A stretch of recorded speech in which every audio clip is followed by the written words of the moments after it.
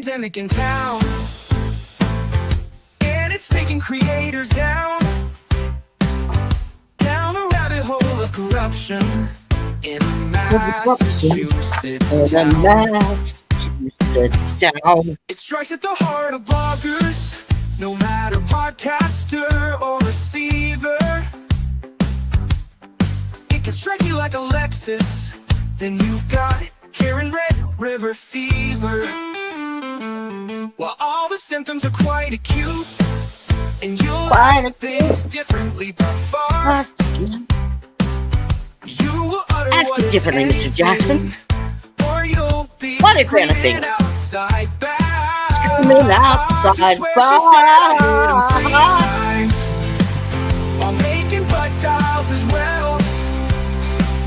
No matter how hard you try to fight it, you just can't unring that bell. So once you finally say I'll allow it, like Auntie Bill the Dumb Diva, you'll find yourself behind that buffer zone, 'cause you got Karen Red River fever.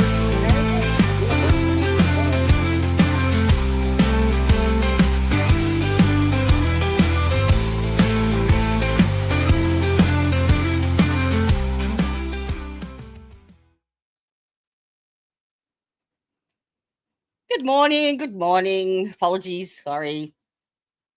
You know, TikTok. How are we? Did we all have a good sleep?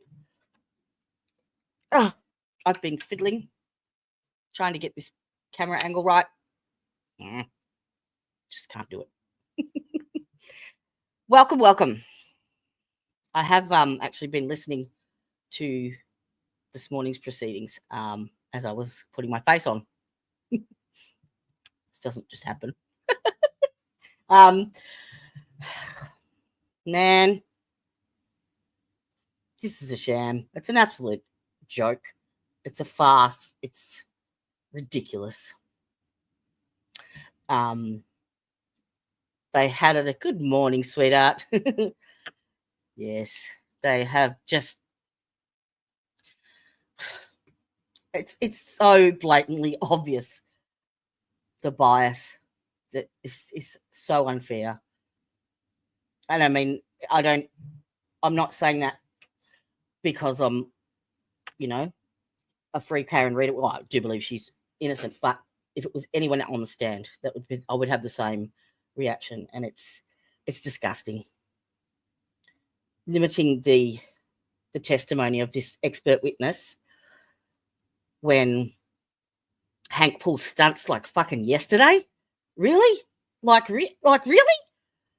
Didn't even get a slap on the wrist. Nothing. He deliberately did that. You can't tell me that he didn't know that the holes in the bloody back of that hoodie were cut. Oh, absolutely. And to try and pull that off as road rash, man, he's so dirty. He's so dirty. And the fact that he, as I said at the start of this trial, he will, no holes barred, anything for a conviction. And I'm ashamed that I proved myself right. Because it's fucking disgusting.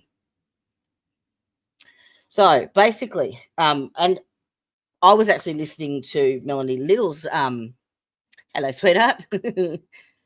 Melanie Little's stream and her take on it. And she even said she thought that they would actually be trying to hide it a little bit better than they are, but they're just not. She said she was going to take 10 minutes to think about this motion, and she took 2 minutes and she was back and went, no. Just ridiculous. This woman is so qualified. And the other thing that she said too was, I missed it yesterday, but when the private investigator was up on stand, he had actually been down to 34 Fairview Road, only a few days prior to his testimony, and spoke to the new owners there, and they allowed him to go inside and take photos of the garage. no way were they going to let them in. Why? Why won't you let them see photos of a garage? What's the big deal? And she's not even allowed to testify about anything to do with inside the house. Nothing. It's ridiculous. Just ridiculous. I actually did earlier on today a couple of I did yesterday a summary of yesterday's hearing when I uploaded it to the database, and then I did a search. I said that I want a detailed analysis of any dodgy behaviour. Well, I didn't put dodgy, but I put in questionable behaviour of Hank Brennan. I think it spat 10 pages out at me. I haven't read it yet, but I'll read it through to you.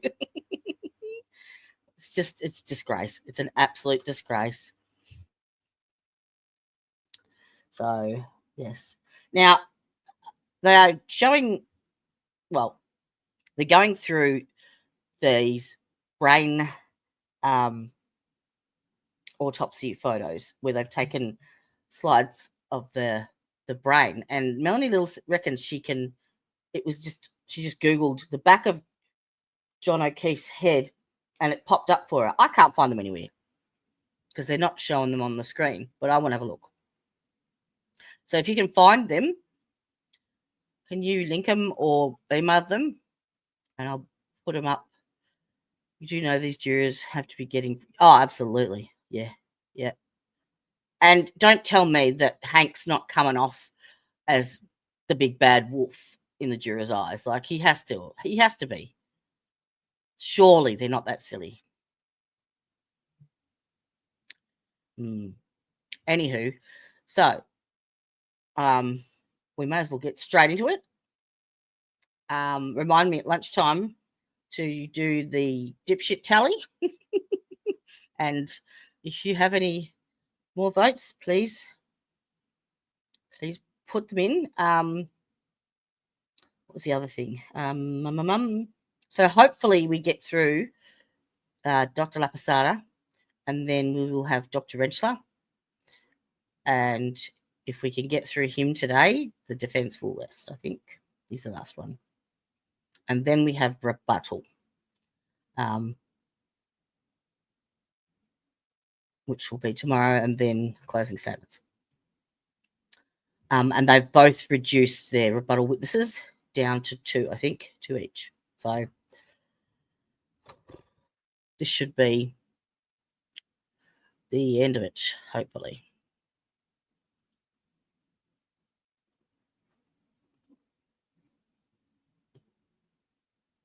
Hey, Jenny G, how you doing? Welcome. You're just in time. Just about to click on that play button. I don't know if you've been listening, but it's just a joke, Jenny. It's a joke.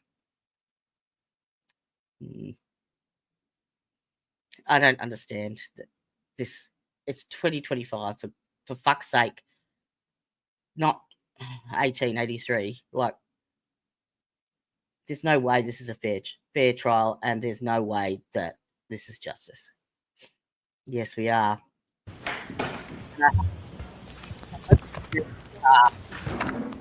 Doctor, I'll remind you, you're still under one. Thank you. Thank you. Good morning, Doctor. Morning, Your Honor. Yeah. It's a shit show. What was it, Tricia? Front row to the shit show. I did a design in the merch store.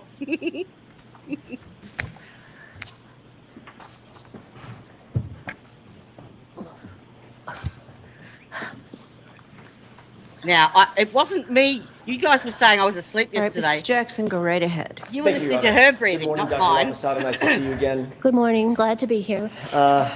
Yesterday, when we last left off, we were talking about a small injury to the upper eyelid of Mr. O'Keefe. Do you recall that? I do. Could we have Exhibit 165 with the court's permission, please?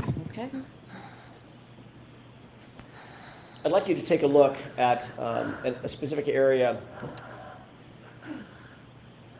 Yeah. Good. I think she's got chronic obstructive airways disease. We need Bri to diagnose that. Right here on this exhibit. Do you see that area? Someone Yes, I tag do. him. Tell us what that is. And that is a horizontal splitting of the skin, which was caused by application of force that overcame the tissue's resistance, so the tissue split. And behind that, we see the raccoon-eyed discoloration of the eyelid from the basilar skull fractures. Could we have Exhibit 13, please? Hey, I want to Elizabeth. draw your attention How you to doing? this Woohoo. area of the Yay. vehicle. First of all, do you recognize this photograph? Yes, I do. You other family How do you sweetheart? recognize that photograph? I recognize it from looking at it in my materials reviewed, that it's the rear of Miss Reed's SUV. Taking a look at the area that I'm highlighting, right about there. Yes. Could we zoom in on that area? Do you see that overhang over the window? Yes, I do.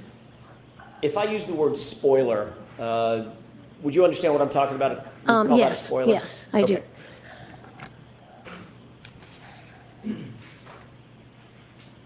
Is the laceration to Mr. O'Keefe's upper eyelid that we just looked at, is that consistent in your opinion with a strike from that area of the vehicle if that vehicle were traveling in reverse at, say, 20 plus miles per hour? No, that rounded, thick area would not cause that skin defect in his upper eyelid. If in fact a person were hit at, say, 20 plus miles an hour in the face with that rounded edge, what kind of what kind of injury would you expect to see on that person's face? I would expect to see a ribbon of bruise that would correspond to the height of that spoiler, and then it would go across the eyeball, it would hit the nose. So I would expect to see some horizontal ribbon of bruise. Did you see anything consistent with that, with Mr. O'Keefe's injuries? No, nothing. Thank you. We can take that down. We talked yesterday about this phenomenon known as coup contra coup injury to the brain, correct? Yes. What happens to the brain after a coup contra coup, a significant coup contra coup injury? I'm all right, darling. I'm all right. Thank you. Yes, so have I. So have I. I pretty much slept all weekend. Yeah. Light our pants on fire.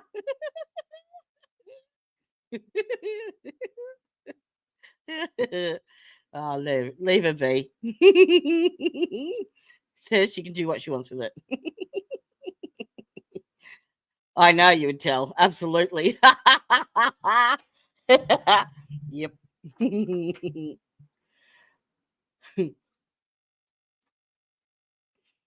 Can anyone, I don't know if it's my internet or not, whether or not I'm not allowed to see it, but can someone Google for me the back of John O'Keefe's head injury pictures and see if you can find anything?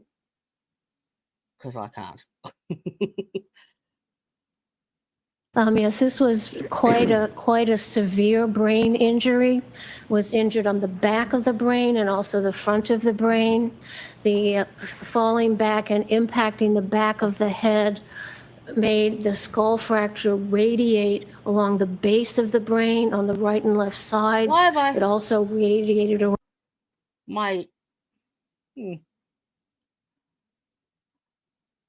My picture and my Around words on the aren't side of the skull, matching. and that indicates a tremendous transfer of force and energy to the skull and then to the brain, and the brain is rattled around, therefore, within the cerebral spinal fluid in the skull. So what that does is that it breaks the connections between the neurons in the brain and causes small little hemorrhages. don't know what the absolute something's going on with this. Swear to God.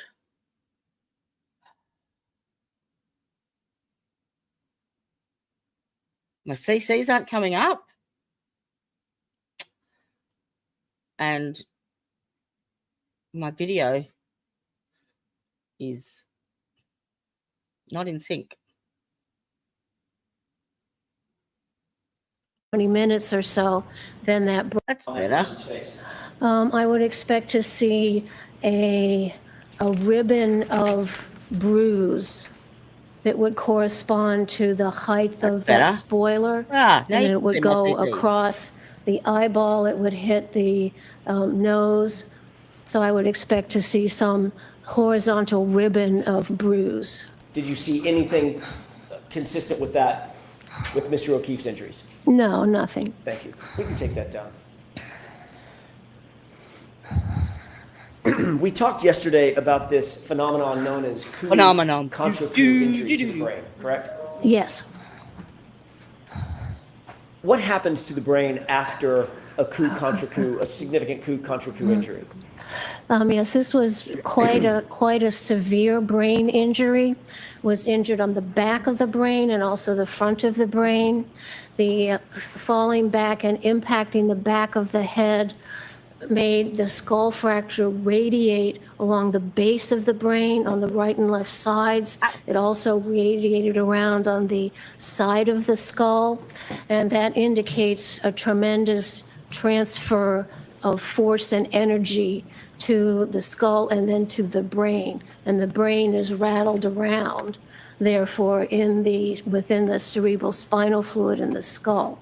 So what that does is that it breaks the connections between the neurons in the brain and causes small little hemorrhages, and it causes the brain to swell. So when you get an injury, like if you get an injury on your arm, it starts to swell. The same thing happens when that injury energy is applied to the brain. The brain starts to swell. And unfortunately, the brain, when it swells, it doesn't have anywhere to go because it's encased in the skull. So what happens is that the brain and the brain stem under the brain starts to go down the opening in the base of the skull where your spinal cord goes. And that is a harbinger of death. Yeah. Because that means that the brain stem is getting pushed down in this hole in the skull and compressing the areas in the brain stem which control the heartbeat and breathing. And that's called brainstem herniation. And that you just die after that. So that's what happened to Mr. O'Keefe's brain.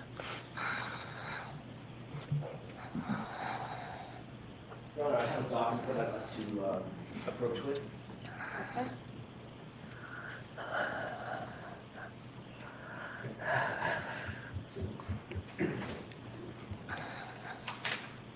Oh God! In my washing machine. Yes. Out of Can balance. you take a look at that document that I just handed you and tell me if you recognize it? Yes, I recognize this. How do you recognize that document?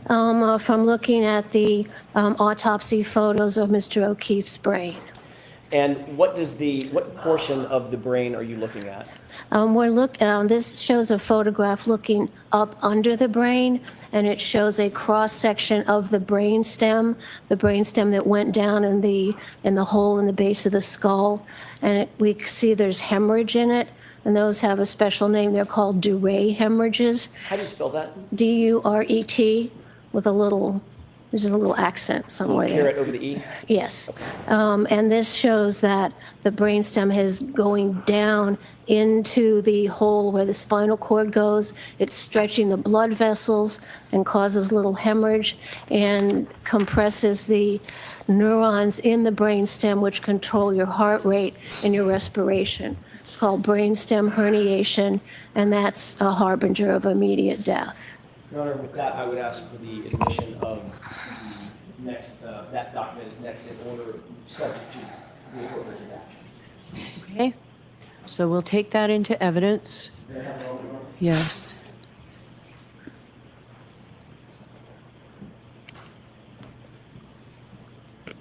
Your Honor, with the court's permission, with the redaction, may I present the? Not yet.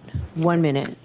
Jurors, I told you before that there were photographs that have been introduced into evidence that aren't pleasant. And you may find that these photographs are graphic. And I'm instructing you again that your verdict must not in any way be influenced by the fact that these photographs, you'll see some more today, I believe, that have already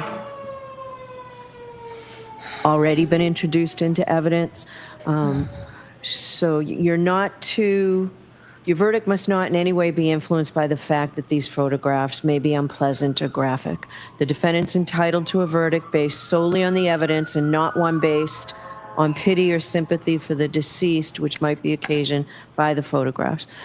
Importantly, consider the photographs only as they may draw your attention to a clinical medical status or to the nature of Mr. O'Keefe's injuries themselves. So again, these will be presented to you in the deliberation room in an envelope. But today you'll see some on the screen, and I just wanted you to know that before you see it. So now you can display it. Your Honor, may I approach very briefly? Yes.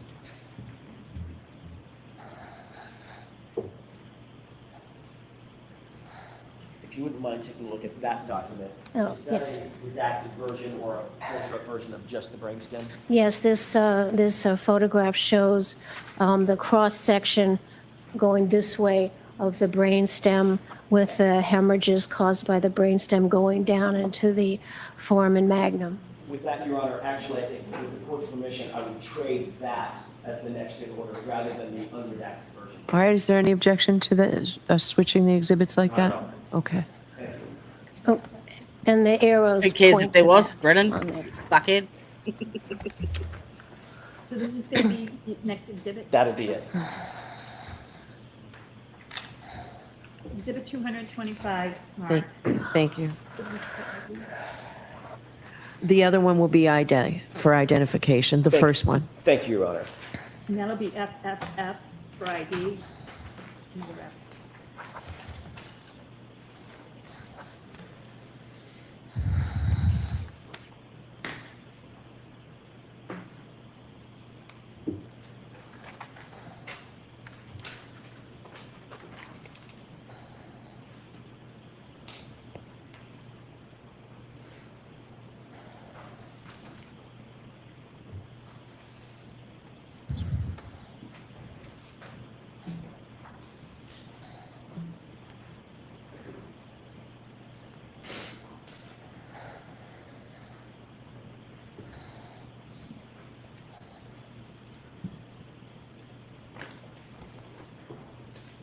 Okay, you can display it now. Thank you, Your Honor.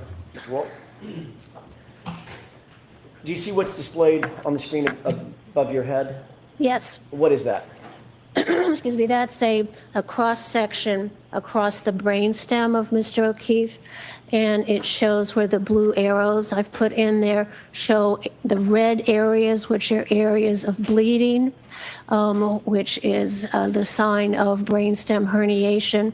All the background is white material, and that's part of the appearance of neurons in the brain. So that shows that the brainstem, because of the brain swelling, pushed it down into the hole in the base of the skull where the spinal cord goes, and it pulls on the blood vessels, causing the blood vessels to break and the blood vessels to bleed, and that shows you that the brainstem has been compressed and damaged, causing death. May I approach? Yes. I'm holding a green laser pointer. Oh, thank If you you. use the display to your right, so the viewers can better see it, could you point to the areas with that laser pointer of the bleeding that you indicated causes the swelling? Okay, so, okay. Is that going on the? It is, it's Okay, probably thank hard you. for you to see. Oh, that's okay. So this sort of roundish thing is the brainstem, and the arrows are pointing to the red areas. So there's a blood vessel that's broken there because it's been torn and pulled with surrounding blood going into the neuronal tissue here. and over here and over here. And also some of this is also bleeding with the blood looking brown because the brain was placed in formaldehyde. So all this brown area, the red area, should not be there. Is this type of herniation life-threatening? It causes death. Yes, it is life-threatening. How quickly, we can take that down. How quickly, doctor, would you expect that this could cause, let's first talk about incapacitation. Yes. How quickly would someone be incapacitated after they suffer a coup contra coup injury of this magnitude with the concomitant injuries that you see in the brainstem? Well, there would be two parts to what that injury would cause the body to do. First, there would be immediate unconsciousness because of the transfer of all the energy to the brain and the massive skull fractures. So that, excuse me, so that would disrupt the normal function of the brain and produce immediate unconsciousness. Then the brain would start to swell, and within 15, 20 minutes or so, then that brainstem starts to go down the opening in the bottom of the skull, and then the blood vessels are broken, the brainstem gets compressed, and the centers in that brainstem which control the heart and the respiration then stop. So you go unconscious, brain swells, then you die.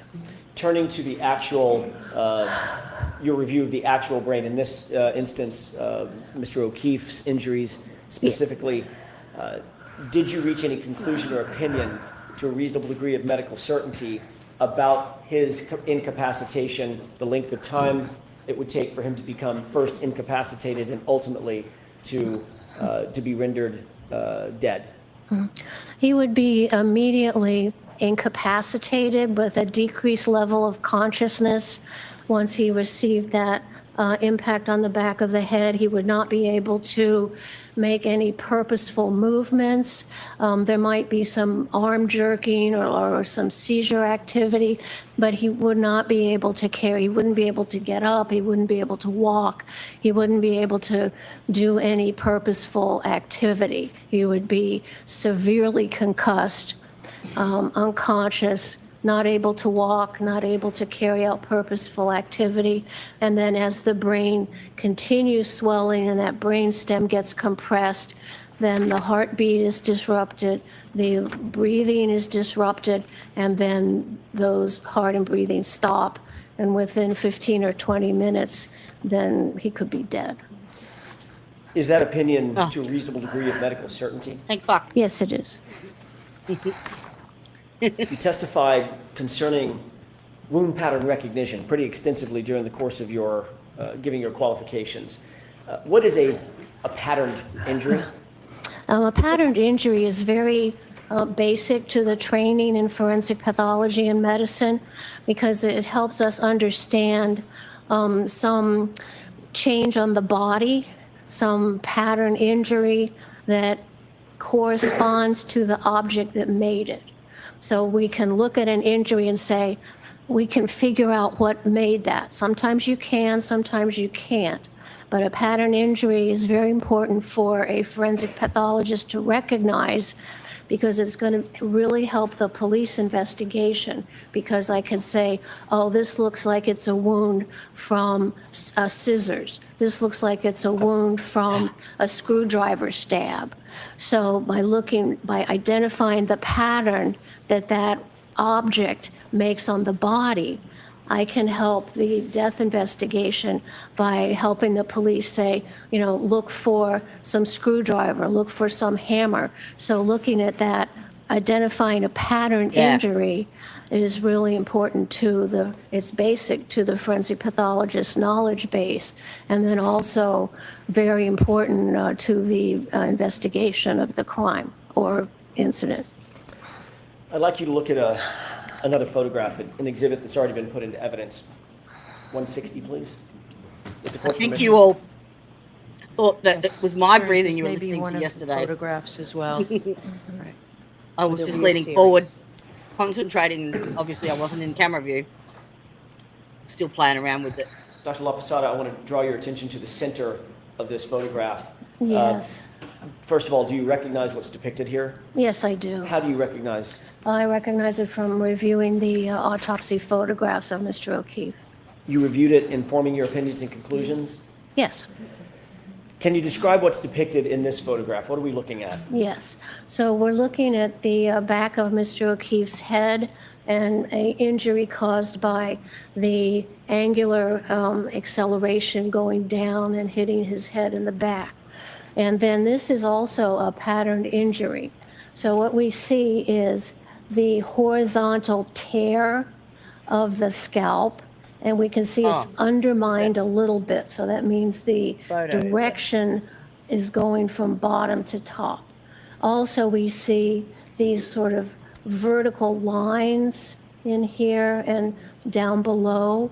So what that tells me is that the back of his head hit something that had a fine granular pattern to it to cause those individual little marks, and then also something that had a linear or ridged pattern that he went back on that broke the scalp there. So we have two parts really to this pattern injury. We have the horizontal tear of the scalp made by impact with some sort of ridged surface. And then we have these vertical scraping of the skin above and also below. They're obscured a little bit by the ruler there, which says that whatever he hit had some little like granularity to it, with each little sort of granule making those vertical marks, and then the ridged pattern having the major point of impact. All right, I'll show you this one. This is one of the close-ups that I've got. I've got a couple.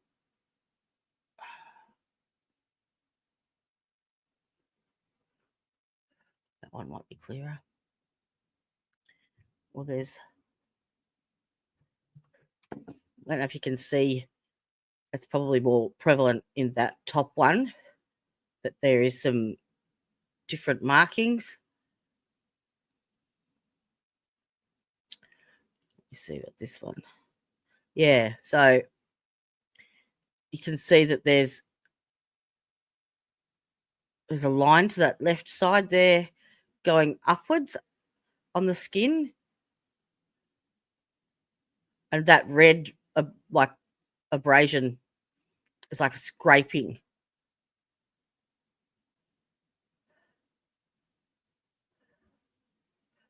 Because, yeah, I couldn't find any. Maybe my settings, or my little settings are set differently, but I couldn't find anything else. There's apparently photos of the slides showing like the dissected brain injury, but that's all I've got.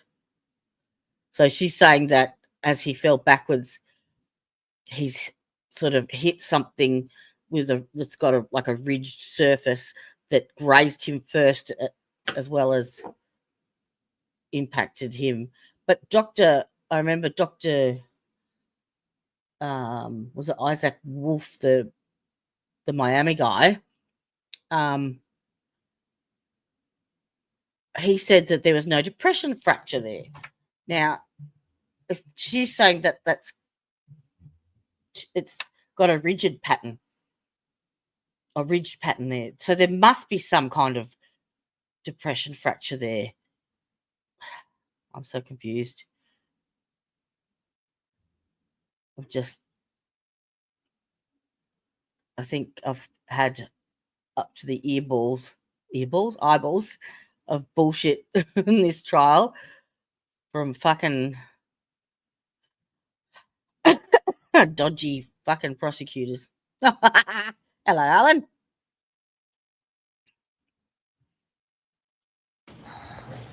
What is the significance of the pattern when you say ridged pattern, and there's two things we're looking at, the laceration or the abrasion versus the defect above and below?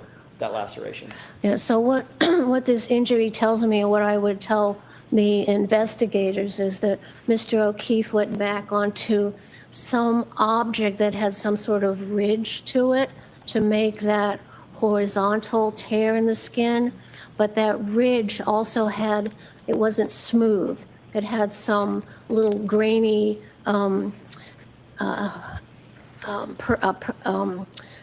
grainy things sticking up on it that would make each of then these little things. And then it's the job of the police then to go back to the scene and look around for something which might fit that pattern. We can take that down. Did you, in furtherance of your investigation, coming to your opinions and conclusions, look at the area of 34 Fairview?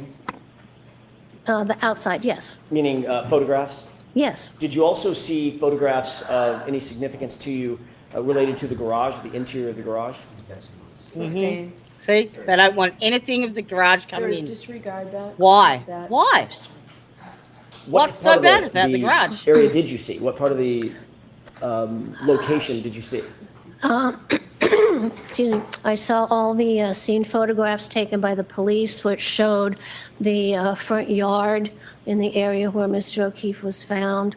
I also saw some photographs of the inside of the house and the inside of. So I'm going to Oh, my stop God. you there, Dr. LaPOSATA. Jurors, I'm striking anything after what the pictures from outside, Mr. Jackson. Move on. Let's stay with Move the on. outside of the Yeah, home. fucking bitch. Did Yes. you see the front lawn area? Yes, I did. How did you? Look at her, she's What pissed did at you him. note about the front lawn area? Well, I was looking at the area where Mr. O'Keefe's body was found, because we know once he came back and slammed his head, he's not going to get up and move around. Look for a Jenny. So, yes, I'm going to strike the second part of that. Fucking hell. Answer the question specifically. Okay, I'll try, Your Honor. Thank you. Why were you interested in the outside area where his body was found? Because then I could identify an object possibly there that would have caused the injury on the back of his head. Did you see any such object in any of the photos that you reviewed? No, there was nothing there. It was a flat grass surface. Would the flat grass, let's assume that the grass was very cold and very hard, the dirt was very cold and very hard. Would falling backward onto that dirt, hard or not, would that cause the patterned injury that you see, that we just saw in Exhibit 160? No, Why do you say that? because if you fall back on a flat surface, you get many times the tear you get in the scalp can be more like a star, because you've just hit one part and then the tears go in kind of a star pattern. And also because you would not have those discrete vertical scraping of the skin. You would tend to, if you fell back on grass, you would tend to see, you might see grass in the wound, or you would tend to see an irregular kind no of dirt or anything crisscross in there. pattern of the flattened grass. And that's not what we have here on Mr. O'Keefe. Do you have any training or experience in diagnosing hypothermia in individuals? Oh, yes. Have you conducted autopsies of individuals who have suffered from or died from hypothermia? Yes, many. How many? 100 or more, and then I've supervised my assistants who've also diagnosed the same death from decrease in body temperature. Have you ever engaged in any death investigation, aside from the actual autopsies, death investigations in which the cause of death No worries, is deemed y'all. to be hypothermia? Y'all Yes. come back now, you How many hear? times would you say you've undertaken that type of investigation? At least 100. Have you ever reviewed any peer-reviewed medical literature associated with or discussing hypothermia and something known as Wisniewski spots? Yes, that's in the Yes. medical literature. She's basically going to testify that he didn't have hypothermia. There was no frostbite, and the Wisniewski spots. There's two causes to them. One is hypothermia. The other one is from rapid reperfusion, which is what I said yesterday. When you resuscitate someone quickly, you fill them full of fluids again to get their blood pressure up, and that rapid perfusion of tissue, like the reoxygenation of tissue, can cause the same thing. Literature and also in our forensic textbooks. Did you review the medical examiner's file, Dr. Scordi-Bello's file, as it related to, well, in connection with this case, you reviewed the entire file, correct? I did. Did you conduct a differential diagnosis as it relates to the potential for hypothermia? Yes, I did. Describe, before we get into your findings or your conclusions and opinions, what is inferential thinking? Inferential thinking is another name for making a differential diagnosis. In other words, seeing a finding and then saying, how many ways can I get that finding? And then go and investigate each one of those ways and either rule them in or rule them out as being responsible to causing that finding. Did you note whether or not the medical examiner, Dr. Scordi-Bello, mentioned hypothermia as a potential cause of death in this case? She did put that on the death certificate, Along with something else? along with the blunt force head injury. Do you agree with or concur with the blunt force head injury Yes, as a cause of death? yes, Mr. O'Keefe died from the blunt force head injury. Do you concur with the diagnosis of hypothermia? No, the body did not have any hypothermia. What led you to that conclusion?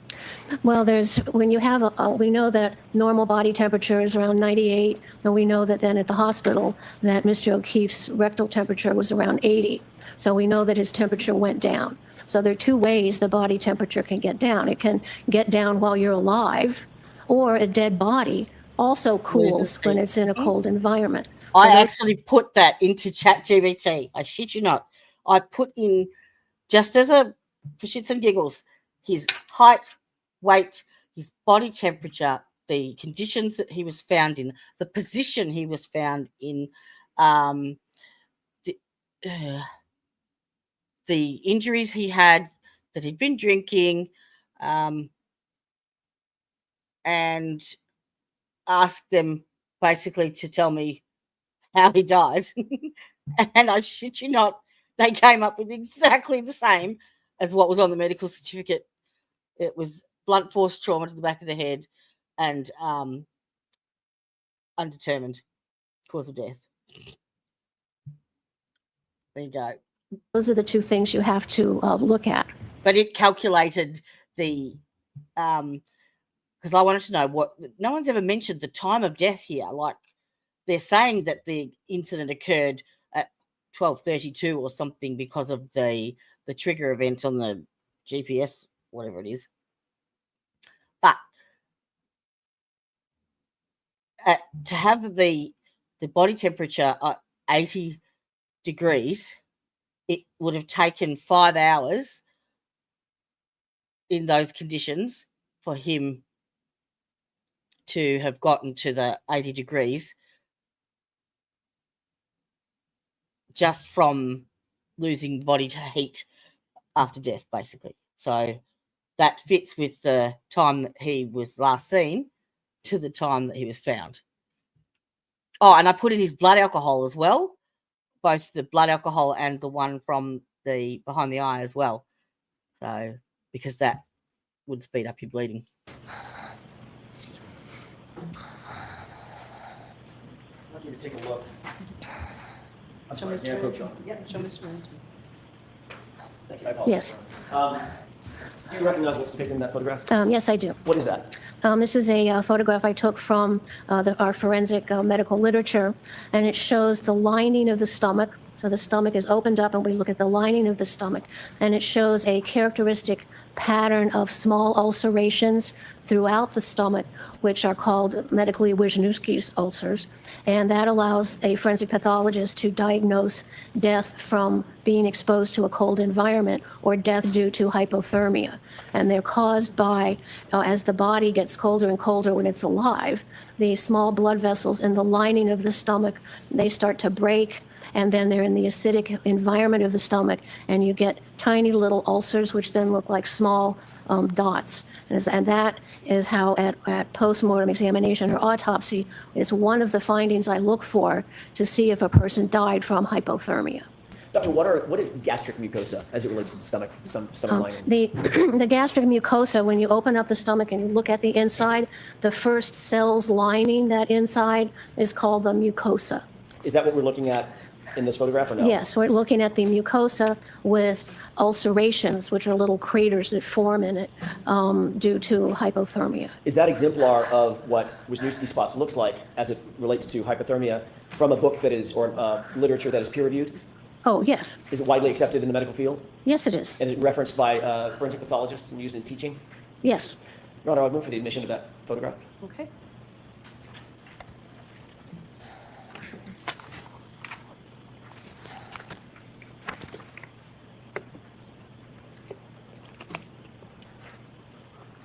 So 226? Permission to display, Your Honor? Yes. Is this a fair representation of what you were just looking at? Yes. Describe what we're looking at. Okay, so this, I took this photograph from No, our that's the forensic photos. medical literature, and this was from a person who died due to exposure to a cold environment. And this is the stomach has been opened, and we're looking at the inside of the stomach. And the normal appearance is kind of pinky white. That's how it should look like. And what's abnormal here is all these black dots, which are the Wisniewski's ulcers, which are diagnostic of death due to exposure to the cold. So these areas are little tiny craters, and they fill up with blood. And we see that in over 90% of the cases of people who die from exposure to the cold. Doctor, did you also look at Mr. O'Keefe's stomach lining? Yes, I did. If we could have, with court's permission, Exhibit 164 put up as well. Okay.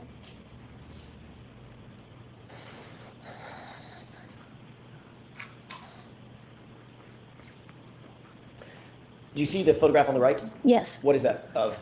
This is the Mr. O'Keefe's stomach, which has been opened up, and we're looking at the inside. We see that the mucosa is a little bit red, and there's a little bit of increased blood flow here.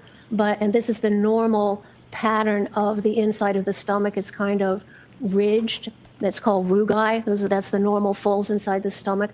But there's no ulcerations here.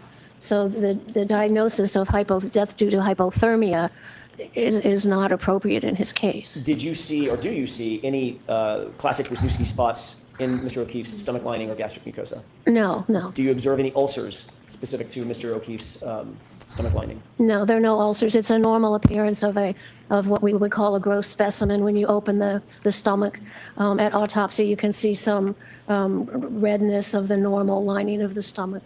Did you, let me ask this first. Do you have an opinion as to a reasonable degree of scientific certainty based on the totality of your review and examination of the autopsy and its associated file, an opinion as to whether or not Mr. O'Keefe died of hypothermia or complications related to hypothermia? I do have an opinion. And what is that opinion? He did not die of hypothermia. And is that opinion to a reasonable degree of medical certainty? Yes. Taking a look at the darker red areas in the stomach lining of Mr. O'Keefe on the photograph to the right. Yes. That's Exhibit 164. Can you describe what those are? What are those darker areas? Well, here we see a little bit of bleeding. The darker areas are the areas of the lining that are at the bottom of the normal rugae, because the inside surface of the stomach sort of looks like it's covered with little mountains. And so we can get the redness in between what the rugae in the stomach, and there's a little bit of increased redness here, but no ulceration. Do you have an opinion, or were you able to form an opinion as to what the increased redness might be or is associated with? Yes. Did you note anything of significance in the rest of your examination of the file, the autopsy file, the medical examiner's file, that was related to what you see in the photograph 164? Yes. All right, I'm going to see its eyebrow for just a minute here. We can take that down. Mm-hmm.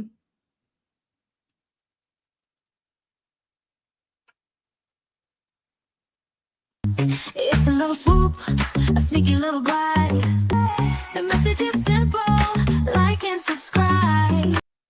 Heart, because that's what's supposed to be. It's a mechanical device to administer chest compressions, and the company that makes it is called Lucas, or one of the companies, so it's called a Lucas machine, and it can be attached to the body.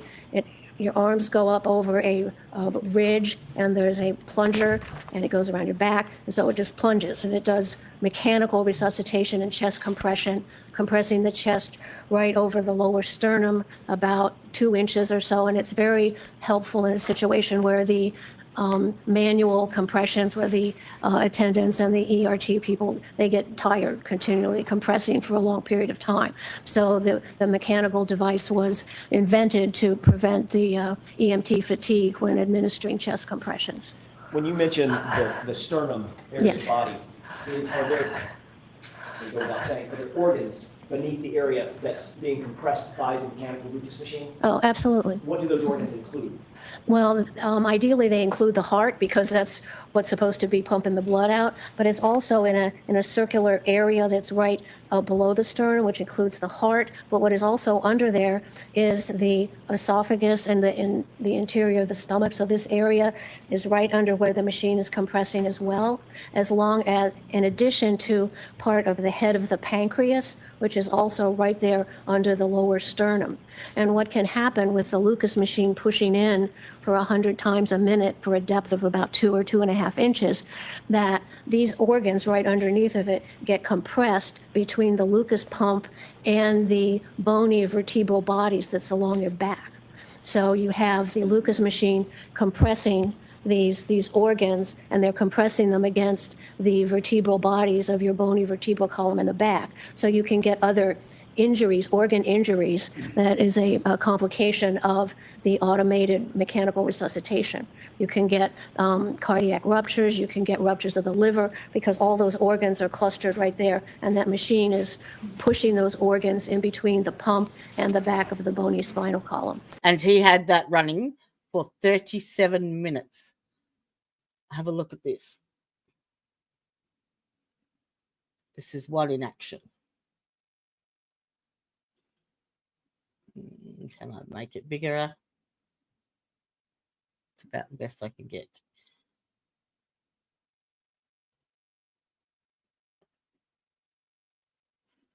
So it's quite like, that's fairly harsh. And that's not a real person. It's not gentle at all.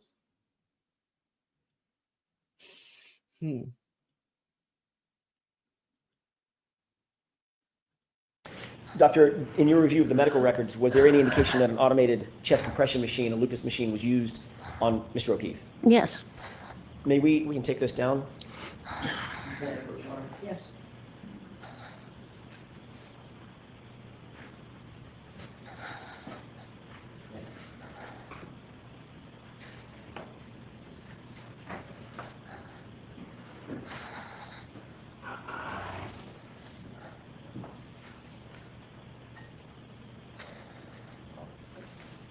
Two documents that I'd like to show you first. Yes. That document, and then after you're finished, familiarizing yourself. First one and then the second one.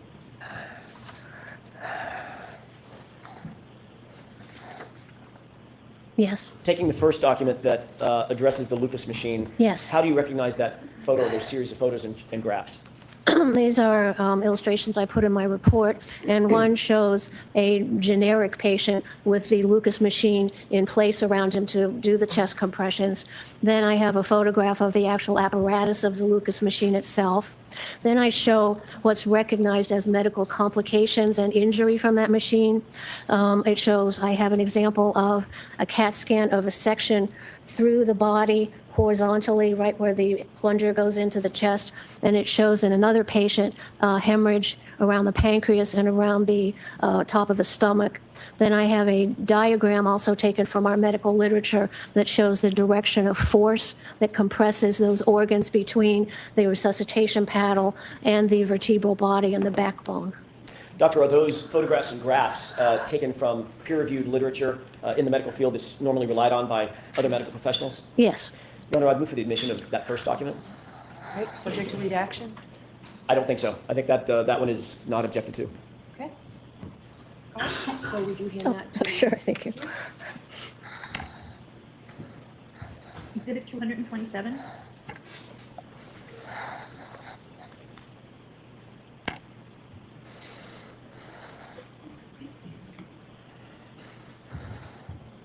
Permission to display, Your Honor? Yes.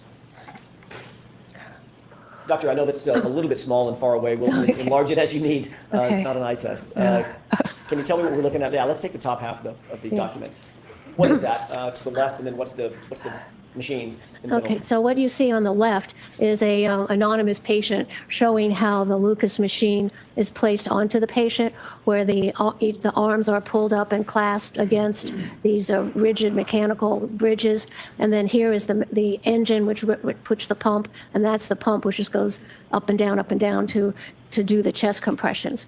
And so that's how it's affixed to a patient. To be clear, doctor, that is not Mr. O'Keefe. That is No, this is Could be a model. an unknown Okay, person. okay. And then what are we looking at in terms of the actual machine to the Yeah, right? this shows the actual machine before it's put on a patient. You can see how it encircles the patient, and then there is this circular pump, which is the compressor pump. If we can look at what is that a picture of, the highlighted portion? That's the circular part that actually is projected down onto the body. That makes contact with the chest? Correct, and it has a spring in there that the engine above it gives a certain number of compressions per minute. And you said on average the compressions per minute would be about what? They should be around 100. Okay. If we could go to the bottom half of the page, or the graphics on the bottom. What are we looking at in this photograph? And we're looking at, on the left side, we're looking at a CAT scan, which scans a person who's had some injury from the Lucas compression machine, and it sorts a cross-section. So the arrow here is pointing to the head of the pancreas and the area of the esophagus, and then the machine would compress down onto that. And the important part is that, I don't know if that's working on there, the little thing that looks like at the very bottom, that's circular and then has a little, looks like a little steer head, that's the vertebral column, and that's bone. And so the pump is pushing in that area where the arrow is pushing those organs against the bony vertebral column. Excuse me.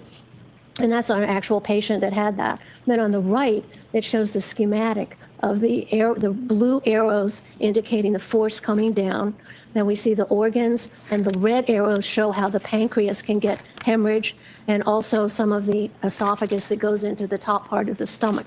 And we see that that's, I can't really see where that, I think it stopped. Oh. May I approach you? Yes.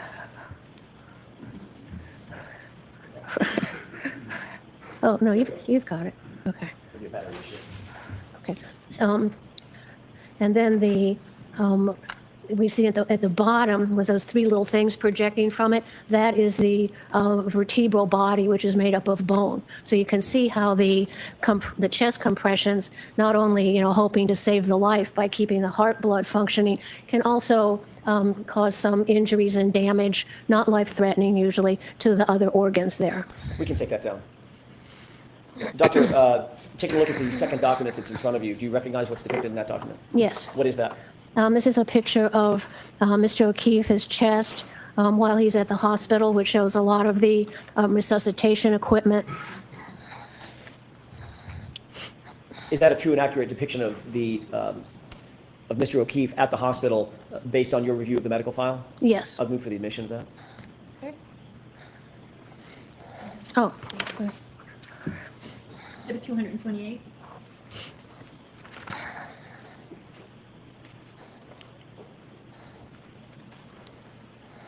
I found another one.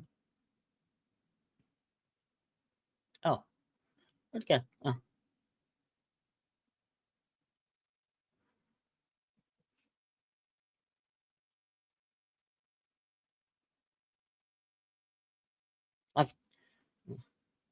Referred to as the Lucas CPR device, but there are other brands also. These devices ensure that the chest compressions are performed at the appropriate depth and the appropriate rate. It also allows, if there's a worker shortage, for continuous chest compressions to be performed while that rescuer, as you see in the video, can actually manage the airway. If you're familiar with BLS and ACLS guidelines, you're aware that this person's giving breaths a little too fast. However, they are not in the United States, so they do not have to abide by the American Heart Association standards. So we're going to give this rescuer grace. We do hope that this patient survived, but remember, mechanical chest compression devices are allowed in the United States, and they also help to save lives. And so if you want to learn more information, just look in the comment area below and we'll have a link for you.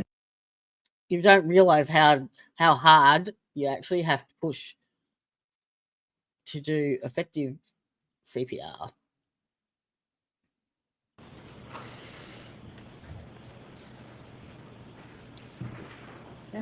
Permission to display briefly. Okay. Taking a look at the photographs to the left and to the right, do you see any indication on Mr. O'Keefe's body that is suggested that the Lucas machine, where the Lucas machine was situated?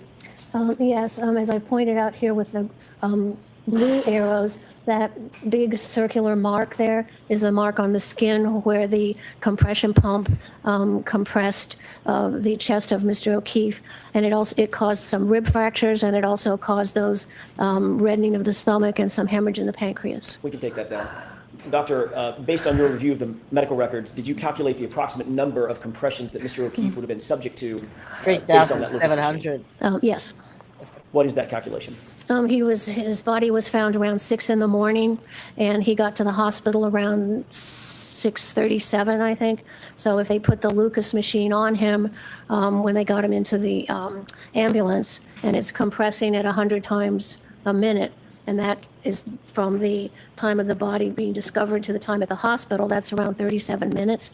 So if you multiply 37 minutes times 100 compressions a minute, that's around over 30,000 compressions that would have been done to Mr. O'Keefe's body in the course of his resuscitation efforts. Have I Doctor, studied do you have this an opinion case, or have I as to what studied this caused case? the hemorrhaging that we saw on Mr. O'Keefe's stomach lining? Yes, What is that opinion?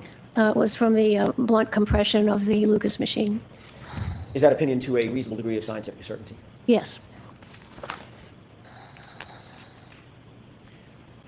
You indicated earlier that there is a difference between someone dying of hypothermia, complications associated with hypothermia, and a body that's already passed away just cooling, correct? Correct. Do you have an opinion as to a reasonable degree of medical certainty as to whether Mr. O'Keefe suffered from hypothermia? I do have an opinion. What is that opinion? He did not experience hypothermia. Did you observe any signs of frostbite? No. Did that have any weight concerning your opinion, overall opinion, as to whether or not Mr. O'Keefe died with complications associated with hypothermia? Well, if someone dies due to exposure to low temperatures, you expect to see not only the Wisniewski's ulcers, but you expect to see some frostbite changes in the 2 to extremities. 3 hours. Based on your overall review of the medical records associated with Mr. O'Keefe, were you able to reach an opinion and conclusion as to the cause of death of Mr. O'Keefe? Yes. What is that opinion? He died of brain injuries and skull fractures due to blunt force trauma of the head. Do you hold that opinion or Mr. O'Keefe's cause of death to a reasonable degree of medical certainty? Yes. I want to shift gears for a minute, Dr. LAPOSATA, and talk about patterned injuries elsewhere on Mr. O'Keefe's body. You've obviously talked about your training and experience as it relates to recognition of patterned wounds, correct? Correct. That's something that you were trained in when you were training, correct? Yes, it's very basic to the discipline of forensic pathology. And have you also trained others during the course of your 40-year career on the issue of wound pattern recognition? Yes. You've taught courses and given lectures, is that right? Yes, I have.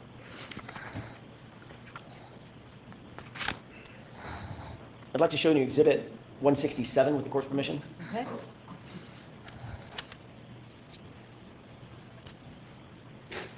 Do you recognize what's depicted in this photograph? Yes. How do you Okay. recognize it? Yeah. Is a photograph of I the do. right arm of Mr. O'Keefe. Did you review and consider I followed both cases, and also with my medical history, I comprehend and understand what they're doing and what they're assessing and what the process is, and you know what I mean? Like I have that medical understanding, which really helps.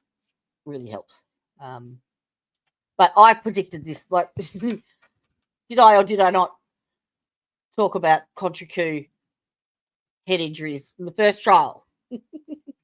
And I even picked, what in my theory, Higgins, Albert, and Colin.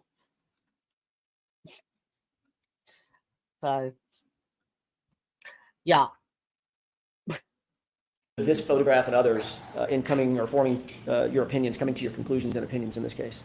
Jenny, Yes. I've actually got a complete playlist of the first trial, and it's set like I've got every day, a full day of hearing, and then I've also broken it down into every individual witness testimony as well, if you want to take a look. If there's just ones that you particularly wanted to watch, different witnesses, you can pick and choose which one you want.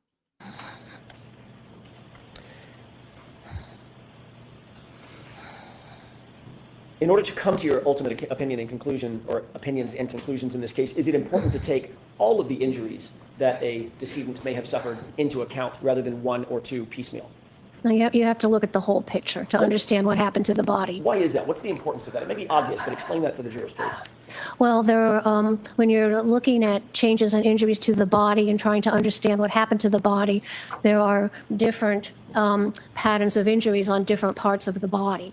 And by trying to separate those and understand what patterns were caused by certain things, then you're able to put together a sequence of events that happened to the body prior to death.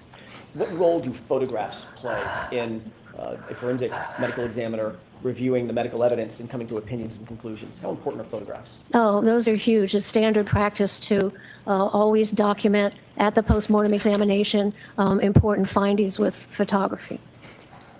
Were the photos in Mr. O'Keefe's case useful in coming to opinions and conclusions concerning his injuries altogether? Yes. What about the injuries to his right arm?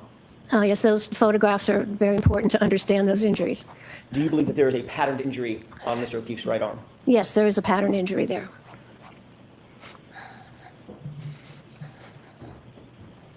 Have you ever seen, in your experience, either being taught or teaching, patterned injuries as they relate to animal wounds, generally? Oh, absolutely. Very common. Do animal wounds include both claws and teeth, dentin? Yes. So bite marks and claw marks might be two different types of patterned wounds that you may see in your evaluation, just Correct. in general? Correct, because when an animal approaches a body, there may be damage from the claws and also from the mouth. Do you expect to see punctate wounds as well as linear abrasions? Yes. Do you expect to see certain bite patterns as well? Yes.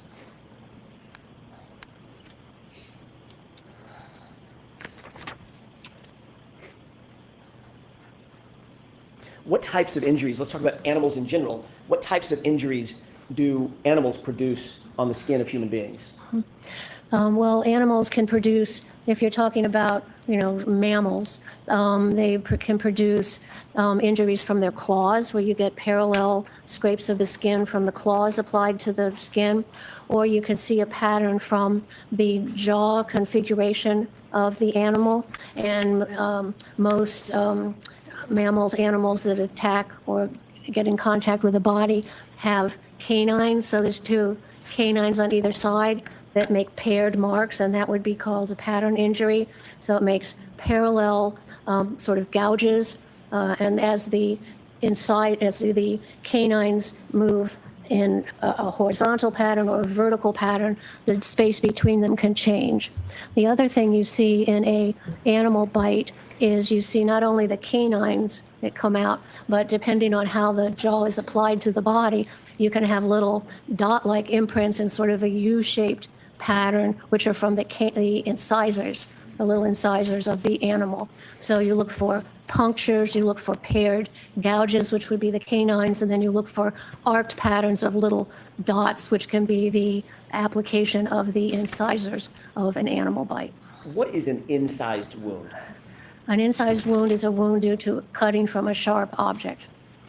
Would you expect to see incised wounds from an animal bite or claw marks?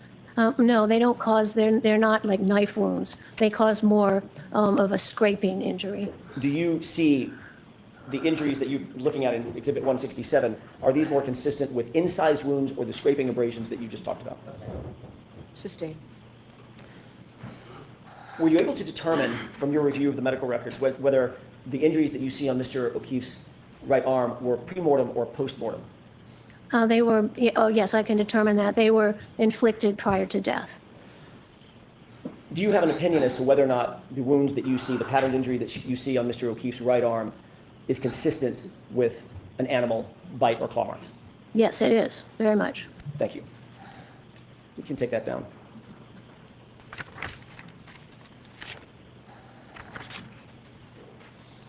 May I have just a moment, Your Honor? Actually, Your Honor, may we approach very briefly? Okay.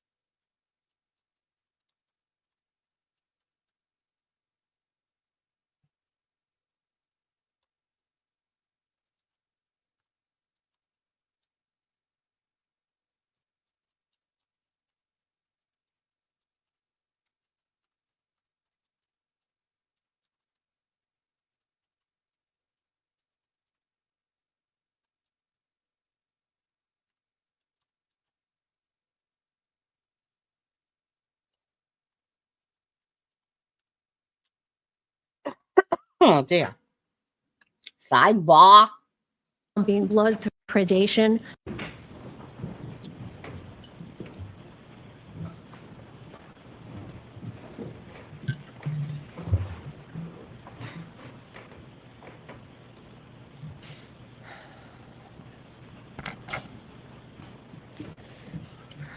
May I inquire? Yes. You indicated that, in your opinion, the wounds to Mr. O'Keefe's arms were pre-mortem, not post-mortem. His right arm, I should say, were pre-mortem, not post-mortem, correct? Correct. What's the basis for that opinion? Well, a forensic pathologist has to be able to differentiate changes that happen to the body while the person is alive versus things that happen after the person is dead. For instance, there is something called post-mortem predation, where if the body is out in the woods and dead, then wolves and such can come and make, quote, injuries to the body. But we're able to tell from our training and experience that those were made after death. The usual way we tell is that when it's made during life, the blood vessels that are damaged, the heart's pumping blood through, so you can see a reddish color and maybe some blood around it. Whereas if the body is damaged after death, the changes to that body and those, quote, injuries look more yellowish and kind of brown because the blood is not flowing. So that's how you can tell if something done to the body is while the body was alive or whether it was done after death. Do you have an opinion to a reasonable degree of medical certainty that the wounds on Mr. O'Keefe's right arm were pre-mortem? Yes, they were done while he was alive and bleeding.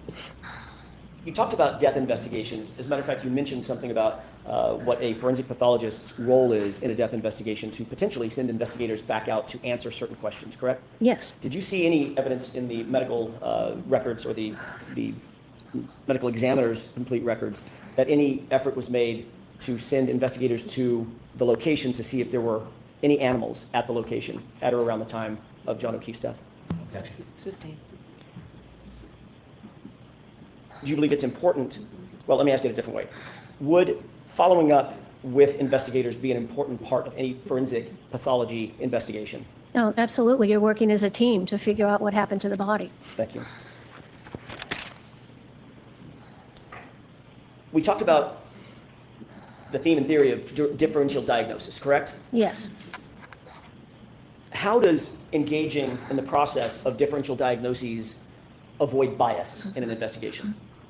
By after you have your findings and you sit back and think, well, how many ways could I get this finding? And so bias sometimes means, oh, I think it's this, and then you just stop. So that's a sort of a bias where you make a decision too quickly and you don't then stop to consider what other things could cause this same finding. So you have to consider not only what immediately comes to mind, but then you think, how else could we get this pattern of injuries? Did you engage in a differential diagnosis as it relates to this case? Yes, Did you consider whether the injuries could have been caused by a motor vehicle accident? I did consider that.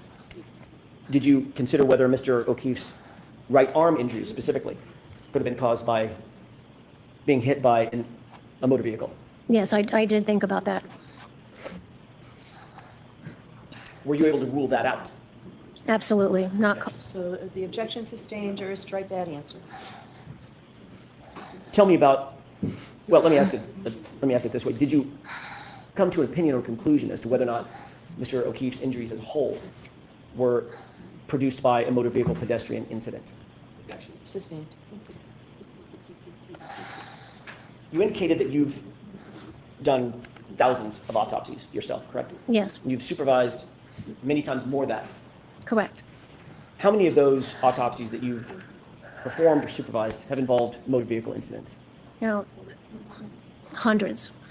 How many of those hundreds have involved motor vehicle pedestrian incidents? Almost as many. Have you performed autopsies specifically on individuals known to be hit by vehicles? Yes, Have you performed autopsies on individuals believed to be hit by vehicles? yes, Have you engaged in differential diagnosis and inferential thinking in terms of developing an opinion or conclusion to a medical certainty about whether or not the injuries that you see on a decedent are consistent or inconsistent with a motor vehicle pedestrian incident? yes, that's part of what we figure out as a forensic pathologist. Did you do that in this case? Yes, Sustained. What are some of the injuries that you would expect generally to exist if a pedestrian is hit by a motor vehicle at speed, not 1-2 miles an hour, let's say 20 plus miles an hour? yes, one of the things you see is a pedestrian is, standing upright and is impacted by this blunt object of a automobile or a van or SUV. And what you see first most is the tissue is crushed where the projections of the vehicle impact the tissue. And when you crush the tissue, that gives you a bruise. So that's the first part of the pattern of impact. It crushes the tissue, it gives you a bruise because it breaks the blood vessels underneath the skin. And then depending on how much more force is applied, the skin can break. So I'm going to strike that. Next question, Mr. Jackson. In addition to bruising, what else might you expect to find in an individual who has been struck by a vehicle at speed? So let's come over to second. Fucking hell.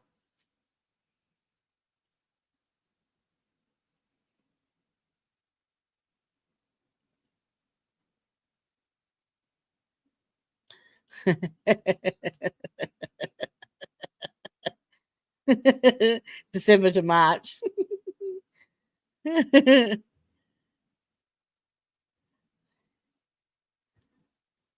Oh, bugger.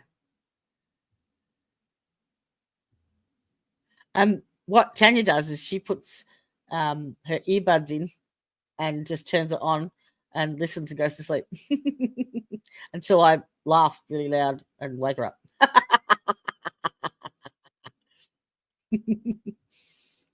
Sorry. No. It's in your sight. Like and subscribe. Oh, don't be shy. Doctor was injured by contact with the right rear taillight of Miss Reed's 2021 Lexus LX570. No, I'm allowing that in. Thank you. As Mr. O'Keefe, it was struck as Mr. O'Keefe was standing and the Lexus backed into him. That was a postulate put forward. I want to find out from you, do you agree with that?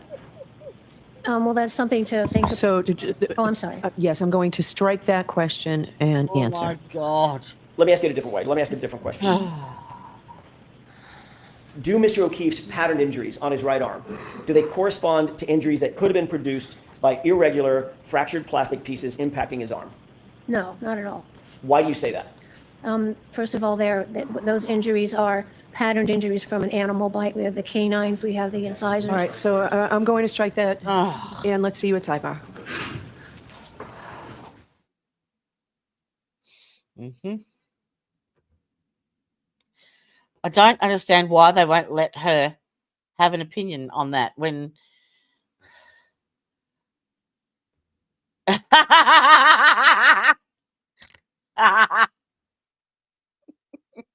and until then I always denied it because I would say, well, I've never heard it.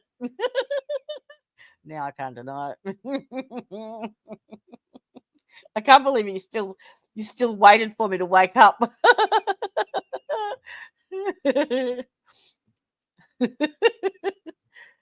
That's funny.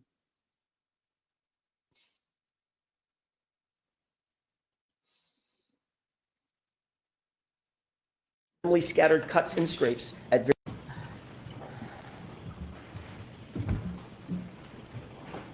May I, Your Honor? Yes. In your report, Doctor, you indicated that Mr. O'Keefe's pattern injuries on his right arm do not correspond to injuries that could have been produced by irregular fractured plastic pieces impacting his arm. Do you recall putting that in your report? Yes, I wrote that. Do you stand by that? Yes, that's my conclusion. And you also wrote his arm had no tissue bruising from impact injury. Do you remember writing that? Yes, Let her rip like defense wrist. Do you stand by that? I do. You also wrote, neither did his skin show any array of irregular, unpredictable, randomly scattered cuts and scrapes at various angles and depths. Do you remember writing that? I did. And do you stand by that? I do. You also wrote that you noted Mr. O'Keefe had no bruising on his arms or torso. Is that right? Correct. And you also wrote, in particular, Mr. O'Keefe did not have bruises on his legs, correct? Yes, correct. And you indicated that that was shown by dissection of the leg tissue and muscle at autopsy. Is that right? Yes, there was a special leg dissection done to look for bumper impacts.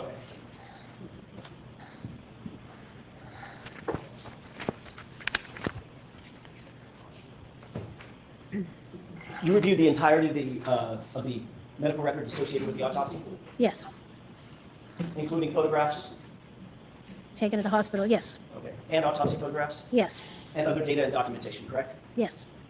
Are x-rays an important part of an autopsy generally? Oh, yes, usually there are x-rays taken of the body prior to the examination. What do x-rays show? Why are those important? They're important because they show foreign material in the body, like a bullet. They also image the skeleton, so we can look for fractures of the bones.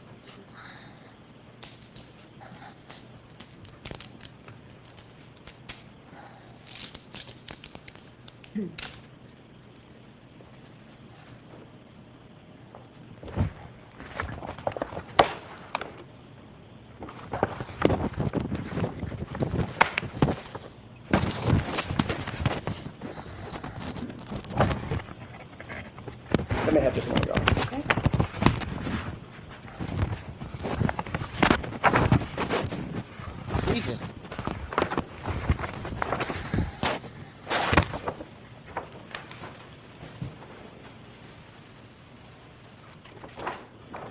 May I approach? Okay.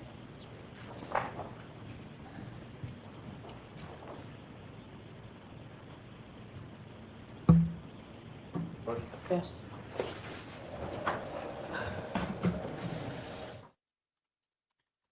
Oh my God. I need to turn this fan off as it gets chilly.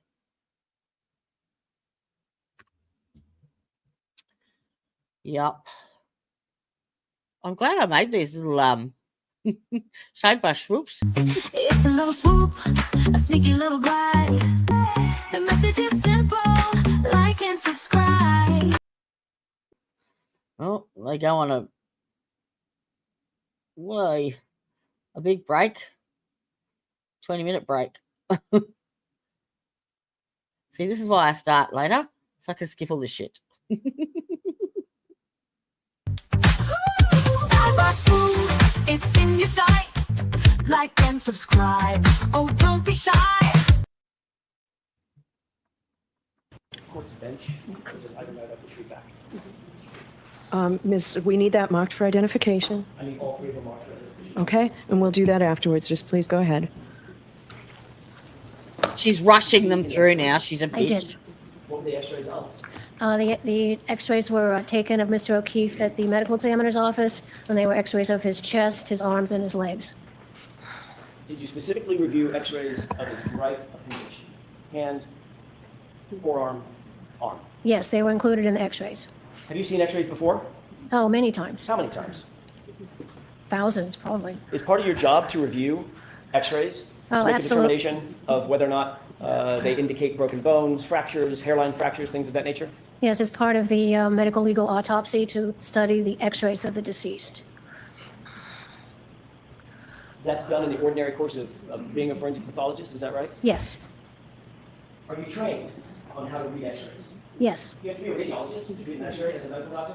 no, Medical doctors do that all the time, correct? yes, it's part of general medical training. And is it also part of specialized training for forensic pathologists? It falls under the rubric of general radiology that a doctor knows. There are some specialized areas in forensic where you have to understand like decompositional changes that you can see on an x-ray that aren't something that you would see in a clinical setting. Taking the appendage one item at a time, did you look at Mr. O'Keefe's x-rays of Mr. O'Keefe's right hand? Yes. Did you see any defect in bones of the right hand? No bony defects, and the tissue was normal. Did you take a look at the x-ray of Mr. O'Keefe's right arm? Yes. Did you notice any defects at all in the bones in the right arm? No, the bones in the right arm were intact. No breaks, Correct, no breaks. fractures, hairline fractures? No. Did you look at the upper arm x-ray of Mr. O'Keefe? Yes. Did you note any defects in the bone structure of Mr. O'Keefe's upper arm? No, the bones were 100% intact. No breaks, fractures, hairline fractures? Correct, none of those. Was there any indication in your mind, based on your review of those three x-rays, the hand, forearm, the arm, that that arm had suffered any kind of bone trauma at all? Sustained. Was there any indication, based on your review and your expert opinion, that his arm had been broken, fractured? No, the bones were intact. No breakage, no fractures. Thank you. Okay, thank you. Examination? Thank you.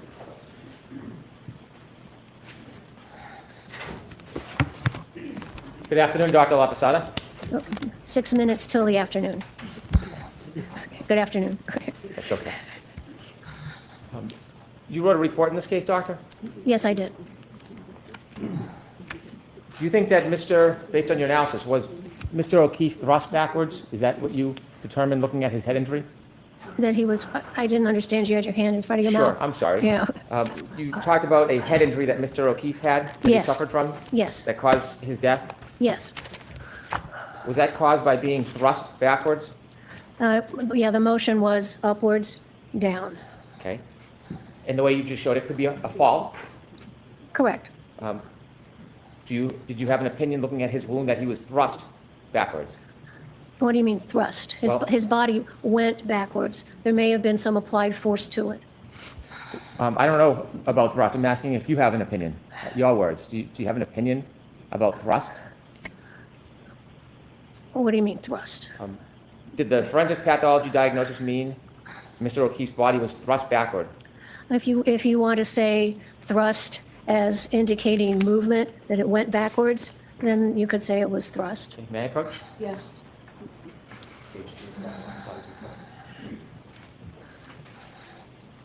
I'm showing you page 2 of your report, Dr. LAPOSATA. Yes, I'm just going to ask you to read it, not out loud, and then I can ask you a question if we take it, but I want to. yes, yes. Are you familiar with that? No, absolutely.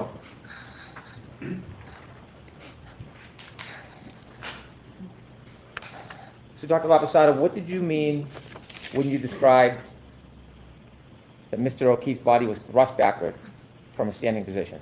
I mean that he was standing upright and his body had momentum and went down and hit at the back of his head. So it was thrust backwards. You cannot tell forensically how much momentum he had, can you? No, we don't do those analyses.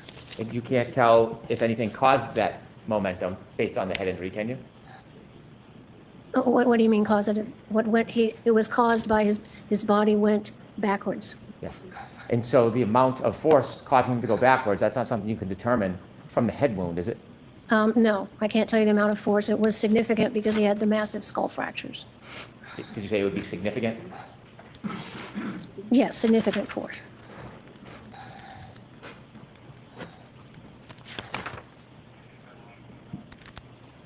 In modern medicine, there are a number of different machines that can help us see the brain, like a CAT scan, perhaps, Sure. MRIs. Yes. Would you agree with modern medicine that the use of MRIs and CAT scans and other tools give a clinician equal, if not better, opportunity to examine the brain as actually cutting it and holding it in your hand?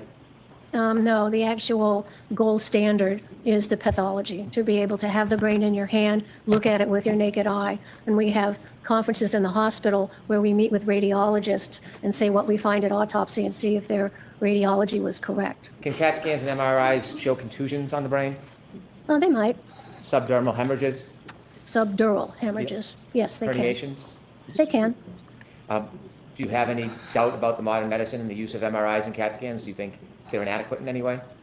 Well, I'm not a clinician, so I don't use those to diagnose diseases in living patients.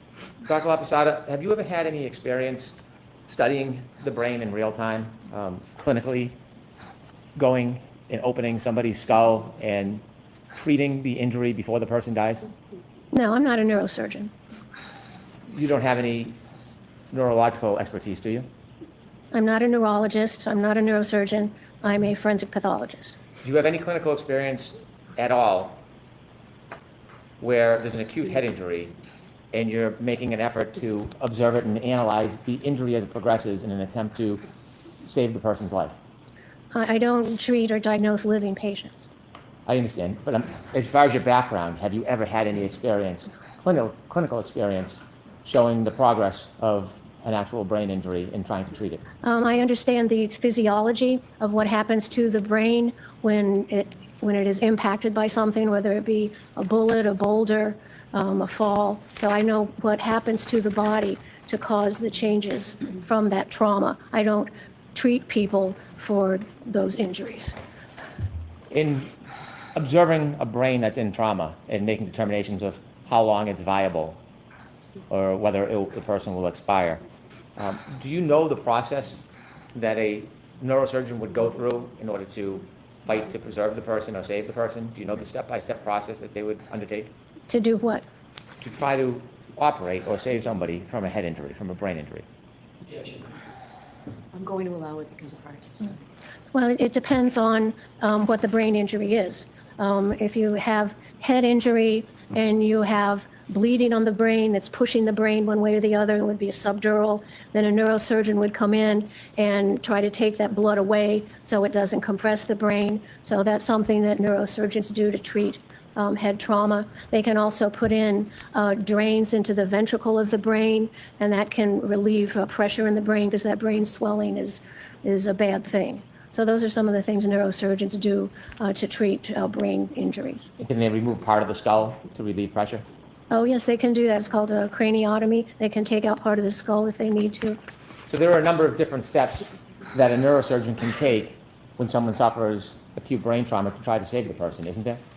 Well, the job of any doctor is to try to save a human life if you treat living patients. So certainly a neurosurgeon would evaluate the patient and decide if there's any treatment needed that could improve the patient. When you've had cases in the past as a medical examiner where there have been issues regarding brain injury, wouldn't you agree that you have sought outside consultation with people who have a higher degree of specialty in brain injury than you? Sometimes what we do is when we're examining the brain, we can call in for a conference and have a neuropathologist come in and review the brain with us. And back when you were a medical examiner, you did that on a number of occasions, didn't you? Yes, that's routine. The reason why is because there are different specialties in medicine, and some are different and separate than your specialty, correct? Of course. And a neurosurgeon or a brain surgeon, it would be a different specialty than yours. Yes. And they're focused on the brain, yes? A neurosurgeon does brain surgery. And so, how many times in your career do you think that you've assisted the help of neurosurgeons to take a look at brain study to help you? I've never needed to speak with a neurosurgeon to look at a brain. Sometimes we call in neuropathologists and we have a forensic neuropathology conference where we look at brains with the interns and residents. How often would you call a neuropathologist? Maybe once a month we would have a routine conference. And again, the neuropathologist, that's dealing with a person's brain after they're already died. Correct. So it's not a clinical setting or a clinical experience of actually watching the brain at work and seeing the injury as it progresses. We don't do neuropathology like that on living people. The person is deceased. You had an opinion to the jury today, and you said that you believe that Mr. O'Keefe died within 15 minutes? Yes, I think that process would start within 15 or 20 minutes. Is that to a reasonable degree of medical certainty, that opinion? Yes, based on the severity of the injury and the brain swelling. You're aware that there are numerous level 1 trauma centers around the country that deal with brain injury, right? Sure. And the idea is that people suffer all types of brain injury, and if they are given medical attention in a reasonable amount of time, there's a chance they can be saved, yes? It's possible, but many are so severe that they cause death no matter how fast they can get medical attention. In fact, every day when people get the right attention or proper attention, they're brought to level 1 trauma centers around this country to try to help them or save them. Isn't that fair to say? I would hope so. Do you think? Sure. When you looked at Mr. O'Keefe's brain, obviously it's after he already expired, correct? Obviously, And yes. so you didn't have any clinical observation of the progress of his injury that night, did you?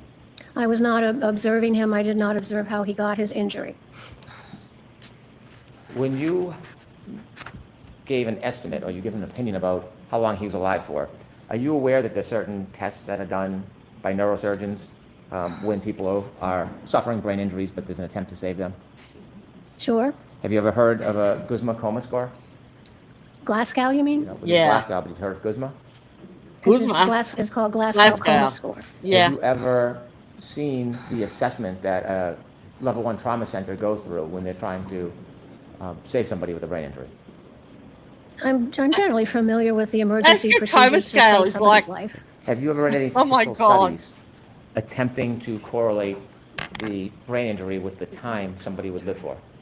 I'm aware of that, and I see that in my practice of people who have survived brain injuries and die of something else. Fair enough. Then I can look at the brain and back. understand how the brain can heal or react to injuries. And many people who suffer coup counter coup will go into a brain surgeon center, and many of them pass after time, don't they? Now, and every case is different. Right. Some might live for an hour, hours, weeks, months, or survive the injury. It Isn't that fair to say? it depends on the case. In this case, you don't have any objective criteria to identify the amount of time Mr. O'Keefe would have lived if he had the appropriate help. Isn't that fair to say? I don't think it would have been effective because there were massive skull fractures to the base of the skull, and there are cases where the amount of force and energy applied to the head, causing skull fractures, breaking the neurons, causing the brain swelling, despite rapid medical treatment, those people cannot be saved. They can't effectively stop the brain swelling. Many people can't be saved. Did you know that about 1/3 of them do get saved? I don't know what you're talking about. 1/3 of everybody has different sorts of injuries. 1/3 of what? With a clivus fracture, coup counter coup. Are you aware that 1/3 of those patients survive if they get the proper treatment? It depends on the amount of force. Okay. Are you aware that a study would show, have you ever read a study by Isaac Wolf on clivus fractures? No. Have you read any studies on clivus fractures? Clivus fractures? Yes, I understand what clivus fractures are. It's a part of the base of the skull. Okay. And And it have depends. you, Okay, go ahead. please, did you want to No, say? you go ahead. Oh, I'm sorry. Have you read any studies that tell you with the proper treatment, despite these potentially catastrophic injuries, that 1/3 of patients can survive? No, but that's not the case we have here. And so in this case, I asked if you had any objective criteria. You don't have any objective criteria about the progress of Mr. O'Keefe's wound that can be a basis for you to conclude that he would have died in 15 minutes. Isn't that fair to say? No, I understand what happens to the brain when it gets that sort of injury. I understand the time course and the physiology.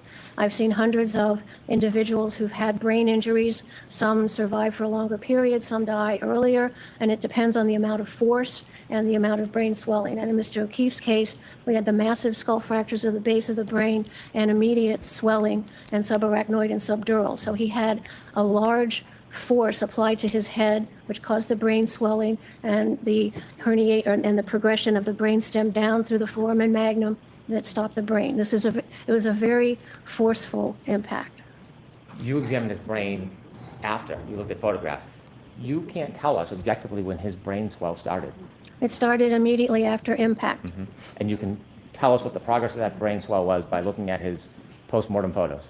By looking at the postmortem photos and the postmortem examination, I can tell the degree of force from the extensive skull fractures that were present. What was the degree of force? It was medium to large. Well, that's a wide range. What do you mean? Quantify medium So I'll to strike large, the comment. please. Ask the question, Mr. Brennan. What does medium to large mean? Enough to cause a lot of fractures to the skull. He didn't just sit down and lie down. If he sat down and lied down, he probably wouldn't have fractured his skull, correct? That's obvious, yes. Right. And so when you're telling us you can identify that he immediately died or died within 15 minutes, I'm asking you for objective criteria. For you to give that opinion, I'm asking you what objective information you have. And so you said that there was a large amount of force, correct? Sure, but because there were massive skull fractures, and there's a lot of energy transmitted to the brain, starts swelling immediately How do you know this wasn't medium force and not large force? because of the extensive number of skull fractures, So are you saying it was medium or large force? medium to large. Okay. How much force is that? Can you quantify it? No. What other objective criteria do you have to support your opinion that Mr. O'Keefe died within 15 minutes? My training and experience of seeing thousands of deceased people from head injuries and knowing some of their clinical course when they get immediate medical treatment, they don't survive. But you would agree many do. Depends on the case. And in this case, you didn't have any opportunity to observe the progress of Mr. O'Keefe's injury that night, correct? Objection, Your Honor. I'm going to allow that. I wasn't there. You had- The body told me what happened to it. You have no assessment of the development of his brain injury and how much time it took that night, do you?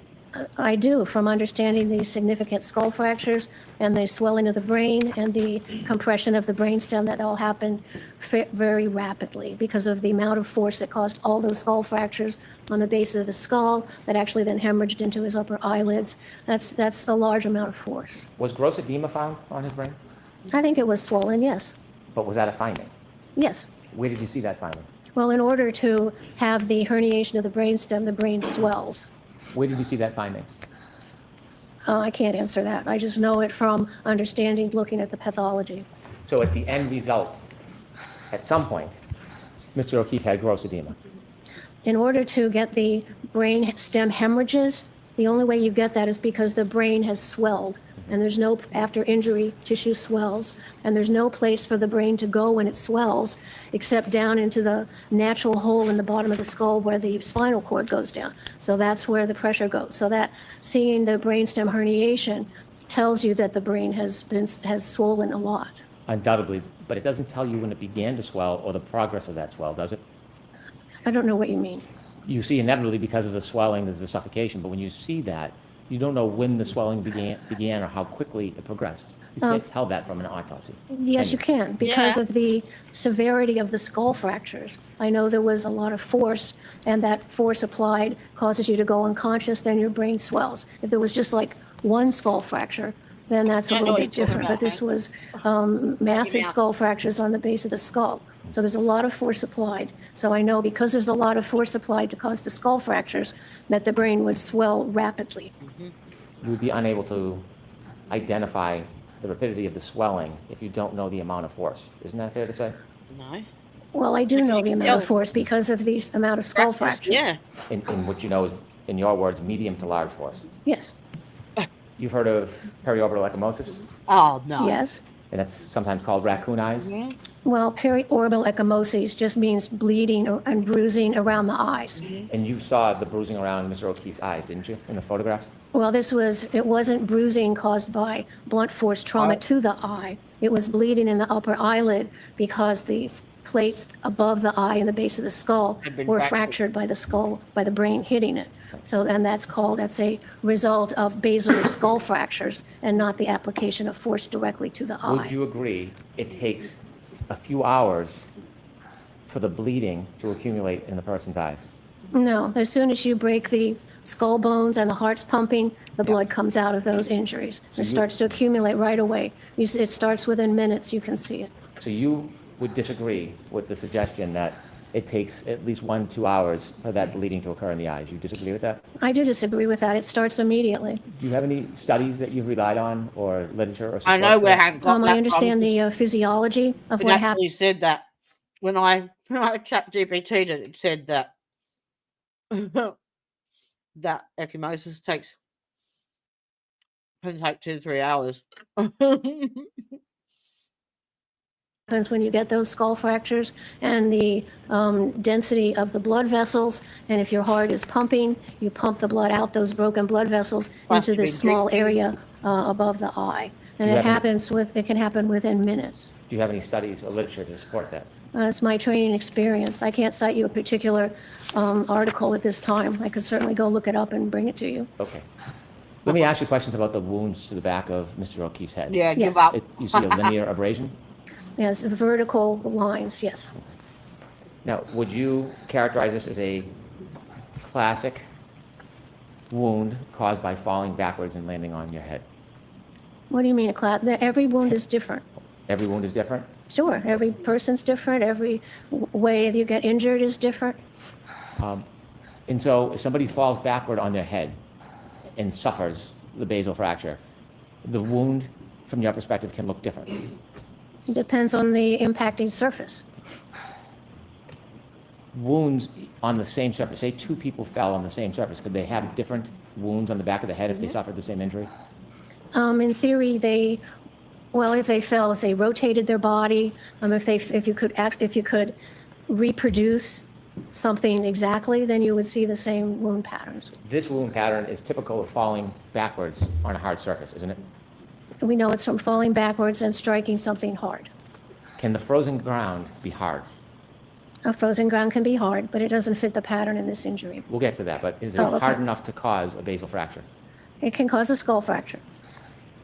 The frozen ground is different than a sheet of ice, right? It's not smooth and flat like a sheet of ice, is it? It could be, I guess. Okay. You mentioned there's some granular patterns in this wound. didn't Yes, you? yes. The area in front of 34 Fairview, the frozen ground, do you know if there was any impediments in the lawn that was frozen? In the what? Oh, the lawn? Yeah, sorry. Yes, I saw the scene photographs when the snow was removed, and it was like winter lawn grass. So it was some green, some brown that was pushed down, and like straw that was going different directions, which wouldn't give you that pattern. Did you see the exact area where Mr. O'Keefe last moved? I saw that general area, and there were a lot of photographs, Well, yes. You say general area. Can you tell us that you saw photographs of the spot where Mr. O'Keefe was lying when he was found? Yes, that general area. Could you see the ground where his head was? Can you identify that? Yes, with the scene investigation, they shoveled the snow off of that area. And you had never had a chance to go out to that scene yourself, did you? No, I just looked at all the photographs. You cannot see what's under the grass and the dirt, can you? Oh my God. Well, dirt's under the grass. Well, do you know if there's any rocks or impediments or bumps? It was a smooth surface covered with grass. It was a smooth surface? The front lawn was a It smooth was a surface? flat surface Flat. covered with grass. Okay, and do you know what was under the grass, whether there was any pebbles, rocks, debris? I didn't see any. From the photo? Correct. But you don't have any firsthand knowledge Oh my God. that exact area where he ended, what the turf was like, do you? I saw photographs of that lawn where they removed his body from. So you're relying solely on the photographs, is that fair to say? Correct. Do you know if Mr. O'Keefe was wearing anything that could cause abrasions when he landed to cause that scraping pattern in addition to the linear abrasion? He did have a baseball hat on, but that would not cause that pattern. The area of the abrasions, is that in the area of the level of where a baseball hat would be on the back of somebody's head? It could be. Could be. If somebody hits the ground and falls backwards, can they slide? And if they're on an incline, What if they're thrust? well, if you fall backwards and you fall backwards on an incline, your body might move. Well, what if you fall backwards on flat ground? Does the body, can it move after it falls? Not really, maybe a little. If from the momentum of the impact, it might move slightly, but not really. So when a person falls backwards and lands, you don't think their head has any room for movement? Not significant. Well, not significantly, maybe just a quarter inch, half inch. No, it's possible. And did you see the scrapes around the wound of Mr. O'Keefe's head? Of course I saw them, yes. And they're all within, what, about an inch? Well, what are you describing? What part? Are you describing the tearing, the laceration of the scalp, or the vertical abrasions? The vertical abrasions, There were maybe an inch, inch and a half. inch and a half. Do you think that if someone fell backwards and landed on their head, they could move an inch and a half? Well, he landed on something that had a ridge on it to cause the laceration in the scalp. And then with a little bit of movement, those vertical scratches were caused by some kind of like pebbly-like surface. You mentioned that the orbital bones were broken and you had opined that it was caused by the brain. Do you agree that a brain is very soft consistent with, for example, Wasn't tofu? caused by a brain, you dickhead. Oh, gross. What do you mean? It is soft. Is it that soft? Is that the texture of Well, it? it depends on what kind of tofu you have. Okay. Do you think that the You're making a fool of yourself, orbital Hank. could have broken when the break on the back of the head split the skull and then would cause the orbital break instead of the brain? What? The orbital plate fractures, if you look at the base of the skull after you take the brain out, you can see the fractures go up from the back to the front into the orbital plate.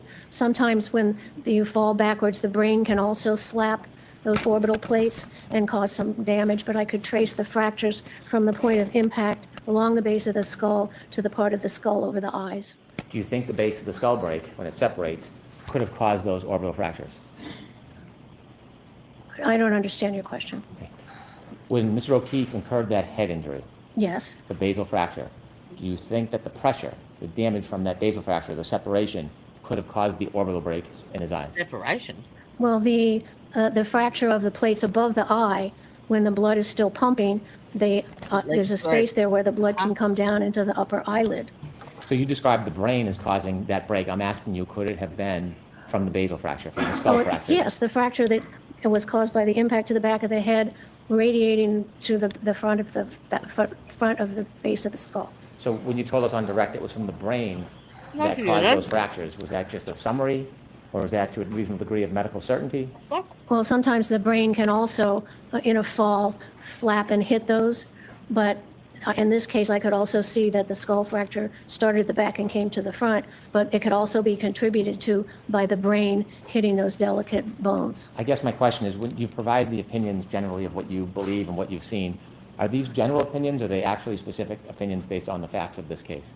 They are opinions based on my examination of this case, but all that's based on my 40 years of training and experience. But when you told us about the brain causing those orbital fractures, you would agree with me, at least now anyways, that it very likely could have been the basal fracture that caused those breaks. You never Yeah, said both. the brain caused have been both? orbital Sure. fractures. Okay, could it have been just Oh the my basal fracture? God. That's possible.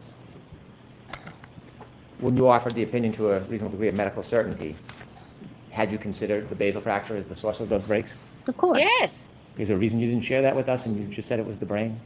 she did. I had no reason not to share it. Okay. Was there any depressed fracture to Mr. O'Keefe's skull? No. Can you tell us a little bit about a depressed fracture? Depressed fracture is Well, different that than what we matches up saw with with that. Mr. O'Keefe, isn't it? Dr. A Wolf? depressed fracture is when something fractures the skull and then pushes the skull and moves the skull inward. This just had a fracture, but it didn't move the skull inward. And you've seen depressed fractures in your practice over 40 years, did you say? Of course. In those 40 years, depressed fractures can happen from sharp objects, Sure. pointed objects. Sure. If someone hit a person in the back of the head with enough force, with like a hammer, for example, that could leave a depressed skull fracture, couldn't it? Certainly. You can hit somebody on the head with a hammer and cause the fracture, and then the continued force will move that fracture into the brain. There was no depressed skull fracture in this case, was there? Correct. You gave some opinions today about you gave some opinions about wounds on Mr. O'Keefe's arm. I'd like to talk to you a little bit about that. Sure. Could we have that photo brought up, please?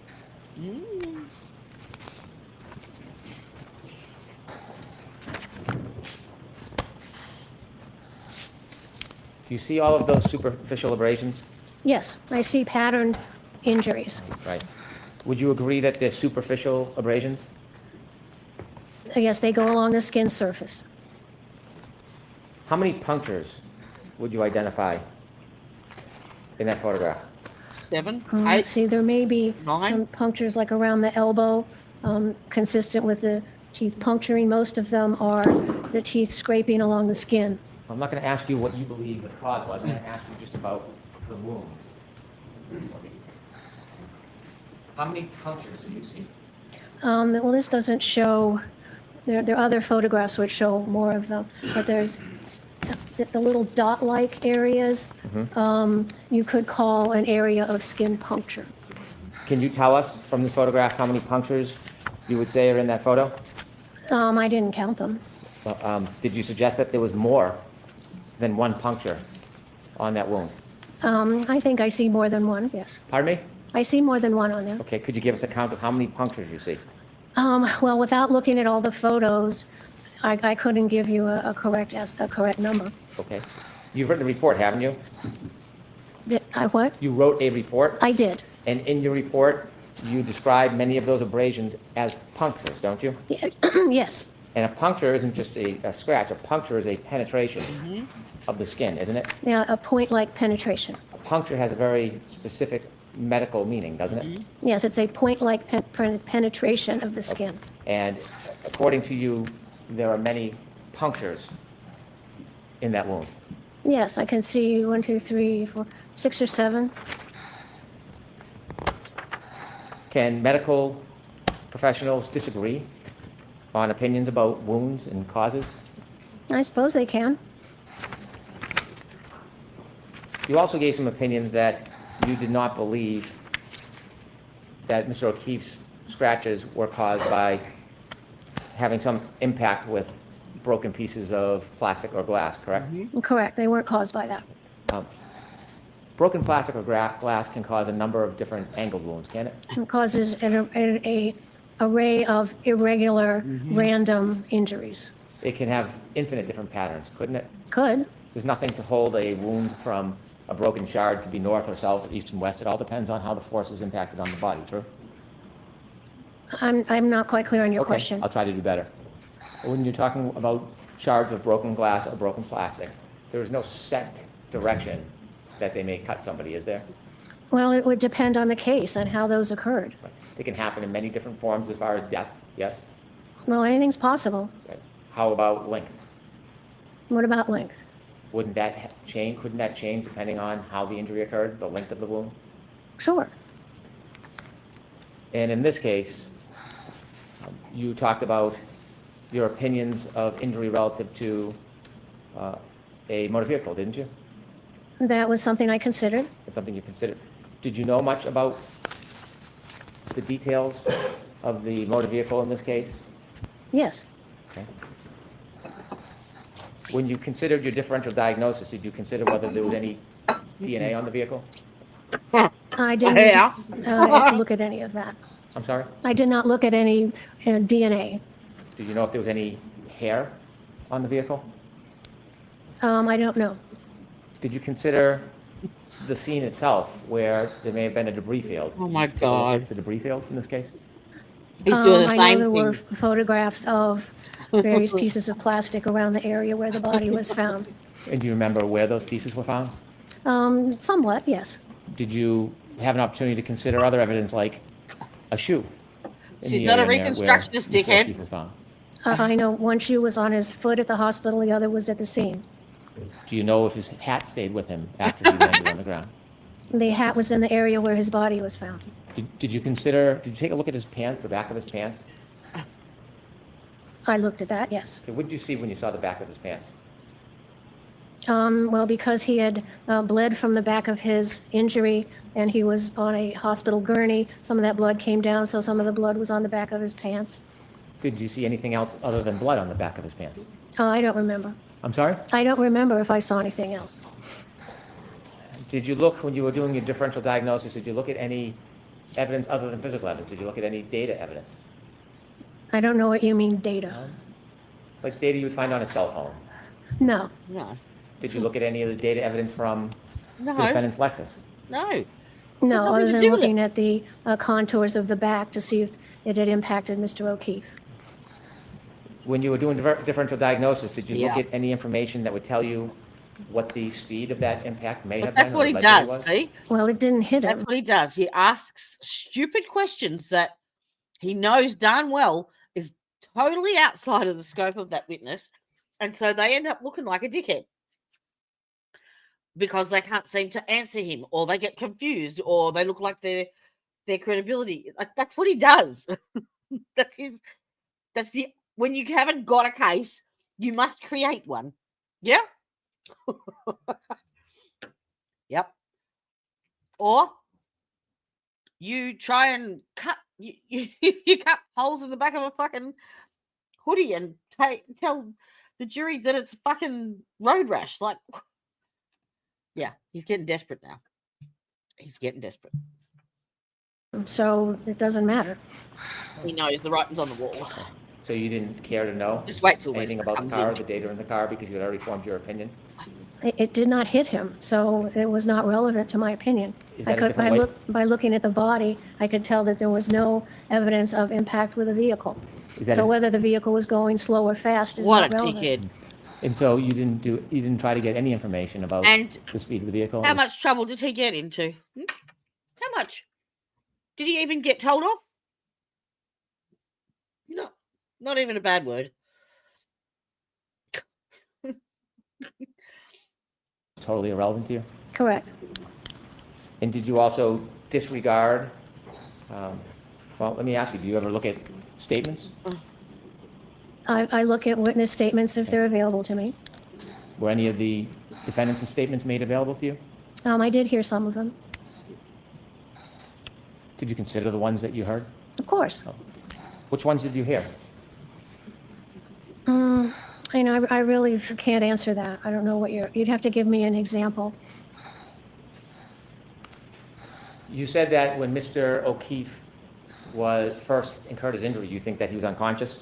Yes, I think that the severity of the impact made him immediately unconscious. So if hypothetically Mr. Hello, O'Keefe I'm back. incurred his injury sometime around 12:32, is it your opinion that he never moved again until he was moved physically by somebody else? Well, I don't know the exact time that he got the injury on the back of the head, but after that time, he could not carry out any purposeful activity. May I approach sidebar, Your Honor? Okay. Yeah. Did you watch yesterday's trial, Elizabeth? With what fucking Brennan did? He is a sly, dirty motherfucker. Is that Turtle Boy? It is.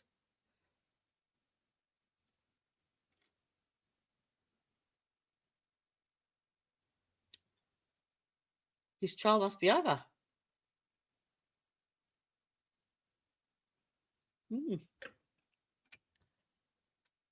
You didn't watch it? Ah.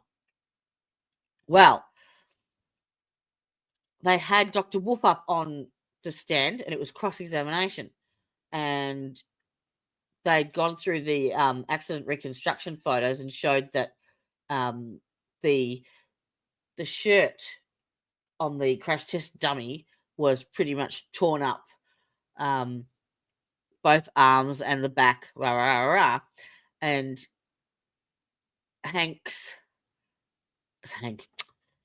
John's hoodie only had a few puncture wounds in the arm until yesterday afternoon when he brought the exhibit out and said to Dr. Wolf, did you ever consider that there was holes in the back of the hoodie and what they could have been caused by and Dr. Wolf's going, well, no, they're not consistent with road rash,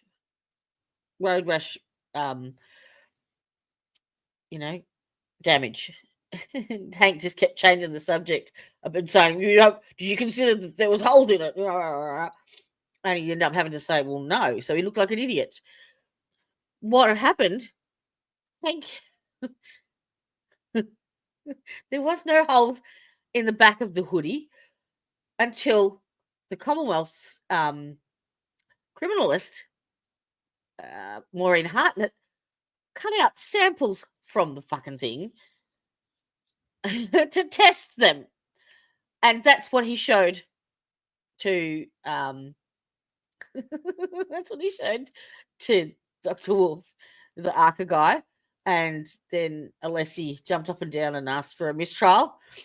And Hank actually got up and admitted he said, it appears I've made a mistake. Fuck off, you made a mistake, dipshit. That was so on purpose.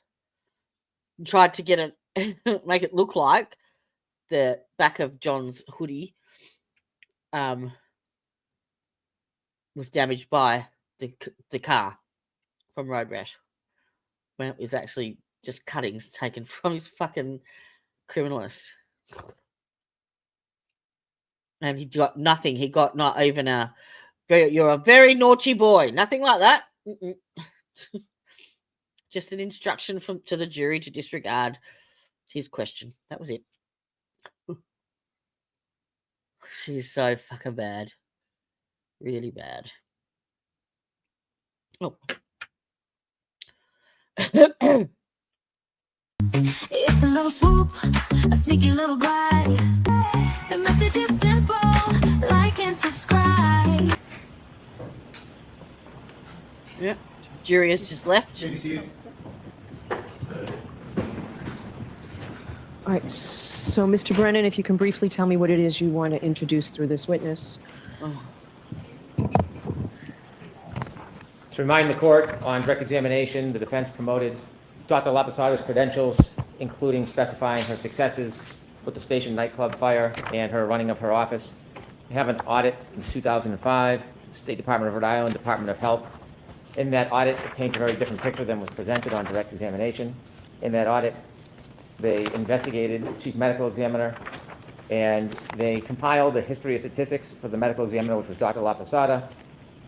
There were no reports, incomplete reports, and unsigned reports of over 1,500 individuals between June 30th, 2000 to June 30th, 2005. So in that 5-year period, there was an extraordinary number of individuals that weren't properly attended to, showing negligence, if not malfeasance. It was recommended that the standards, policies, and practices of Dr. LAPOSATA's office would need to change because of the extraordinary backlog of cases regarding autopsies. In addition, it was noted that the incomplete reports confirmed that there was significant concerns with the historical management practices of the medical examiner's office shortly after Dr. LAPOSATA resigned. In addition, it was promoted that in the station nightclub fire, Dr. LAPOSATA had a heroic effort, and in her testimony, she also noted that there was a failure, or implied there was a failure because the medical examiner or somebody did not go to the scene to look at the turf in front of 34 Fairview Road. She suffered the same criticism. For hours and hours after the station nightclub incident, she was contacted with a request to come to the scene. She refused to come to the scene, did not appear for at least 17 hours, directly on point to the claims that she's making against other people is the same conduct she engaged in on a more extreme scale. She testified in Commonwealth versus Tompkins. In Commonwealth versus Tompkins, she was listed and testified as an expert, attempted to testify as an accident reconstructionist, which was denied. Inevitably, the court made conclusions. Actually, in that case, her efforts to be an accident reconstructionist were denied. Then she testified in a case called Patino. And in Patino, after testifying, she received great scrutiny and criticism from the court. The court noted on page 1025 of the transcript, when Dr. LAPOSATA gave the testimony, she knew the boy wasn't like this because he fell off a bed. She knew the mother was lying. She read the text messages and knew the defendant had beat the boy. The only reason I conclude that she offered such testimony was to distance the defendant from causing those bruises, setting up an argument against malice, but instead destroyed her credibility. On cross-examination, she came across as a hired gun. Sometimes it's seemingly small things that impeach a witness's credibility. Inevitably, on the credibility determination by the court would agree. The jury gave greater weight to the testimony of Dr. Gilson and Snelling than they did Dr. LAPOSATA for the reasons I addressed previously. The jury was justified in discounting her testimony and concluding that the doctor... Because he lost the argument and they've allowed her to come in, even though only on a restricted amount of testimony, like they've limited it. So he's gone home and he's tried to dig up any little bit of dirt on her just to discredit her. So the testimony can be stricken and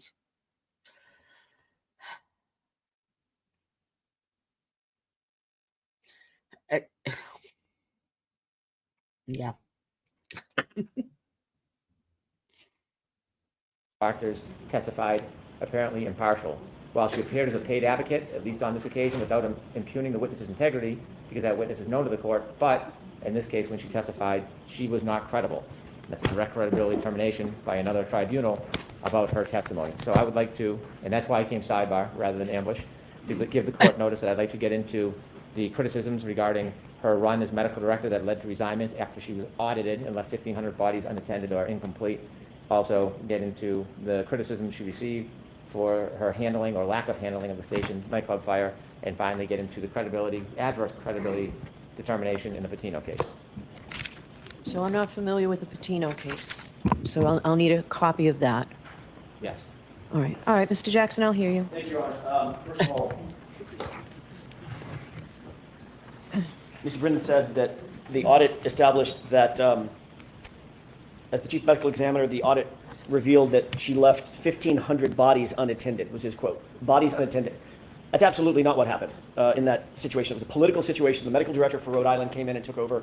He began to change protocols and cut quality control. He said he did not want a second set of eyes on any of the reports, not the autopsies. There was never a suggestion, ever, that an autopsy was not performed efficiently and timely. Never. The reports that were attendant to the autopsies it was a two-tiered set of criteria that Dr. LAPOSATA put in place to establish quality control and quality assurance. First, the medical examiner conducts the autopsy and writes a report. Then the doctor herself, the chief medical examiner, because she is a perfectionist, determined that she was going to establish a protocol in which she would put eyes on every single report, hundreds and hundreds of reports per year. In doing so, she had to prioritize which reports were going to take a priority, which ones were being subject to litigation, which ones were going to be subject to criminal cases, and which ones were never going to be subject to any review at all. For instance, if somebody was found, let's say somebody that was without family, etc., found and unidentified, there's no litigation attendant to that report, she would put that report aside and get to that report after she dealt with the reports that were on sort of on the front burner, if you will. By the way, none of the reports were ever not done. They were all completed. There were a small fraction of reports, according to the audit and according to Dr. LAPOSATA herself, that had to take a back seat. When the medical director came in 2005, by the way, this is 25 years ago. Yeah. These are autopsies that were performed, and the audit was performed for autopsies That sounds and desperate, reports dealing Hankies. with the year 2000. It's 2025. This is 25 years ago. When the new medical director came in for Rhode Island, he said, I don't want any review of any of the reports because it's more efficient and it's faster to get the reports out in a timely fashion. She resisted and said, I will never, ever, and she was published saying this, I will never, ever sacrifice quality for speed. I want the highest quality coming out of this office. They had a difference of opinion. She walked away because he was asking her, the new medical director was asking her to sacrifice quality of the conduct that she was undertaking as the chief medical examiner for the state of Rhode Island. So it's a very different circumstance than was just suggested. No bodies were ever left unattended, ever. Certainly did not involve, the other phrase that was just used is negligence and malfeasance. It was a backlog, and they had a very public political fight over it. Number two, with regard to the station nightclub fire, her staff was on location immediately. She, as the chief medical examiner, was there the same day. So that's of no legal moment. That's of no consequence. It certainly has nothing to do with her opinions and conclusions in this case. Mm-hmm. The Tompkins case, we've already talked about that in voir dire, Your Honor. The Tompkins case dealt with an issue dealing with accident reconstruction, which she's not undertaking. I'm not asking her, and she ain't saying. I've excluded that part of it, based partially on the Tompkins case. Right, and I don't know anything about the Patino case, and what I would say is, given the fact, look, we don't know what the facts of that case were. We don't know what the trial was about. We don't know what the cross-examination was about. We don't know why she was called. We don't know what she looked at. We don't know why she was looking at what she did look at. We don't know why she didn't look at things that she might not have looked at. We don't know why her opinions and conclusions were ultimately rendered. We would have to have a trial within a trial, which I would be happy to undertake if someone gives me a file. Happy to do that. But I don't think we want to do that. I don't think the court wants to do that. Also, I will say, I don't think that attacking this witness's credibility is in good faith by the Commonwealth. Mr. Brennan himself has hired Dr. LAPOSATA personally no fewer than 4 or 5 times, maybe it's 3 or 4 times. He knows her qualifications. He knows the quality of her work. He's actually undertaken to consult with her as a medical examiner and a consultant. So I don't believe that these last 2 issues are in good faith. I don't believe the station fire has anything to do with anything because she was late, according to Mr. Brennan, in coming to the actual location. She was there the same day, and she had an entire staff that was there immediately. And in terms of the audit, it's a 25-year-old political fight that isn't quite what Mr. Brennan made it out to be. So I don't think any of these things are relevant for cross-examination. I'll submit. All right. I just want to make a note that Attorney Jackson has a way with words to just inflate or make things up. I have not hired Dr. LAPOSATA 4 or 5 times. And so that is just a mischaracterization from likes to do for the public, but the reality is, I've used her a few times, and the last time I used her, I'm not going to disclose why I don't use her anymore, because it would be unfair without her in the room. But the suggestion that somehow I'm endorsing qualifications of this witness, I am not. That's what I'm going to say on the record. Okay. So the first two, the backlog issue, if we can call it that, with the ME's office, I'm going to allow the Commonwealth to get into that through questioning. Same with the station nightclub fire, based on the testimony already in evidence. Yeah. Those two areas. And Mr. Jackson, without leading, you can certainly go back and rehabilitate her. But those two will come in. I'm not going to do anything with Tompkins because I used it for the basis of keeping out what appeared to me to be biomechanical engineering opinions of this witness, and she's not qualified to do that. So I have not read Patino. I will read it over the lunch break and see if we get anywhere with that. Okay, so I need a copy of that. I want you to give Mr. Jackson a copy as well. Okay? Okay, so, all right. You want to do another thing? I don't know if we're going to handle it now or after lunch or later, so that I want to address the issue of the three. Okay, so let's mark those now. Sure.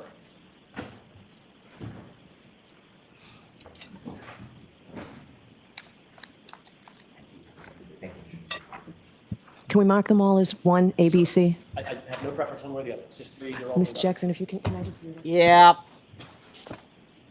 Yep. It's got no relevance. 25 years ago. ID, yeah.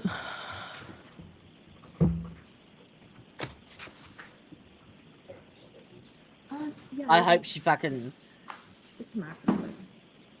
flies back at him. She looks like she's got enough spunk to do it. Hello, baby. Hello, darling girl. Oh, hello. Hello.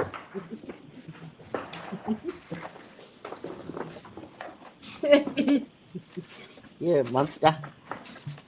Ow.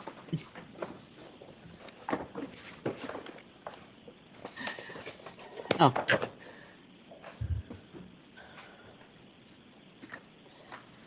Did you notice yesterday too, Jenny, when Alessi was doing the mistrial thing, and he brought up the first two documents to have admitted for identification, and he showed them to Brennan. Brennan did not, he just went, thank you, and yep, thanks. He knew exactly what they were, and if he didn't know that, he would have been like, can I have a look at that, please? Like, no, wasn't interested. He knew what he was doing. He knew.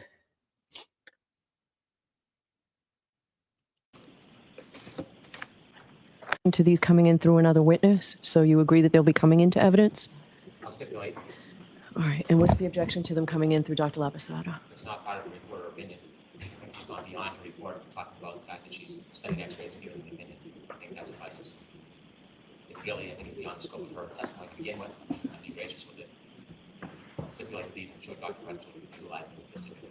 So you'll stipulate to them prior to Dr. Rentschler? I will. So you can use them with Dr. Rentschler? I think that I could, because he certainly used them in his analysis and opinion. I should be subject to the entry of evidence in the defense case in chief. I understand I can use them in Dr. Rachel's testimony, but I want to use them with Dr. LaPosata. She's a medical doctor. Would you look at your daddy's face? I cannot understand. So what do you want to ask her about them? Are these the x-rays that you reviewed? Yes, that's it. That's Okay. it. Okay. So go ahead. If that's all he's going to ask, I won't have a problem. Okay. Yeah, I have no problem with that in that form. That's it. Literally, you see the x-rays that we talked about a little bit earlier? Yes. This is the right hand. Yes. That's the arm. Sorry, forearm. Yes. That's the upper arm. All right. So they're cumulative, but if they're coming in anyway, I will let you put them in. Thank you. All right. So the last thing is Dr. Rentschler. I need to hear argument from both sides. I have a new PowerPoint. So I'll hear both of you. Mr. Brennan, I'll hear you on your What's he motion. asking for now, Brennan? asking to exclude something from Rentschler.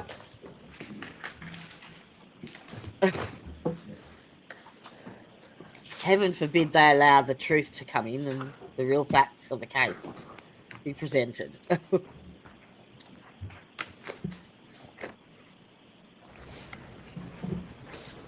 We've received the most recent update to Dr. Rentschler's PowerPoint. There are some additions, different analysis in that PowerPoint. This is within 24 hours of him testifying. There are opinions on page 6 and 8 of his May 7, 2025 report. And there are a number of numbers that we have objections to. Dr. Rentschler just generally shouldn't be allowed to express opinions and conclusions about what he thinks about the case or about other witnesses. All right, so I'm looking, I think, at the new, Do you have a copy of the new one? from today, page 6.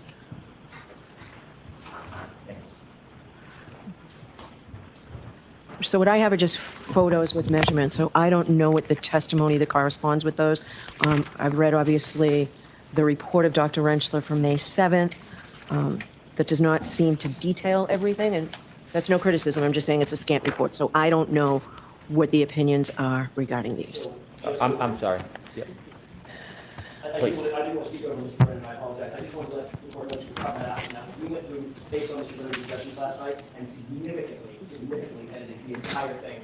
Literally every single slide that you have, probably there were a couple that we just literally left, but it's very, very. I see that a lot of the hearsay has been removed. Okay. And I can identify this report as helpful. Thank you. I'm sorry? I can identify this report as helpful, the ones that were changed.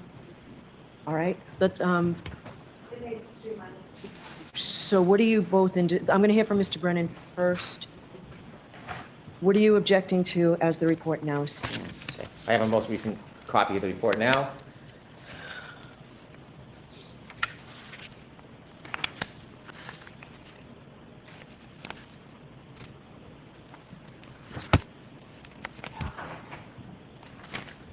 So 9 through 27, Slides 9 through 27 or pages? slides 9 through 27 now have Dr. Rentschler identifying and attempting to match different abrasions with different holes in Mr. O'Keefe's sweatshirt. And so basically what he is trying to do is to suggest that there are a different amount of abrasions relative to the amount of holes, or perhaps Yeah, you might want to duh. testify about that the holes in the sweatshirt were in a different place on Mr. O'Keefe's arms than the abrasions. The reason why this is concerning is because there is no background for him regarding fabrics. This is a different and new opinion that we have not prepared or obtained an expert for. We probably have very little time to get somebody to rebut this analysis regarding fabrics. I don't see anything in his CV or his history that allows him to equate the number of holes in fabric with the number of abrasions on somebody's arm. It does not consider or account that there could be It multiple relates wounds from directly one to the hole, or injury. there could be holes that don't create wounds. So whatever the implication is going to be by Dr. Rentschler, we're not very sure, but it obviously would require some type of expertise, which I do not think that Dr. Rentschler has a foundation for. So those are 9 through 27 generally, and then specifically, I can run through quickly the individual objections I have. Slide 6 tries to define the theory of the alleged incident. Doesn't say whose theory it is. It implies it's the government. It's an improper suggestion. Okay. Okay, so which one of 1, 2, and 3 on 6? 1 is objectionable. What's the core issue of the case? It's an ultimate issue for the jury. An expert reconstructionist or a biomechanical engineer shouldn't be defining the core issue of the case. And then 3, first event is alleged contact between the rear of the Lexus and Mr. O'Keefe's right arm. Again, that's offering an opinion that doesn't have facts and evidence, not in a position to draw that opinion. And is 2 okay? Or are you moving to the whole slide? No, on number 6, all 3 of them shouldn't be there. Asking what the core issue is in the case, Dr. Rentschler or no expert should be defining what the core issues in the case are. They should talk about their training experience, any testing, observations, evaluation, and then give their opinions, not core issue in the case. All right. Slide 9 outlines perhaps his process. The first step of the analysis to determine if the arm injuries are consistent with the physical evidence. Evaluate the abrasions and compare the evidence. I suppose this is what he's done. This is one of the less offensive ones, although unnecessary. It doesn't provide an opinion. offensive. I could live with that. The next one, You could live with what? number 9. Okay.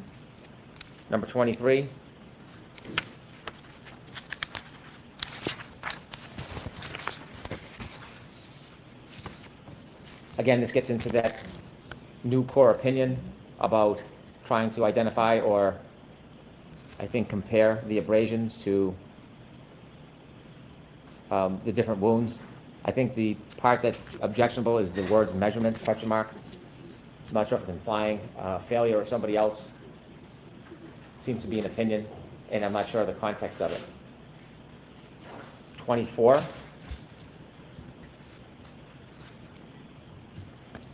The expert is trying to define what Dr. Welcher had done. It may be that he's saying he conducted his testing based on the position of Dr. Welcher's arm. I think that would be an appropriate comment, but it's not clear what they're saying. The pain transfer test, number 2, is the only test noted with respect to the arm. So without the text, are you objecting to this No. slide? No. Okay. 31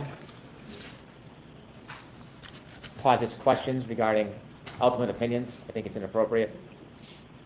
And then 32, I think, is improper because it ultimately endorses or vouches for the witness's credibility. I think he certainly can give an opinion that the evidence is inconsistent with the injuries to Mr. O'Keefe's arm, but I don't think it should be on the slide bolstering his opinion.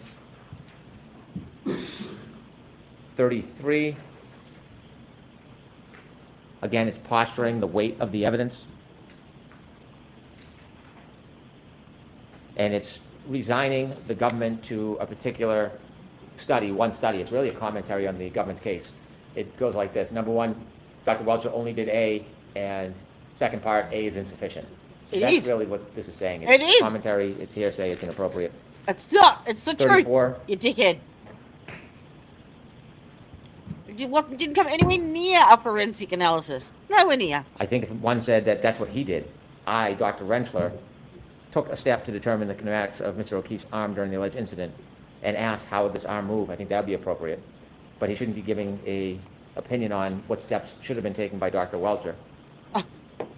Number 2 on slide 34. She's gonna fucking allow all of this too. And number 3, I don't have a problem with.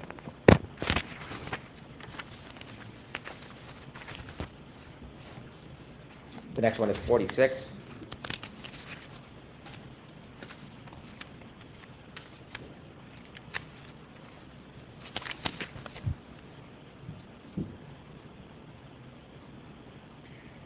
Again, this is bolstering the expert's opinion by putting it in writing on a slide. I think some of these opinions are appropriate for Dr. Rentschler to share with the jury, but his final ultimate opinion shouldn't be endorsed on a slide.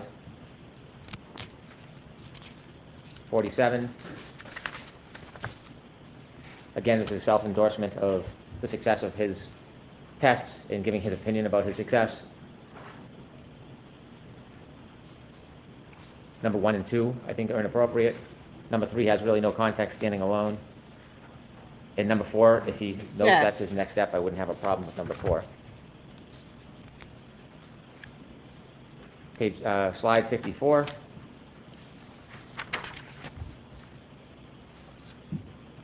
Again, number 1 gets into his opinions.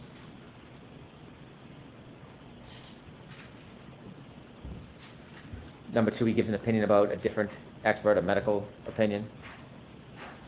And number 3, it's, again, self-endorsement on his own opinions.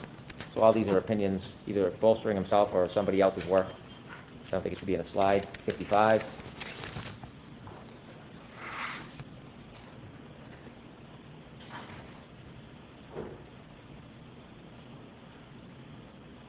I think it's accurate. I think it's proper testimony. I don't think it's proper for a slide.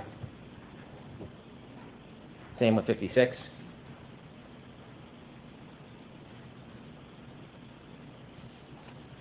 I don't know that he has the basis for number 1. Number 2, I don't have a problem with on slide 56.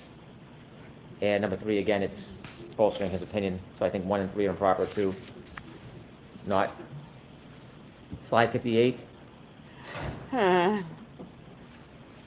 don't know what the basis for number 1 is. I suppose we'll have to see.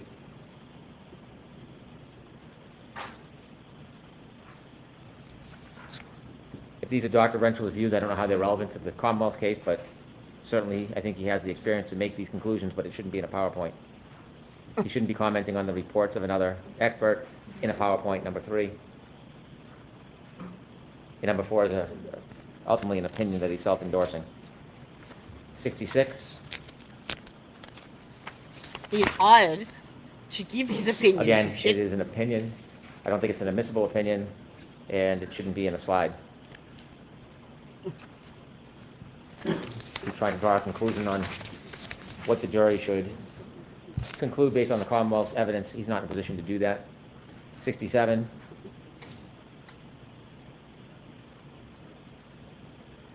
Parts of this are objectionable. I think that he certainly could testify. He hasn't seen any simulation by Dr. Welcher, but posturing it about in a manner that suggests there should be doubt in some way is inappropriate. 68, I don't think Dr. Welcher's report was introduced, and putting in a fraction of a report, I can't appreciate the significance of it. It's hearsay. Perhaps there's a reason he'll be able to point to the report or talk about the report. I understand that, but putting in a random page from a report is hearsay. Should not be admissible. I don't know if there's going to be a conversation about trying to introduce the entire report, but one page will take it out of context. 72.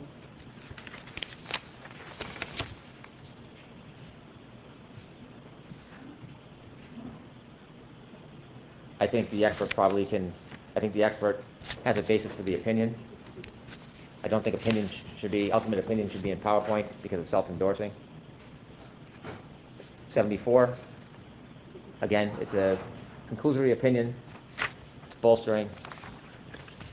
Some of these can be said but shouldn't be in PowerPoints. Same thing with 75 and 76. They're ultimate conclusions.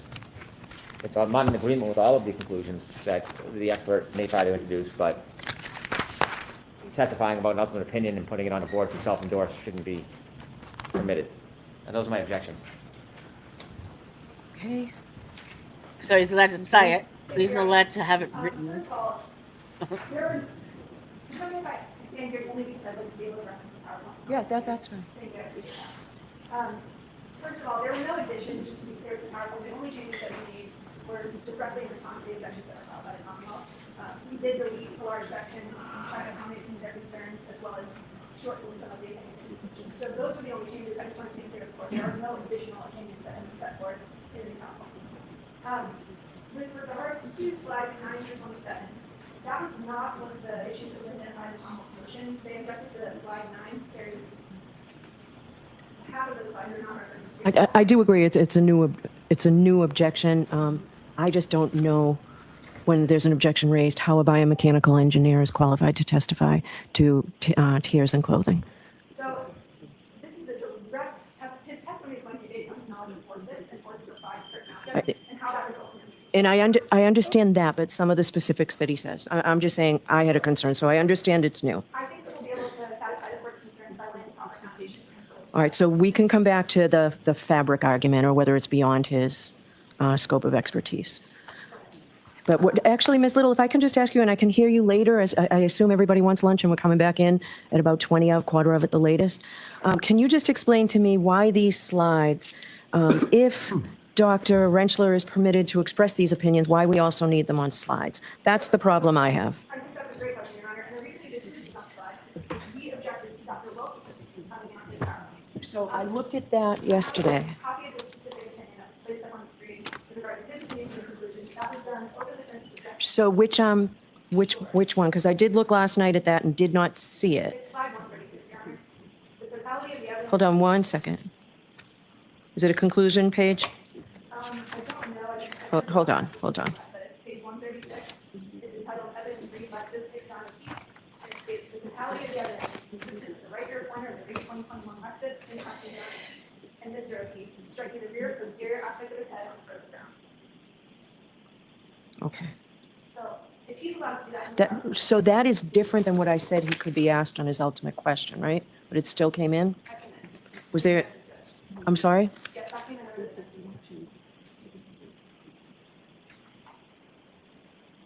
All right. Because what I did note is that I was very careful to say exactly what the ultimate question could be from Mr. Brennan. In fact, there were objections. I sustained them twice, so I wrote out exactly what could be said, and Mr. Brennan asked a variation of the first one, and there was no objection. So I didn't remember that this came in. All right, so I will take a look at that. What I would like to do in the interest of time, so maybe we can talk about that in the conclusion page, but where he outlines everything else, there's so many pages with text that I may not have a problem with testimony regarding this, but why do we need testimony and text so much here? This is to assist the jury. It's what? This is to assist the jury. There is a significant amount of information that needs to be relayed. Okay. This is an 80-page PowerPoint. This is solely to make sure that this goes efficiently and effectively.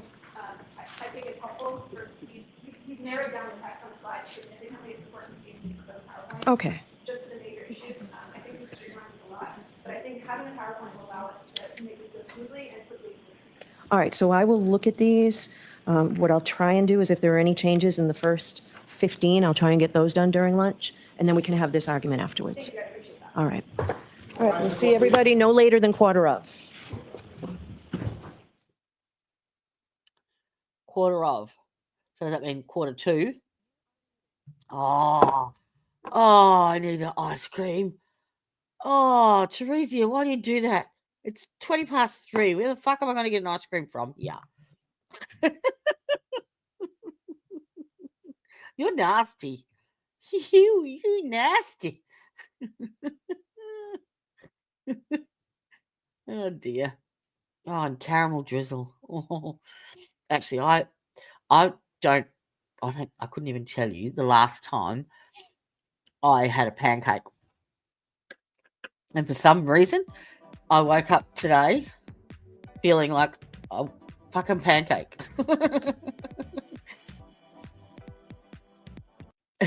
Don't ask me why. I just did.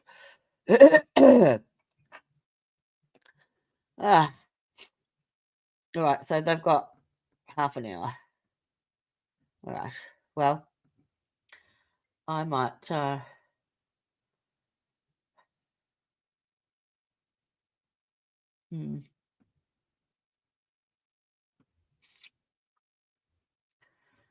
I might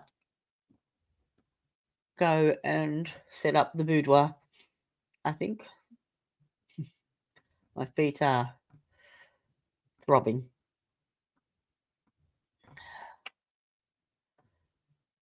I'll make myself a cuppa. And I'll meet you back here. No, I didn't have pancakes. No. No. No. No, I didn't. No one to make them for me.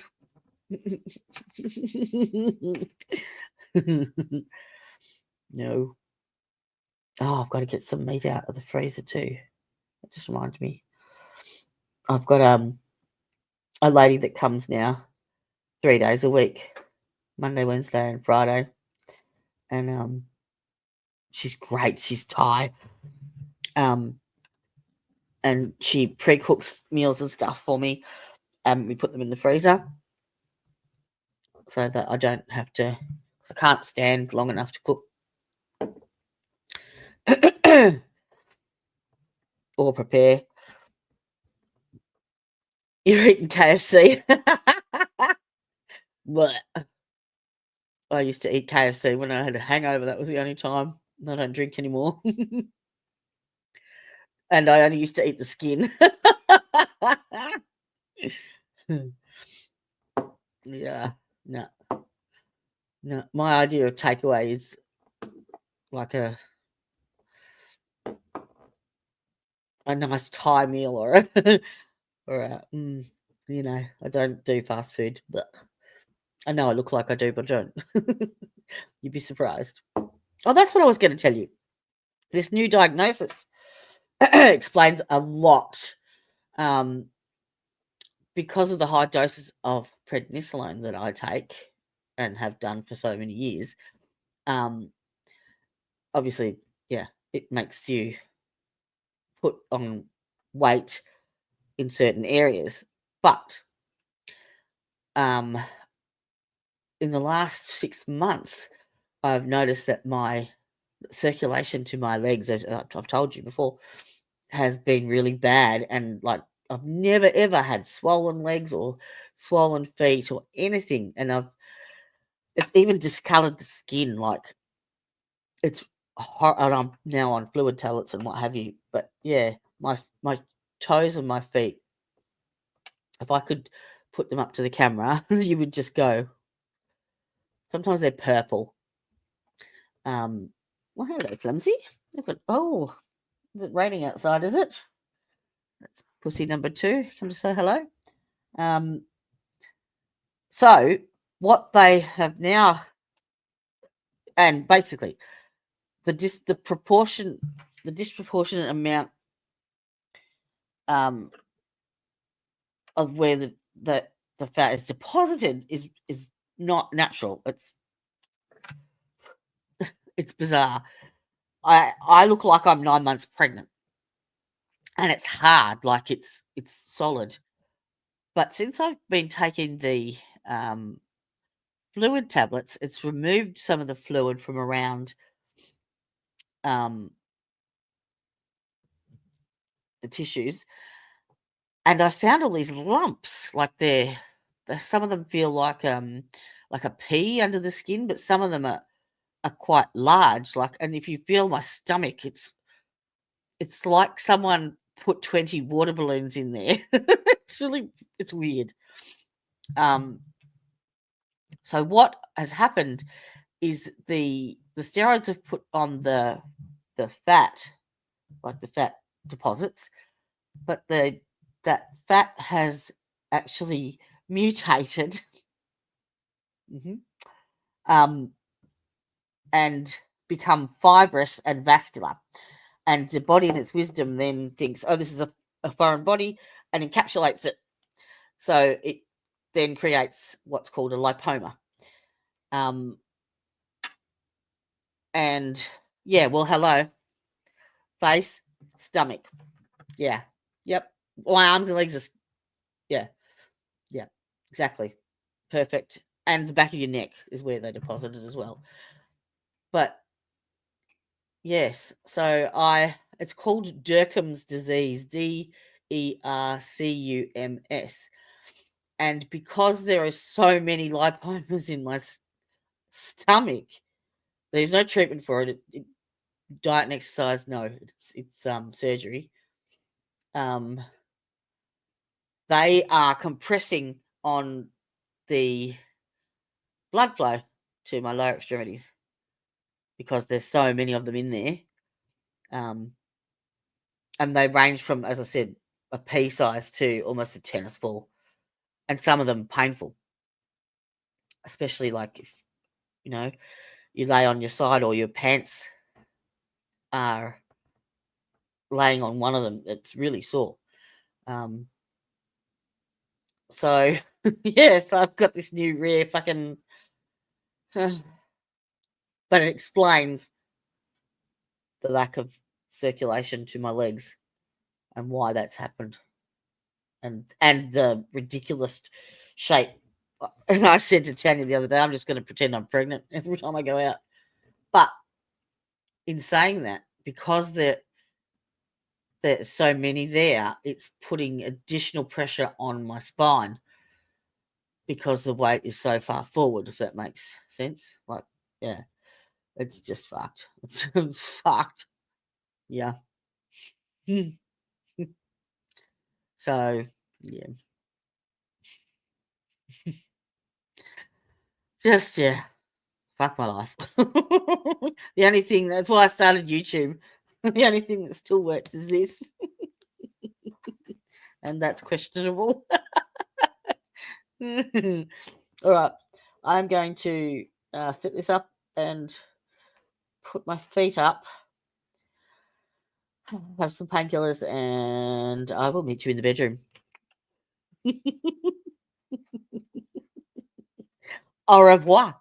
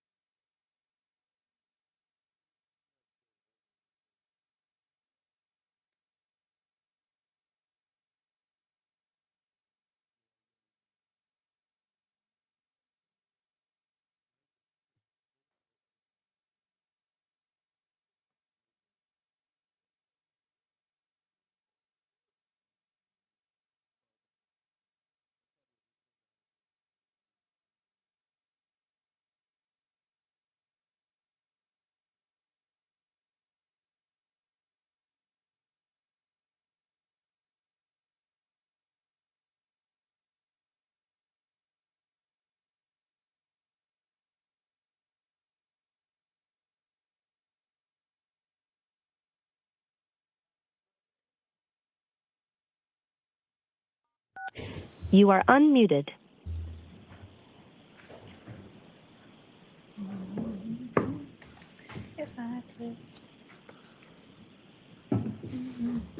Back to session, you may be seated.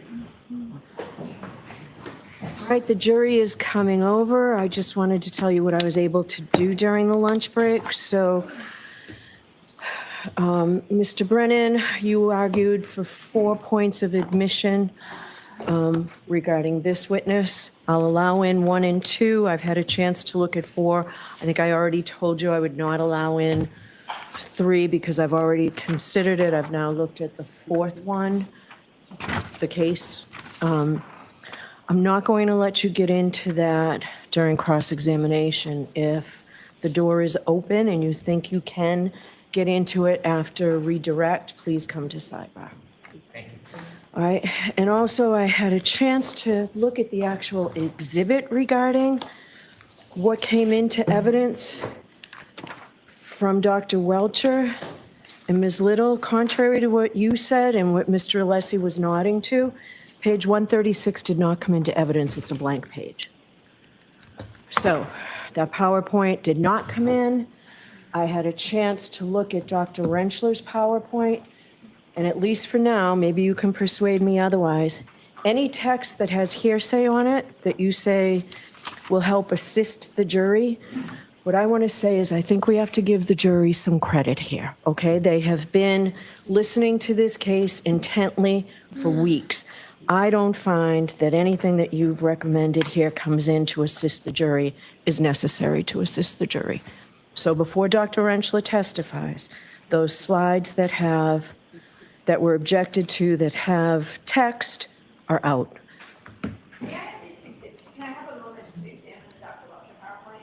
No, not right now. You can look at it, yes. You can look at it while we're bringing the jury in. Okay, because we have 4 copies of the PowerPoint, and I know that I'd like to be able to.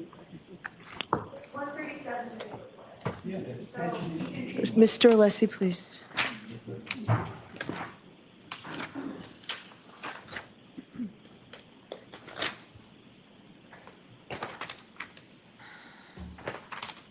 One 136, 137, and 138 are all blacked out. All right, the jurors on their way, right?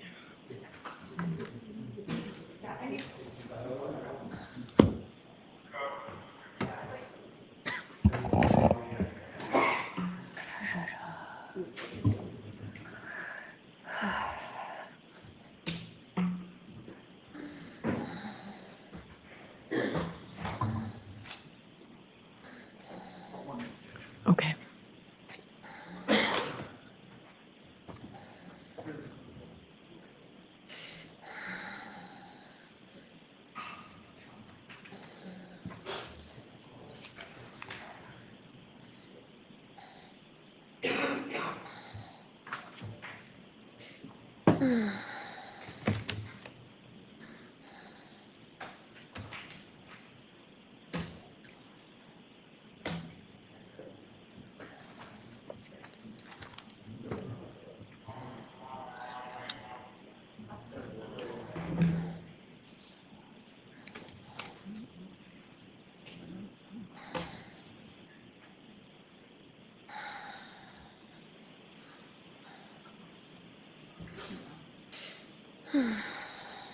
Tori?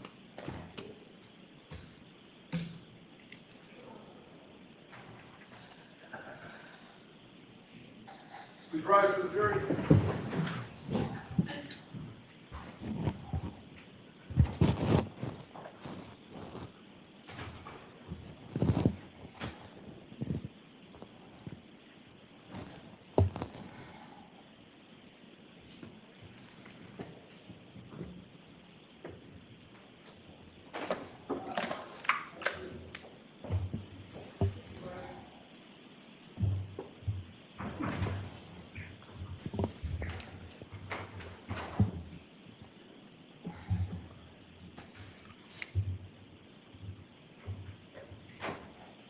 Court is in session. Please be seated.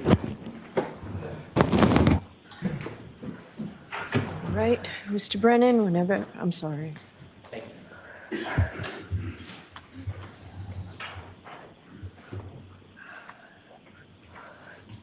Good afternoon, Dr. LaPOSATA. Good afternoon. Am I on point now? You are. You were asked on direct examination about your qualifications. You were a medical examiner for the state of Rhode Island, is that fair to say? Yes, I was the chief medical examiner. For 20 years? 12 years. I'm sorry, 12 years. When's the last time you worked as a medical examiner? In 2005. When's the last time that you conducted an autopsy? I've done probably a handful of autopsies, private autopsies in my consulting practice. Since 2005? Correct. When do you think the last time you did one is? Maybe 4 years ago, four or 5 years ago. 4 or 5 years ago? Yes. Okay. Since you left the medical examiner's office, have you had any specialized training in brain injuries? It's all part of keeping up with the medical literature and knowing the forensic pathology literature, reading medical literature. So it's a continuing endeavor to keep yourself educated with medical updates. Since you left the medical examiner's office, have you had any specialized training in brain injuries? I've not gone to a course on brain injuries. Since you left the medical examiner's office, have you taught any students on brain injuries? Yes. Have you given any classes or seminars on brain injuries? Yes, I have. And coup counter coup, how many times have you experienced that as a medical examiner, that condition? Well, I myself haven't experienced it, which was good, but in cases, hundreds of cases. It's a common injury. You said you did differential diagnosis. That is to exhaust any potential bias you have, correct? Well, a differential diagnosis is to think, how many ways can you get this finding? And it does help prevent bias. Did you say on direct examination part of the benefit of differential diagnosis is to make sure that you don't have a bias? Yes, yes. In order to eliminate bias, you're supposed to look at all reasonable alternatives, correct? Yes, that's part of it, making a differential diagnosis. So you don't just look at a person's body, come to a conclusion, and ignore other evidence. That would kind of defeat the purpose of differential diagnosis, wouldn't it? Well, you always have to look at all the evidence. And so if you didn't look at all the evidence and you disregarded some of the evidence because you had already made up your mind, that really wouldn't be the proper study of differential diagnosis, would it? Right, I don't do that. I'm sorry, ma'am. I don't do that. I always look at all the evidence. And would you look at all the evidence even if it was contrary to whatever opinion you want to give in court? Well, the evidence allows me to come to an opinion.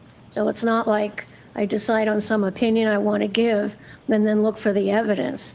The evidence is going to tell me what happened to the body.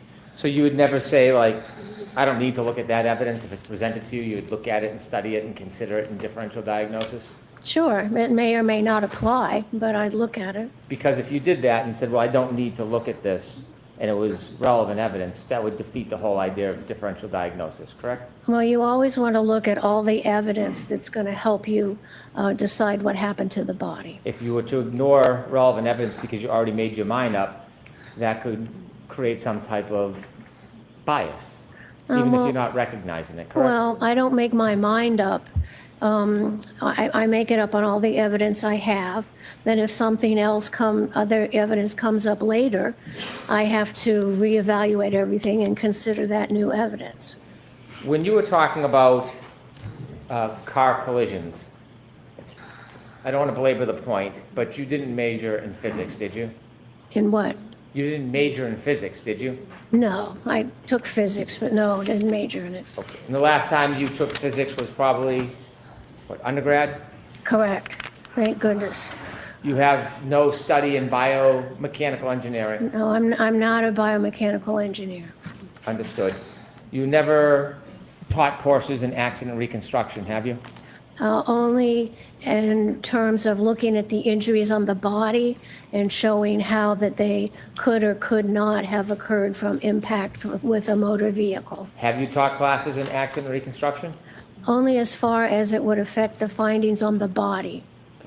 Do you know what I mean by when I say accident reconstruction?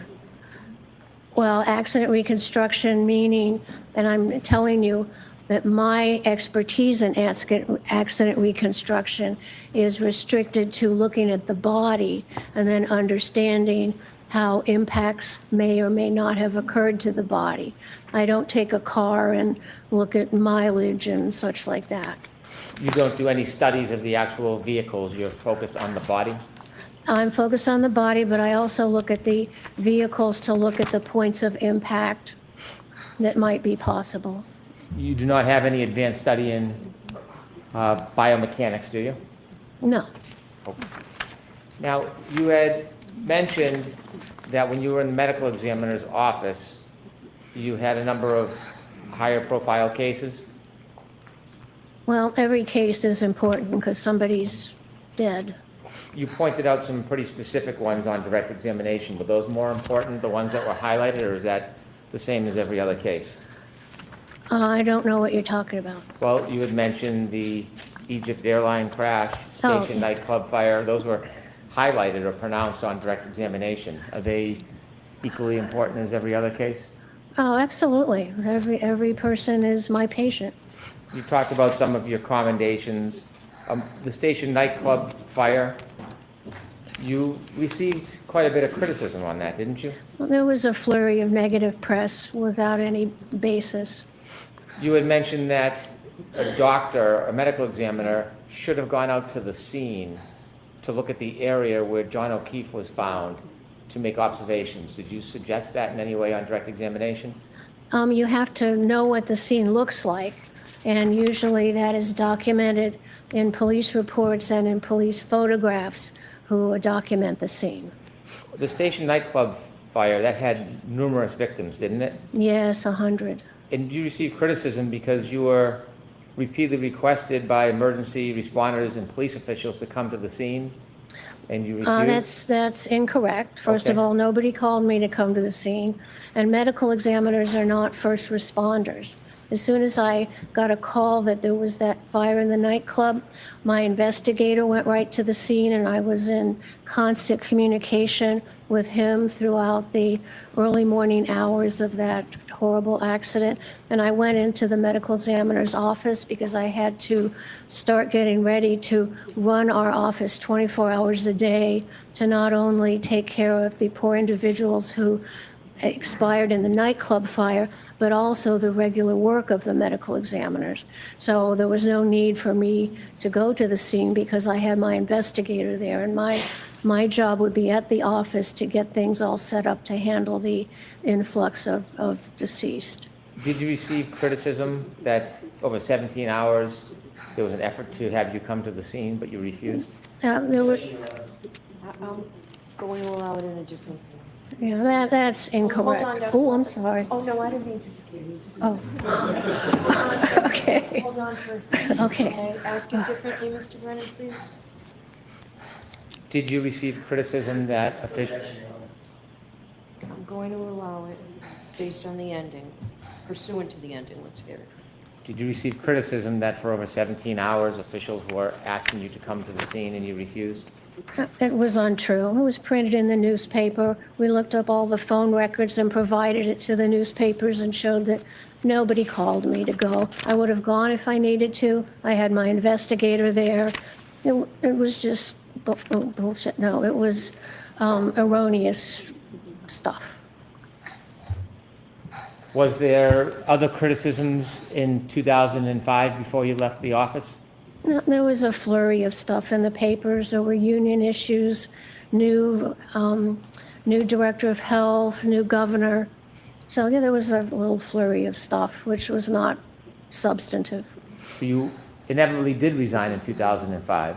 Yes, because my budget was going to be cut, and I knew that if I had to get rid of a medical examiner, we couldn't do a good job for the state, and I'd done it. I'd been chief for 12 years. I'd been on call 24 hours a day for 12 years. which was an honor, really. But then if I couldn't do a good job, if we cut the budget, I had to get rid of a medical examiner. I couldn't serve the people of Rhode Island well, so I resigned. Did you resign shortly after the audits and criticism? No. Same year? Oh, I don't even remember. Okay. After you resigned, you opened your own company? Yes, I started an independent consulting practice. How much of your business is consulting? It's a consulting practice. Yep. How much of your business, how much of your income is consulting? 100%. It's consulting. Do you consult in both criminal and civil cases? Yes, I do. What percentage of cases are criminal cases? It's maybe half and half. Half criminal, half civil? I don't keep track of it in that way, but that would be a guess. I'm sorry, I'm sorry, I didn't hear you. I don't keep track of numbers of civil or criminal cases that I'm consulted in. If I had to give an estimate, it would be half and half. I've worked on over 1,000 cases in my private company. And fair to say you get compensated for your time? Yes, I get paid for my time. Dr. LAPOSATA, you had mentioned that there were some scratches that you had taken a look at on Mr. O'Keefe's body. If we could have Exhibit 165, please.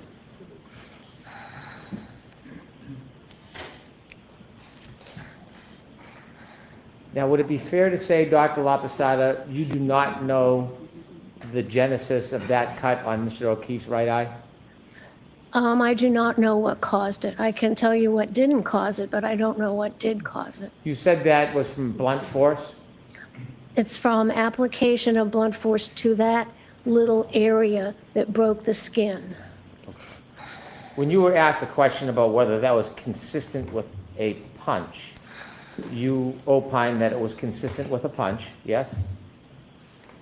It could be consistent with a punch. You weren't saying it was consistent with a punch to a reasonable degree of medical certainty, were you? That would be within my differential diagnosis. It could be consistent with all other types of blunt impact, or many other types of blunt impact, couldn't it? That's correct. Ground, perhaps? No. No, an object? If it was an object that could get into that area under the eyebrow, yes. You mentioned the spoiler on the back of Miss Reed's Lexus. Do you remember that? I remember that. Do you know how tall John O'Keefe was? He's around 7 foot, 5'11", I think, 7'2", something around in there. No, he's more closer to 6'1". Does that make sense? Sure. Okay. And that spoiler on the Lexus, do you know how high off the ground that is? No. Did you ever try to measure it or ask for photos or any information about that? No, I looked at the photos. Did you ever ask for any measurements or try to take any measurements? No. Could I have Exhibit 166, please? Did you see this cut on Mr. O'Keefe's nose? That's a scratch. It's not made by a sharp instrument. It's not a cut. It's a scratch. Is there any scratches on the left side? Do we have a photo of the left side? Please. And that, you say that's a scratch, not a cut? Correct, because a cut means it's made by a sharp thing, like a knife, and a scratch is made by something that's kind of rounded that has a little point on it, but it's not sharp. Okay. Do you have any information or basis to say where that scratch came from? No. Did you do any differential diagnosis on that scratch? I don't know what caused that. There could be a number of things that caused it. Okay. There was no scratch on the right side of Mr. O'Keefe's nose? I don't see it one, no. Could you zoom in, Ms. Gilman? So the only scratch was on the left side?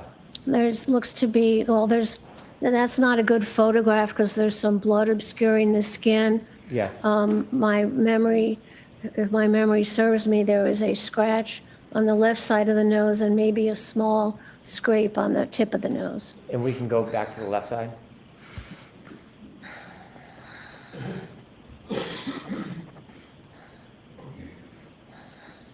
And you said that could not have been caused by a sharp object? Correct. It's not an incised wound. Incised wound means a bladed, sharp cut.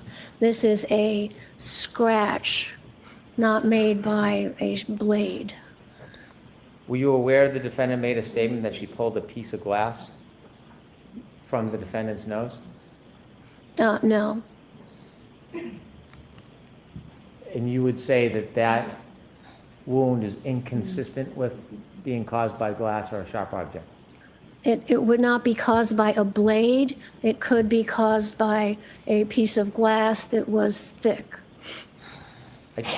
I thought before I offered you that statement, you had said that it could not have been caused by glass. Do you now have a different opinion? I don't remember saying it couldn't have been caused by glass. Didn't you say it couldn't have been caused by glass or a sharp object?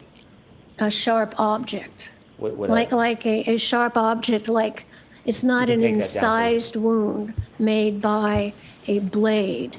It could be caused by something sharper that's thicker, but does not have a thin blade. So it could be caused by a thicker piece of glass.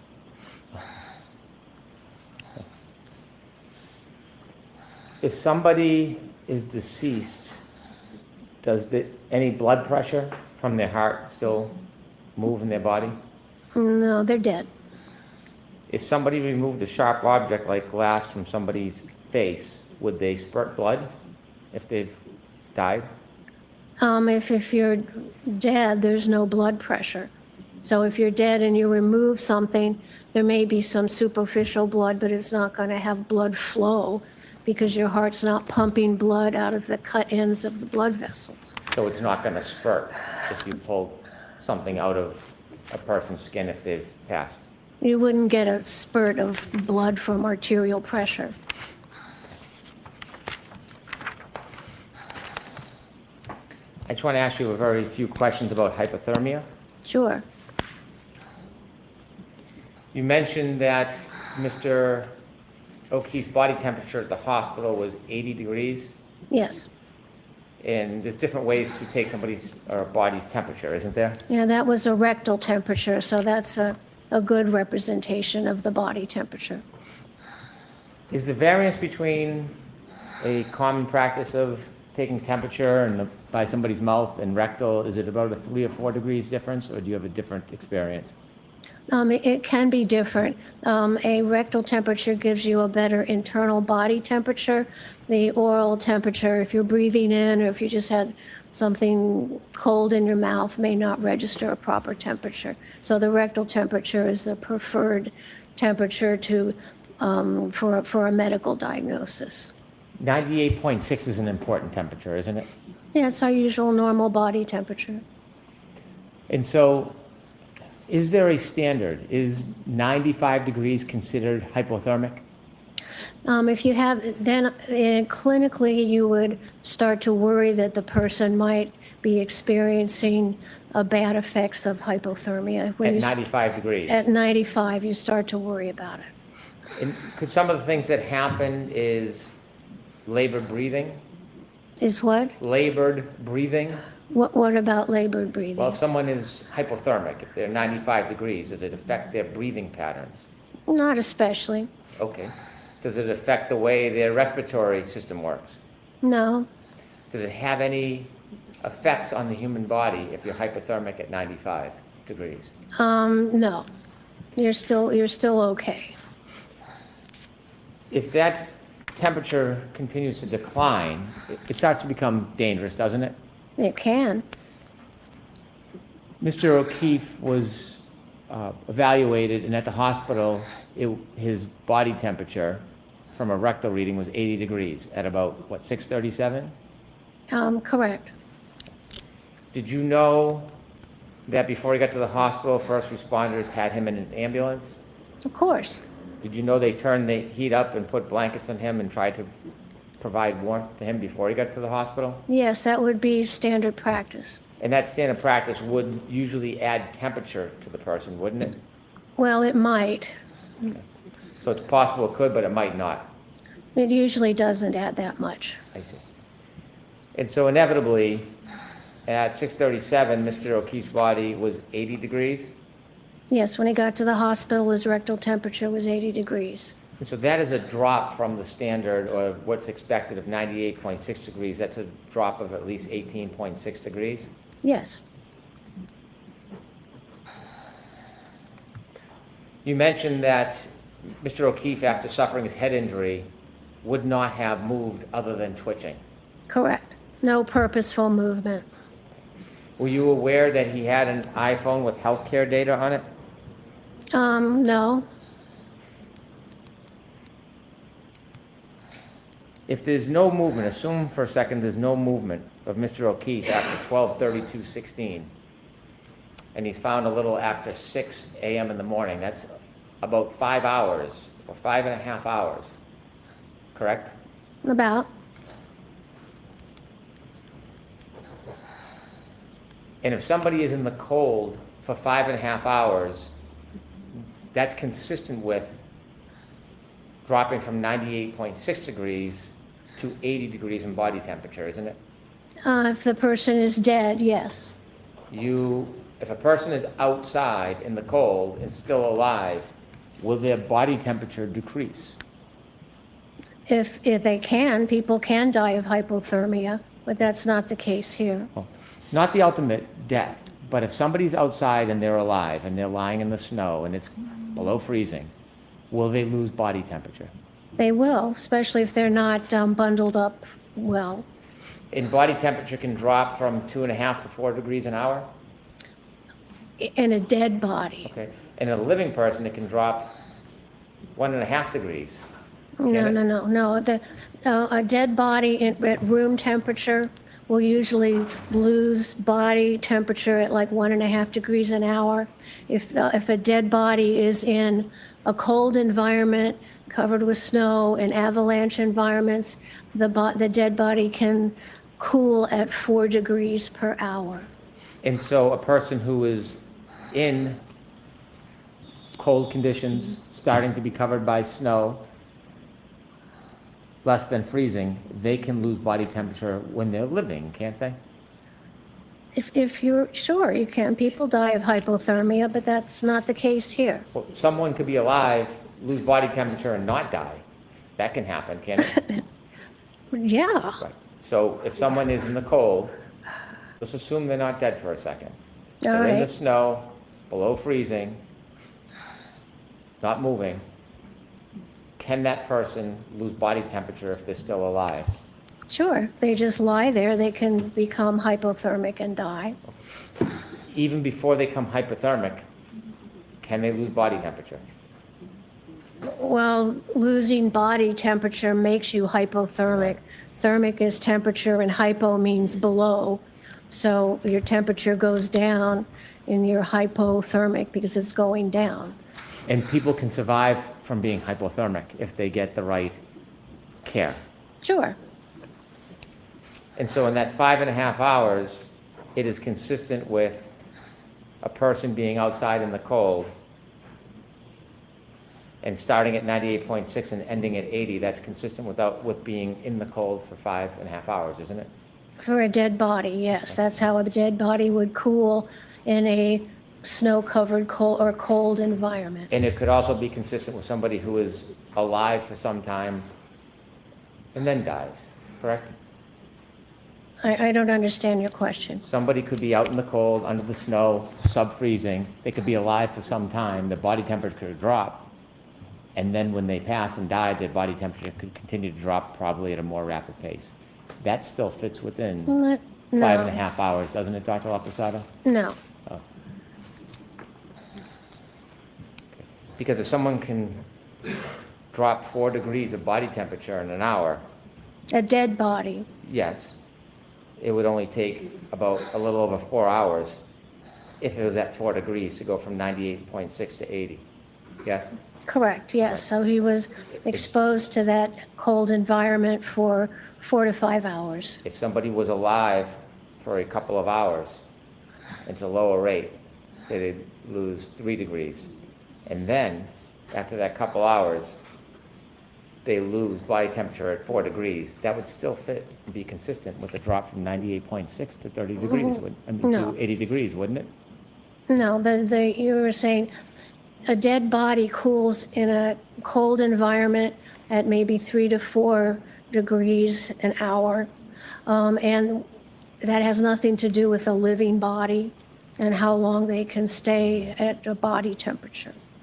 Do you disagree that somebody could be alive, lose body temperature out in the cold, freezing temperature below 32? They could lose body temperature at a certain rate, then pass out, die, and then continue to lose body temperature. Is that possible? Anything's possible. It's just what's important is what happened in this case. I'm asking for your medical opinion, though, rather than to be an advocate. As far as your medical opinion, So sustained, and I'll strike that.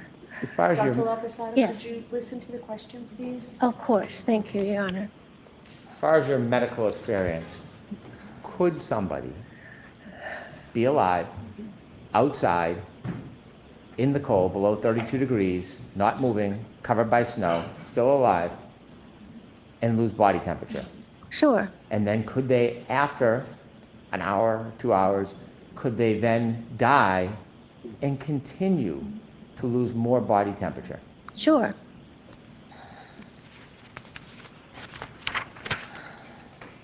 You mentioned your opinion about injury on Mr. O'Keefe. And at one point you said that his injury was inconsistent with a taillight, and you said because there was no damage from the bumper. Do you remember saying that? I don't think I said it quite that way. Okay. Do you remember how you said it? No, Do you remember discussing or raising the issue of a bumper as part of your equation, that the injury to Mr. O'Keefe was inconsistent with the injuries? he has no injuries on him that are consistent with being hit by the back of the SUV. That includes the spoiler, that includes the bumper. Okay, if we could play video E, please. I want to ask you, Dr. LAPOSATA, have you seen this video before?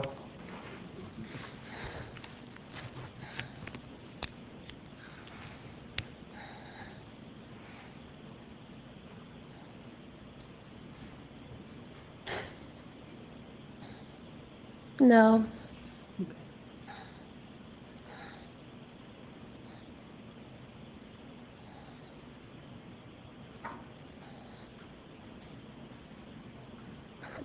Thank you. You can take that down. Did you see anything in that video that would suggest any contact between that mannequin and the vehicle's bumper? Objection. I'm going to see your sidebar on this for just a minute, please.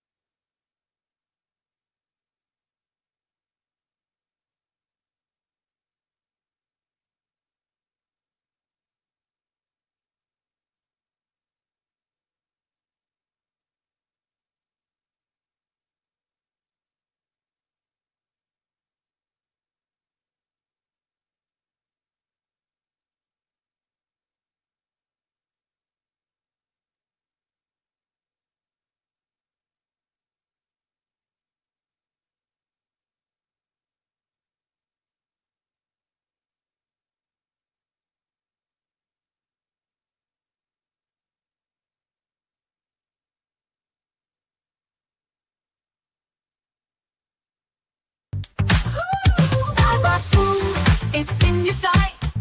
Like and subscribe. Oh, don't be shy.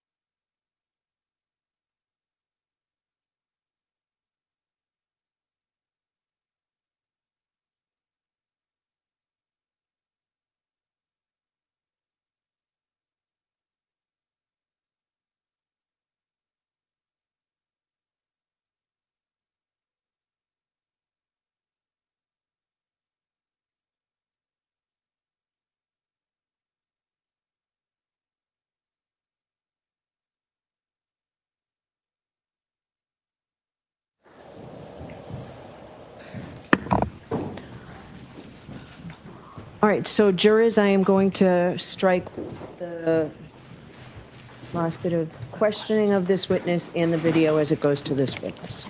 All right. Dr. LAPOSATA, after you received materials, did you ever ask for any additional materials? Let's see, I always make sure I have all the scene investigation, autopsy, medical records, police and witness investigate and witness statements. So I felt I had a pretty complete database. I didn't get the x-rays until a couple weeks ago, so that was delayed. That was newer? Yes. You said a medical examiner has to make a determination in 90 days. Is that the rule? When you work in a medical examiner's office, when you get a deceased in, our national standards want us to have the autopsy report completed and all the associated tests done within 90 days. Can investigations occur in the additional accumulation of evidence happen after that 90 days? Oh, sure. Okay. Thank you, Dr. LAPOSATA.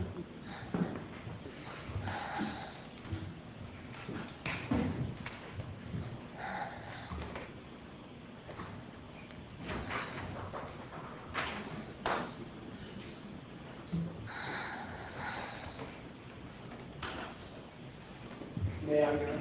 Yes. I'm so sorry. It's okay. Dr. Okay, LAPOSATA. hold on one second. Jurors, when I strike something, that means disregard it. And what I've struck through this witness, the video that you just saw and some of the testimony means that if it's in evidence, it's in evidence, but it is not part of your consideration with this witness. Okay. All right, go ahead, Mr. Jackson. May I proceed? Thank you. Dr. LAPOSATA, you were just asked a series of questions about body cooling, correct? Yes. Does a body, as it's cooling, does it know if it's indoors or outdoors? No. If there's a very cold environment, be it indoor or outdoor environment, would it still cool? Oh, absolutely. And it would would it cool at the rates that you earlier described? Yes, Even if indoors, if that indoors was cold? absolutely.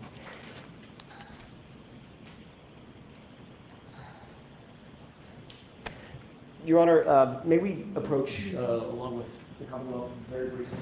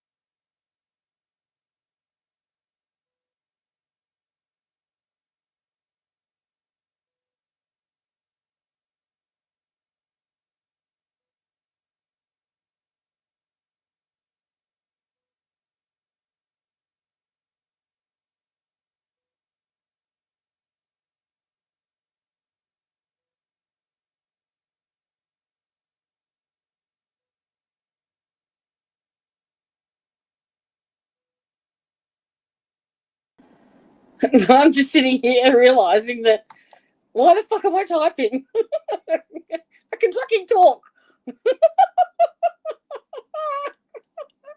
And I don't have to misspell shit or cunt or fuck and have it reject me. I can say it. Fuck you, YouTube. Did Cindy's head have that winding hair, which was the one that you wind the hair longer and or shorten it? And did you ever used to? I used to cut my Barbie's hair and give him a crew cut. Pogs. What's a pog? Didn't brats come after Barbies? Oh. Oh, hang on. I missed that, Jenny. Have I ever heard of pogs? They came around in mid to late 90s. No.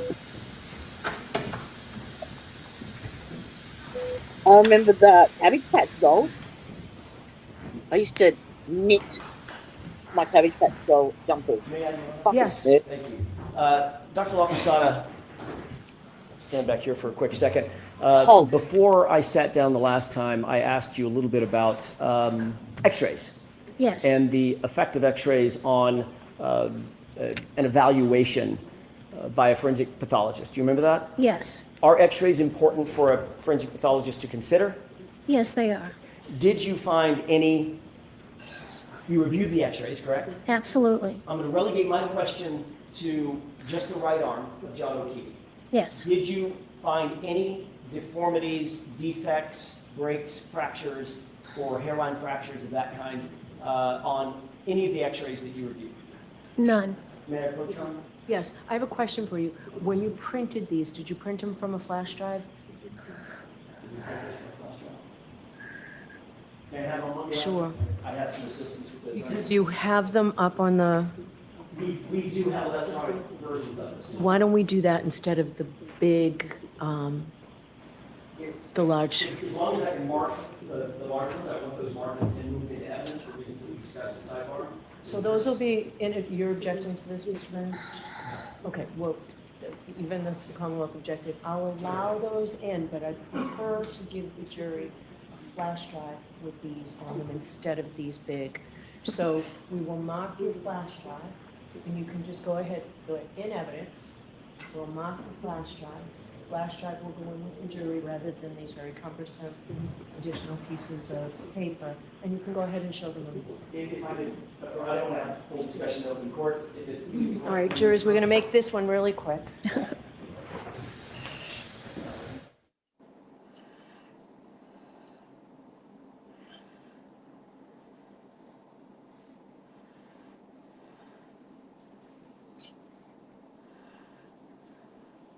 This is fucked.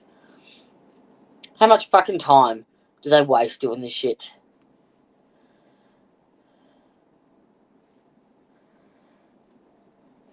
I had my first in 98.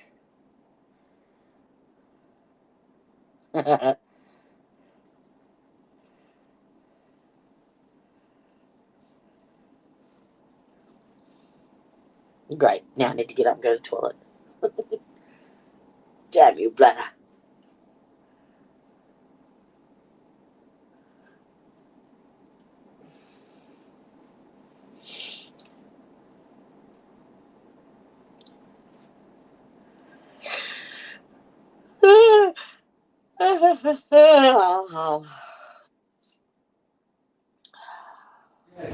Yes.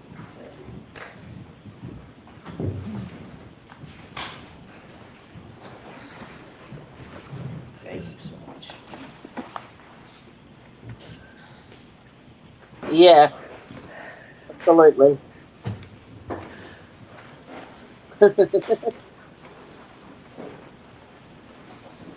show these to you and then I'll put them on an overhead. May I approach, Your Honor? Yes.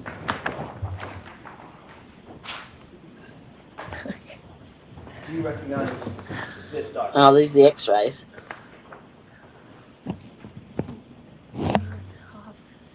Yes, I do. How do you recognize it?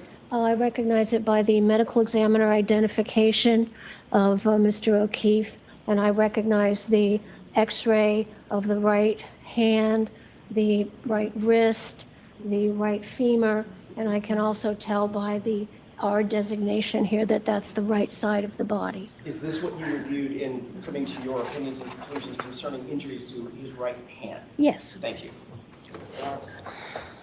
So these now will mark whatever the next exhibit in A, B, and C. I don't- Yes, Your Honor. I don't think they were ever provided in discovery. H is now 290, Yeah. 229. Oh. Yeah, mate, I'll be back. May I approach, Your Honor? Yes. I'm sorry, I need to wait.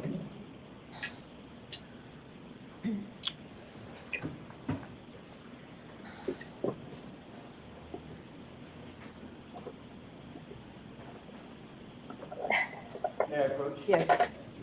Dr. Hughes, is there, Sure. do you recognize this document? Yes, So, this is Teresa, a you know, X-ray we were of the talking body about of it earlier Mr. on O'Keefe Discord. from the medical examiner's office. The R indicates Still the there. right side, and we see here the two bones of the arm. There's no injury to them. We see the pelvis bone. There's no injury to that bone. They're perfectly normal, and there's no abnormal soft tissue swelling. It's a normal right arm. Thank you. I may have this marked as next in order. That may obviate the need to put it up, right? It could.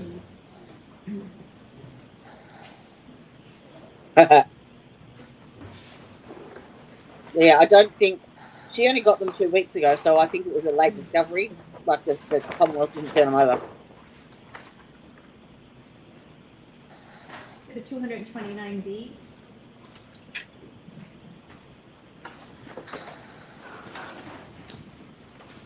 May I? Yes. Thank you. Has Ty done any more lives? Yes, this is another X-ray at the medical examiner's office of Mr. O'Keefe. And again, it shows the right side. We see some of the ribs there. We see the shoulder and the humerus, the upper arm bone. And the upper arm bone is totally normal. There's no soft tissue swelling around it. There's no breakage or microfractures. Thank you, Doctor. With the court's permission, next in order, sub C is in Charlie. Yes.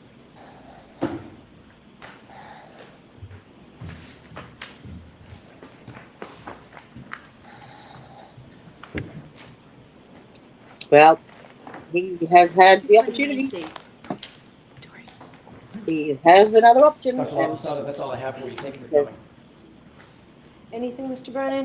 do so. No, thank you. All right, Dr. LaPosata, you He can whinge Your as Honor. much.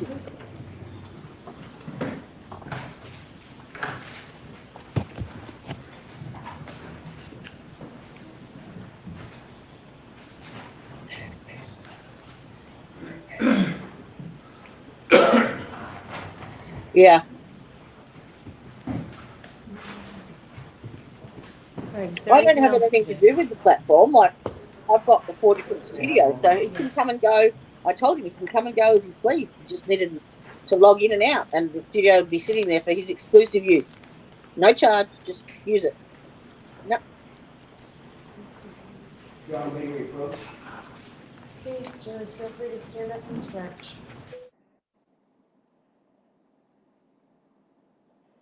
Yeah. And he's saying that he's been hacked on all of them. Why wouldn't you just go to the local computer store and have them remove the software? Like, I don't know. Or the local 16-year-old.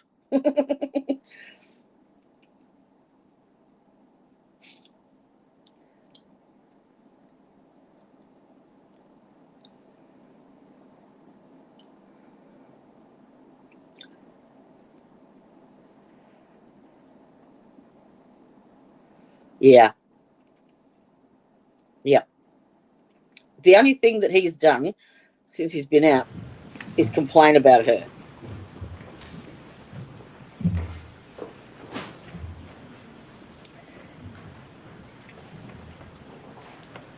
Your Honor, with the court's permission, I would ask the court to invite Dr. Andrew Richler to join us. Okay. Woohoo! Crash Daddy number 2.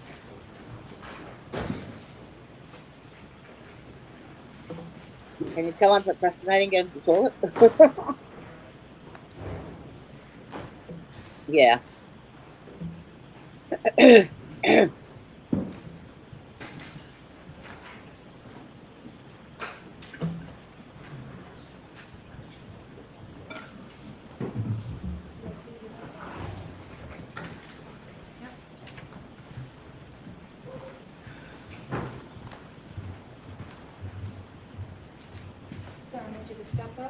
Face the clerk and raise your right hand, please. You solemnly swear the evidence given to the court and jury in the case now hearing is for the truth, the whole truth, and nothing but the truth, so help you God. I do. Good afternoon.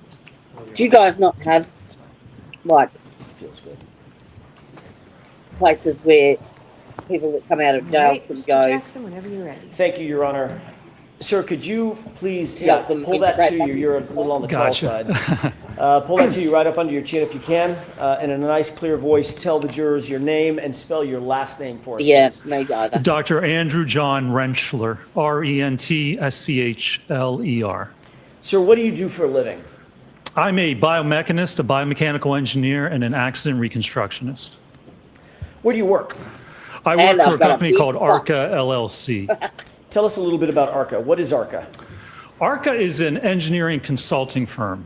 So we do litigation type work, both civil and criminal, where we look at, for instance, I do biomechanics. So I look at injury causation in different types of events, motor vehicle accidents, pedestrian, automobile incidents, sports related Papa. injuries, industrial accidents. We also do accident reconstruction, as well as all types of really forensic type engineering. And we also do R&D, research and development, for private and governmental entities. What's your current title? I'm a vice president and director of biomechanics for the Midwest Division. The director position that you hold, that's the official position at ARCA? That's correct, yes, sir. How are you ARCA's senior biomechanist? I'm one of them, yes. And how long have you held the position of director of biomechanics and human factors? It's been at least 5 years. I don't recall exactly how long. What exactly does is it biomechanist or biomechanist? Biomechanist, yeah. All right, I'll get it right by the time we're finished. What is a biomechanist? What do you do? So a biomechanist really looks at the human body, and we look at the response of the human body to forces and accelerations. We apply traditional engineering, but to the human body. So a mechanical engineer, for instance, might look at a piece of steel, and you know the dimensions and size of the steel. If you apply a force in a certain direction Jenny. with a certain magnitude, that steel will Right, bend and Jen. eventually it'll break.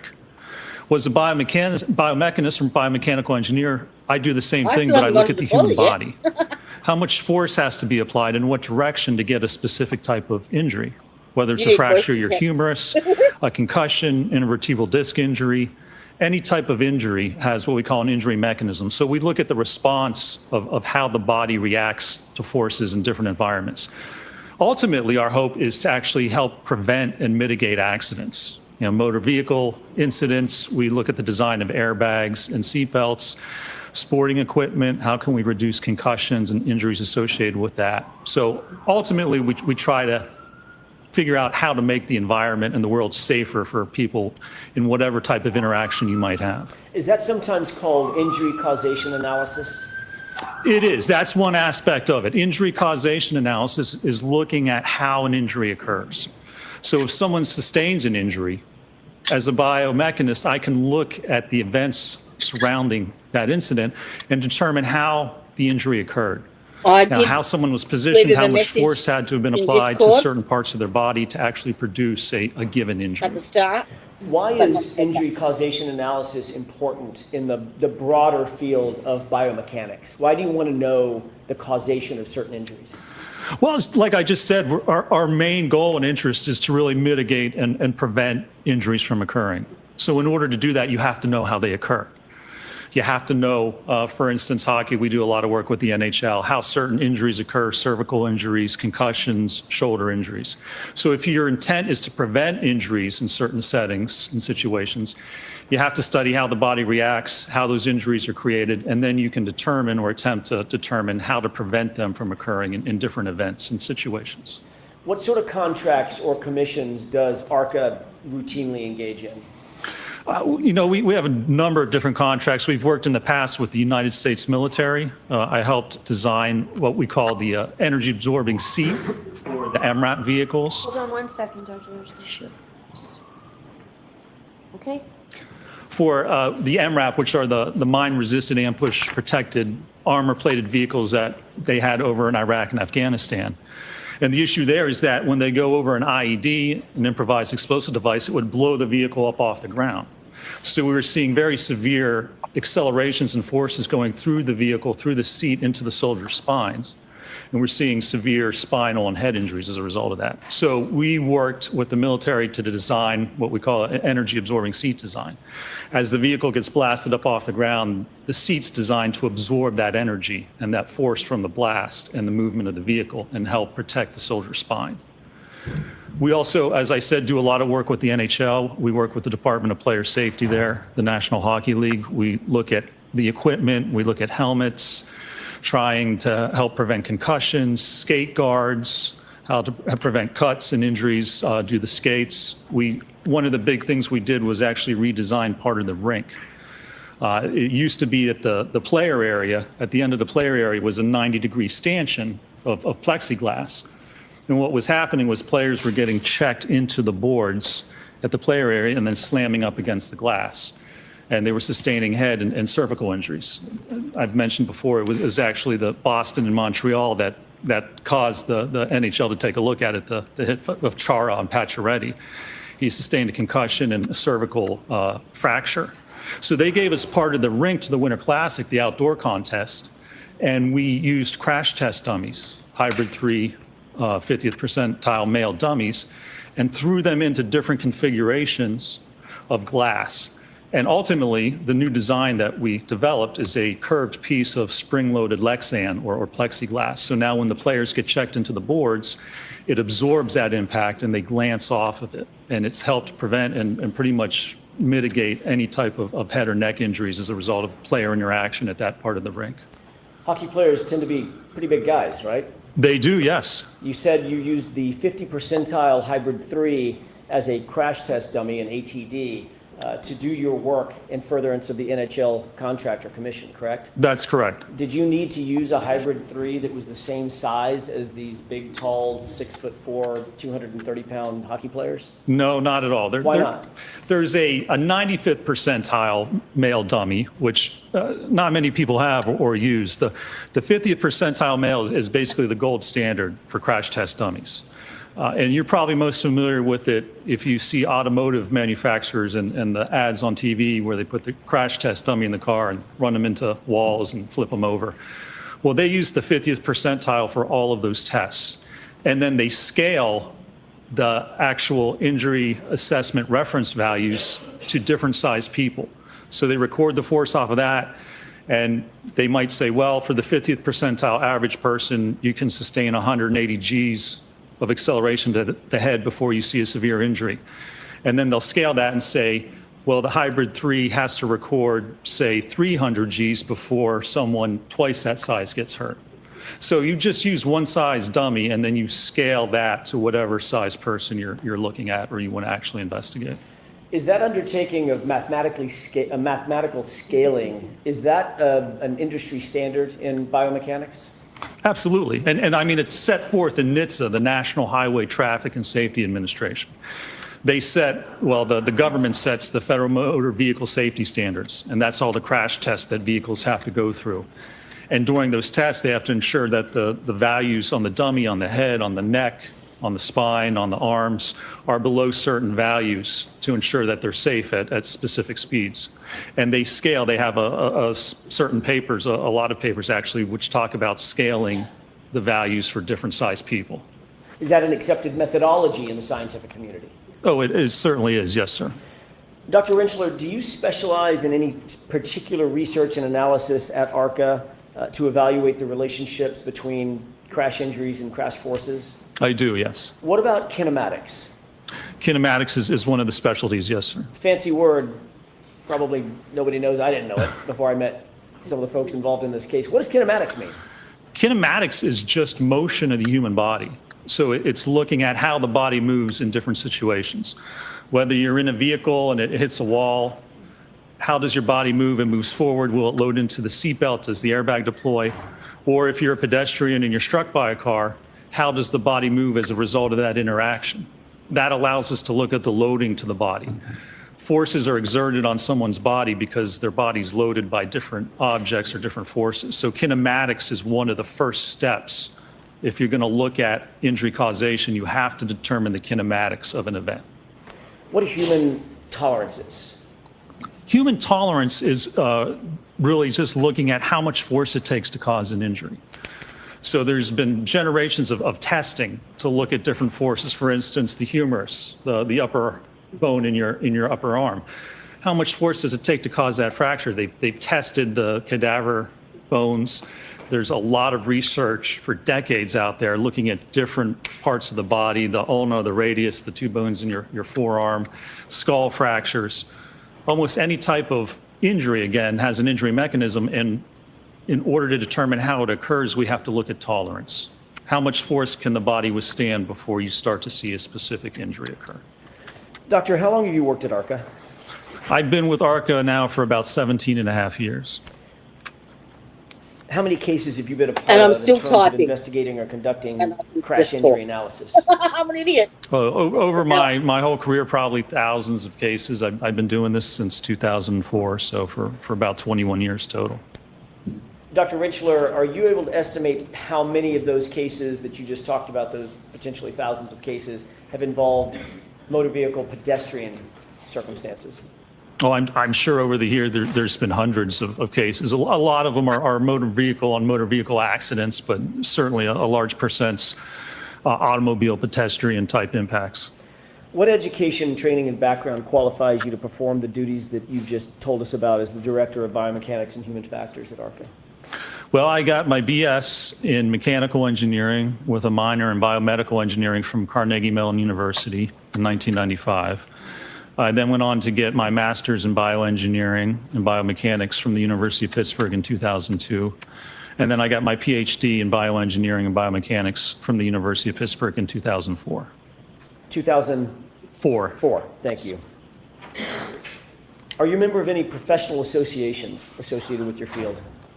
I'm a member of SAE, the Society of Automotive Engineers, as well as the American Society for Mechanical Engineers, ASME. Are you also a reviewer for an outfit called Archives of Physical Medicine and Rehabilitation in Biomechanical Engineering? I have. I've done peer-reviewed articles for those journals before, yes, sir. When you say peer-reviewed articles, you're the peer reviewer? That's right. If you want to submit a scientific article to a journal, you'll write that manuscript and then submit it to the journal, and then they'll send it out to other experts or peers in that same field, probably 3 others normally. And then they'll review that transcript, send it back with any suggested revisions. And then usually the author will make changes, send it out again, and that's how it gets accepted. Usually it goes through several different iterations before a paper is actually published. Have you received any additional training following your PhD, formal training or otherwise, in the field of biomechanics? I have, yes. Describe some of that for us, please.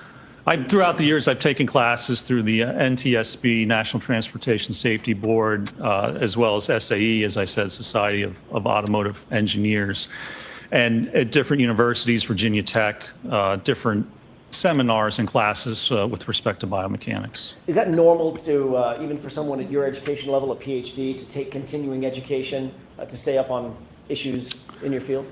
It is. You take continuing education and then also just working with your peers. And when you work in a certain company, for instance, at ARCA, we don't do just litigation, we do the research and development.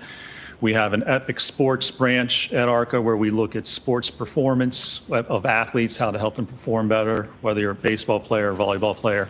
So it's really the experience and the work that you do that also helps keep you up to date with technology and the different aspects of that field. Does some of that additional education include biomechanics of high impact injuries that was offered by the NTSB? Yeah, that's correct, yes. Methodology and Techniques of Crash Data Retrieval. Did you watch that offered trial, by Jenny? IPTM. Correct, yes. What is the IPTM?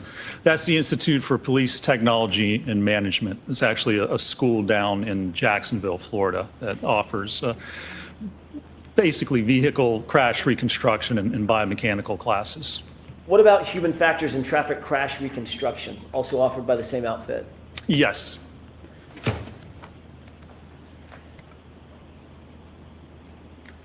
Did you take a course in automobile safety and injury biomechanics from, is this the one from Virginia Tech? That's correct, yes. Okay. Did you see that Lauren is actually doing the case now on her channel? She's covering it from the start. That seminar as well? Yes. What about vehicle accident reconstruction methods offered by the SAE? I've taken that class before, yes. Linear momentum analysis offered by CAARS? That was, yes, in a class out in California. Motor vehicle accident reconstruction offered by SAE? I've taken that class as well, yes. Advanced collision investigations out of California law enforcement? Yeah, I believe that was a 2-week class I took. That's the introductory class that they give to the sheriff's department and police officers out in California. I'll have And what to see if I about can the find that. Hang on. post-collision passenger vehicle inspection and seatbelt analysis offered by CARS, CAARS? I've taken that as well, yes, sir. Have you I think she's published got in 39 peer-reviewed articles Bob. and book chapters? You said you were a reviewer. Have you actually published yourself along with you and your colleagues? I have published, and that was Yes, mainly that's when I fine. was in graduate school, doing graduate work. I worked at the Human Engineering Research Lab. We helped people with disabilities, so we looked at people in wheelchairs, manual wheelchair users, looked at the forces acting on the arms, how to help reduce injuries, rotator cuff tears, carpal tunnel syndrome, things such as that. So I did publish primarily when I was in graduate school at the University of Pittsburgh. When you were in graduate school, approximately how many publications did you participate in, either yourself Yes, or Daniel, your that's colleagues? him. Probably 10 or 12 papers, and then some abstracts, and I believe a book chapter as well. Have you been qualified in other courts to testify as an expert in the area of biomechanics and accident reconstruction? I have, yes. Approximately how many times? Oh, I've testified throughout my career probably over 150 times in both state and federal courts throughout the country. I want to talk to you for a second, Dr. Rentschler, about how you began working on this particular case, the case that's before the bench. When were you initially retained in connection with this case? We were initially retained, I believe it was for the first trial. It was, I believe, maybe it was the fall prior to that actual trial that was last year. All right. When you were, by the way, initially, were you hired by the defense? No, we were not. Were you hired by the Commonwealth? We were not, no. Was that a separate agency that hired you? It was, yes. It wasn't an insurance company, was it? It was not, no, sir. Okay. What were you initially asked to do by this separate entity? Initially, we were kind of constrained in what we were asked to do and to review, but we were asked to evaluate whether the injuries sustained by Mr. O'Keefe were consistent with being struck by the Lexus. And who at ARCA was assigned on the team to undertake this commission? There was myself, Dr. Dan Wolf, and I believe Mr. Scott Klein was another engineer who was involved. And did all three of you join in the analysis that ultimately ended up in a report that you authored, or the three of you authored together? We did, yes, sir. What materials did you review in furtherance of your initial consultation in this matter? Obviously, I looked at the medical records. We looked at photographs of the vehicles, information about the vehicle, photographs of the actual incident scene, various information pertaining to the Lexus itself. You know who Dr. Dan Wolf is? I do, yes. Is that the other person, the Dan Wolf, the Dr. Wolf that you just mentioned? That's correct, yes. Did you and Dr. Wolf look at basically the same set of information? You were provided the same set of information? We did, yes. We were provided a tranche of information that all three of us looked at, yes. Can you explain the difference between your area of expertise and Dr. Wolf's area of expertise. I don't want you to get into his analysis, just what area he covers. In other words, you're dealing with Alexis and pedestrian, Mr. John O'Keefe, correct? Correct, yes. What's the difference between the analysis that you undertook and the responsibilities of Dr. Dan Wolf? So Dr. Wolf really concentrated looking at the vehicle itself and the damage to the vehicle, the damage to the taillight, which is really the only damage we have to that vehicle. And so his analysis pertained to evaluating the force associated with producing that damage, what's consistent with causing that type of fracture and damage to the taillight itself. Whereas my part of the investigation was really looking more at the injuries and looking at Mr. O'Keefe and his kinematics and his alleged or any interaction between him and the vehicle, and whether that would be consistent with his injuries as well as the damage that we see to the Lexus as evaluated by Dr. Wolf.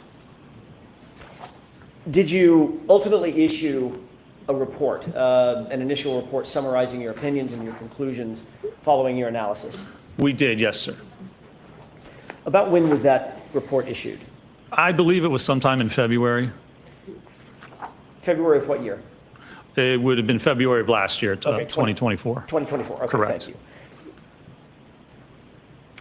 Were you able to provide an analysis, given the information that you had, were you able to provide an analysis for the biomechanical aspect of the analysis of the case? I was, yes, sir.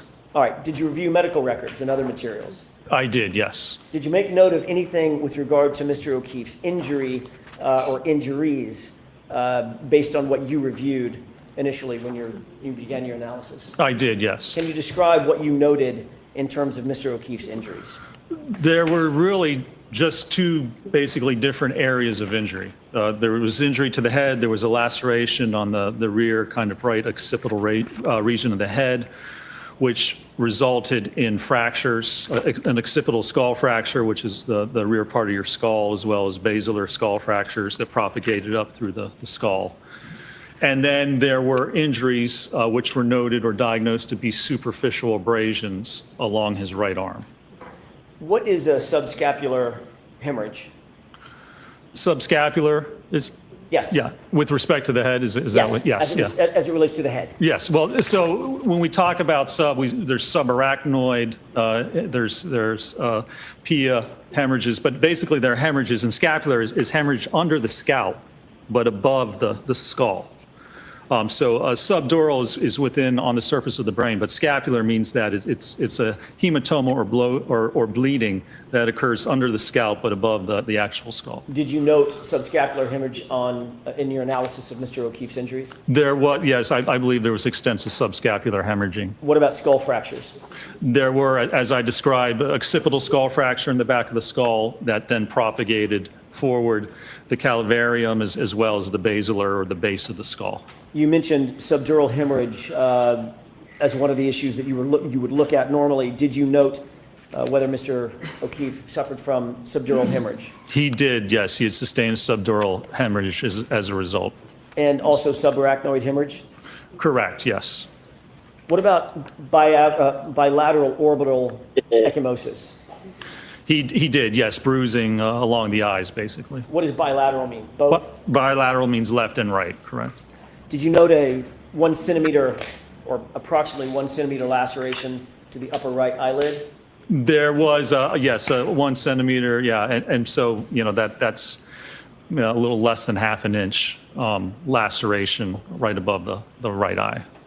What about abrasions to the anterior and left aspect of the nose? There were some abrasions on the nose, and then I believe a few lacerations as well. Laceration on the right anterior tongue? The tongue was lacerated, yes. You noted, with regard to one of Mr. O'Keefe's extremities, abrasions along that extremity. Superficial abrasions, that's correct, sir. Describe which arm we're talking about and what part of the arm. It was the right arm, and it was from the forearm up towards the top of the shoulder. And there were various abrasions what were diagnosed as superficial abrasions.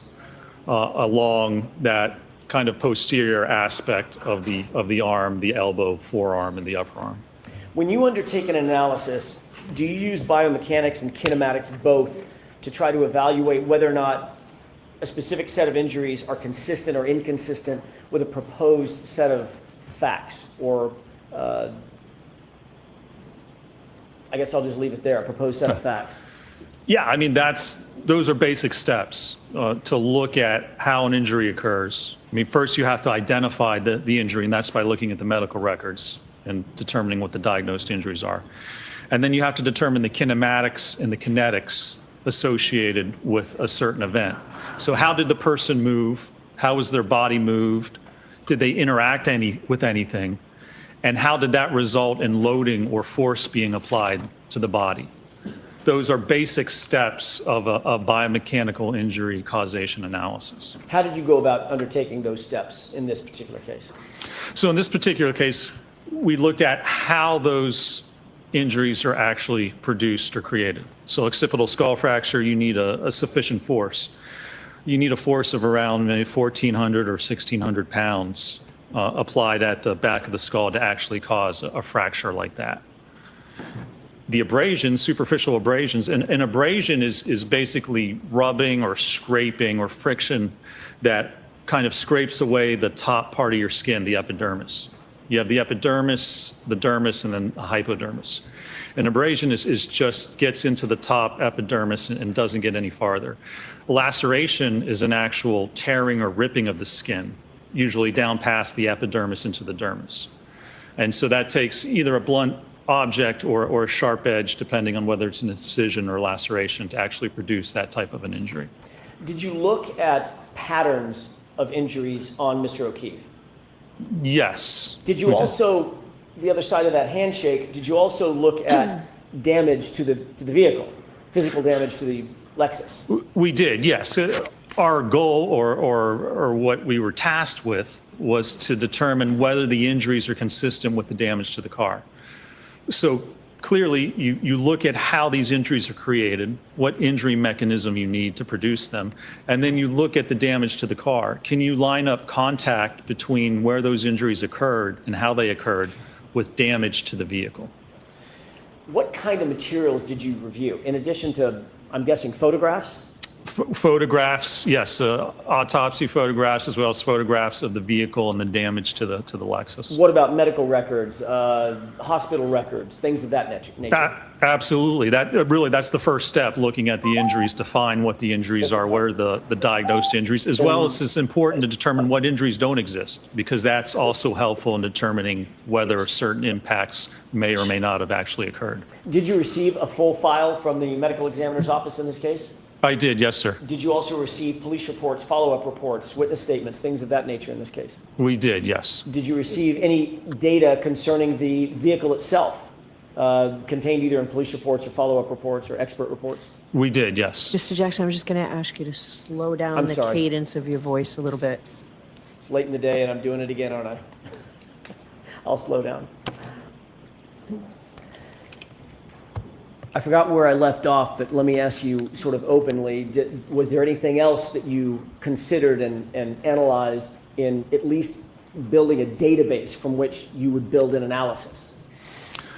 Well, yeah, I mean, we review all the materials that are provided to look at all the injuries, to look at all aspects of the vehicle, damage to the vehicle, information about what the vehicle may have been doing. Any other evidence that may help contribute to looking at what either caused the injuries or what may or may not have caused the damage to that vehicle. When you and your teammates undertook this analysis, did you even know who we were? Initially, we did not. No, initially, I personally didn't know anything about the case. And we were asked not to do any research or to look up anything about it. We were given certain parameters, certain information, and that was it. Did you follow those instructions? I did, yes.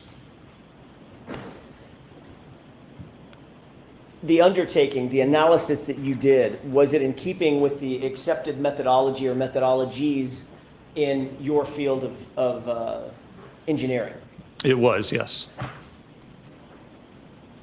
Did you ultimately reach some opinions and conclusions based on that initial investigation or analysis?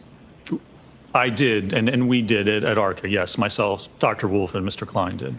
Did you reach any opinions or conclusions with regard to the force required to produce the occipital skull fracture that you noted with Mr. O'Keefe, his head being struck by the rear tail lamp of the subject Lexus? I did, yes. Tell me what those opinions and conclusions were. Well, again, we determined by looking at research and tolerance values that it would take about 1,400 to 1,600 pounds of force to cause an occipital skull fracture. Now, we were tasked with looking at, again, could that result from impact with the car? So one of the things we did is we took a head form, the head from a dummy basically that's instrumented with accelerometers, and we dropped it onto a taillight cover to attain a speed of 15 miles an hour. And so that would be comparable to the vehicle striking the head at 15 miles an hour. And I concluded a few things from that. A, that the force wasn't sufficient, or the acceleration wasn't sufficient to produce enough force to cause a skull fracture at 15 miles an hour. And also, when you look at the position and configuration of the occupant, it really wasn't possible to get a skull fracture by hitting the taillight and not sustain any other significant fractures. For instance, where the taillight's positioned to have an impact to the back of the head, you really couldn't have someone positioned in such a manner to strike just the head and not have subsequent concomitant injury to the neck or any other part of the body. So my findings with respect to the skull or the occipital skull fractures was that it likely did not occur as a result of contact, specifically with the taillight cover on the rear passenger side of the Lexus. So as to the question of whether Mr. O'Keefe suffered the occipital skull fracture as a result of being hit by the tail lamp at 15 miles an hour, were you able to scientifically rule that out? I was, yes, sir. Was that to a reasonable degree of scientific certainty? It was, yes. Did you reach any opinions or conclusions regarding the abrasions on the right arm that you noted earlier on Mr. O'Keefe's body? Yes, I believe my conclusions with respect to the abrasions are that it was inconsistent with contact to the tail light, and that not only that those injuries are inconsistent, but you would expect additional injuries, likely fractures to the hand and or the forearm, depending on the actual speed of the vehicle. Other than the expectation that you would see fractures or other damage to the arm, what was the basis for your opinion that the linear abrasions would not result from impact with a non-damaged taillight traveling in reverse? What you have to look at the kinematics associated with that, and that in order to get just superficial abrasions, that doesn't take a significant amount of force, but essentially that to have an arm contact the rear of the car, and we weren't really given any theory of how the arm contacted the car. So initially, we weren't privy to any theories or allegations of how this may occur. So just generally speaking, looking at the arm, how it would contact the car, and subsequent movement and interaction with the light cover, my opinion was that the injuries would be inconsistent, or the injuries that Mr. O'Keefe sustained on his right arm and didn't sustain would be inconsistent with actual interaction with the taillight. Doctor, were your opinions and conclusions, along with those of your colleagues, reduced to a report? They were, yes, sir. Was that report, to your knowledge, ultimately turned over to both the defense and the Commonwealth in this case? To my knowledge, it was, yes, sir. I'm going to change gears for a second and bring us forward to the spring of 2024, after February of 2024, moving into the start of 2025. Did the defense at some point reach out to ARCA and contact you and Dr. Wolf? They did, yes. That was back in 2024 after the spring, correct? That's correct, yes. At some point, did the defense engage you specifically to testify? Yes. This year? This year? This year, meaning Yes. this trial? For this trial, yes. Okay. Yes, correct.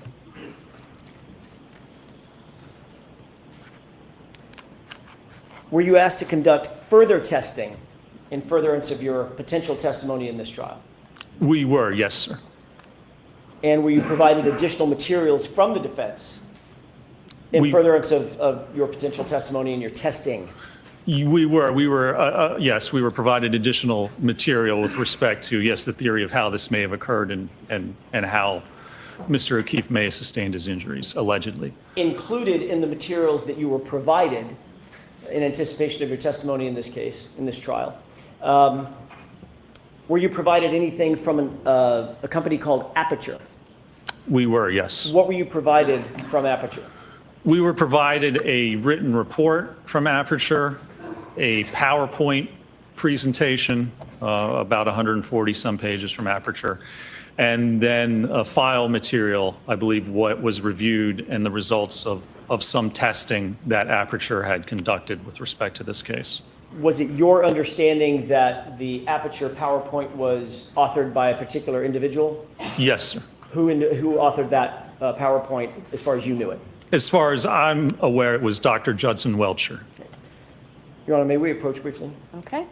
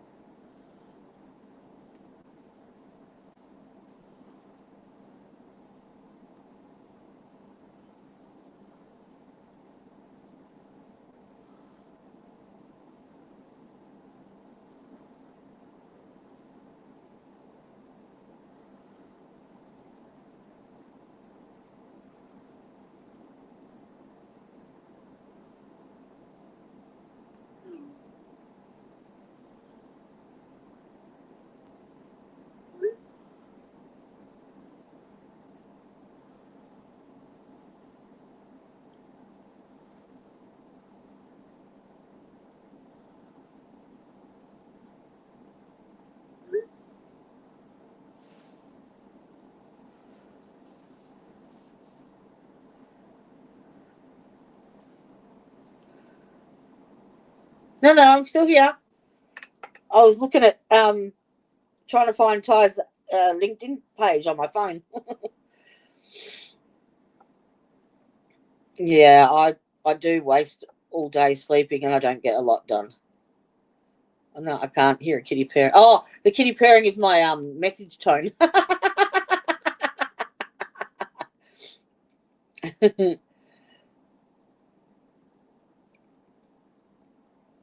Yeah, I took a screenshot of my sister. I just found a picture of her on Facebook that I didn't even fucking recognize her. She lives up near Byron Bay. We are 100% totally opposite. So, jurors, that was about scheduling. We picked up a lot of time today. I think it was because we did spend less time at sidebar and less time doing things outside your presence. So we're back on track, and we're going to let you go for today, and we're expecting a full day tomorrow. I can tell you, the lawyers tell me that we're definitely winding down. Okay, so please, those same 3 cautions, do not discuss this case with anyone. Don't do any independent research or investigation into this case. If you happen to see, hear, or read anything about this case, please disregard it and let us know. And please continue to be very careful with your social media use. So we'll see you ready to start at 9 o'clock.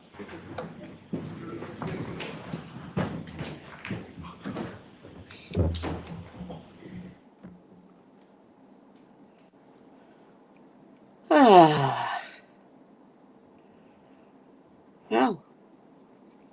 Are they going to do any, I reckon they are going to do some motions. Short break while jury exits. God damn it. I better go and pee still.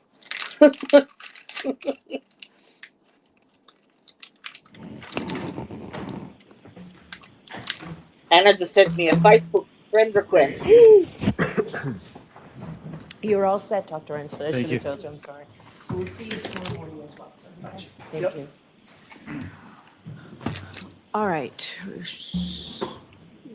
So first of all, anybody object if I give Ms. McLaughlin back the paperwork on the State of Rhode Island versus Michael Patino transcript or whatever she was giving me? Any objection to that? All right. Thank you. All right, so Mr. Jackson, for purposes of your edits, so the text will be removed from 5, 6, 8, 9, 23. The word measurements, I think, is perhaps the only word there. 24, 31, 32, 33, 34, 46, 47, 54, 55, 56, 58, 66, 67, 68, 69, 71, 72, 73, 74, and 75, and 76. Separately, pursuant to what will be an upcoming evidentiary ruling on whether foundation has been made, if you could separately have a way to exclude, if it becomes appropriate based on whatever ruling, based on the foundation that you're going to attempt to put, slides 9 to 23. Now, as I said to you Are at you for real? sidebar, once you do this, or if you talk to the Commonwealth, if there's no objection to some of those numbered slides that I said needed to be edited, if the Commonwealth agrees that they come in, you can go ahead and put them in because I would allow them if it's by agreement. Thank you. Okay. All right. So do you expect you're that leaving we the will decision up finish to with Hank? Dr. Rentschler tomorrow? I do, Your Honor. Okay, Mr. Brennan? I don't think I'll be as long as I was with Dr. Wolf, Okay. depending on how it goes. If he has an hour and a half, I expect I'll probably be about an hour, maybe an hour and 10 minutes. Okay. All right. And then we'll figure out where we are Thursday. It seems that the case may be ready to go to the jury Friday, maybe Monday at the latest. But that's, By Monday, based on our conversation. does that seem like a fair estimate to you, Mr. Brennan? I think we'll be ready Friday. Okay. All right. So we'll see. Okay. All right, thank you. We'll see everybody tomorrow morning. Yes. Should I have Dr. Welch tomorrow or wait for Wednesday?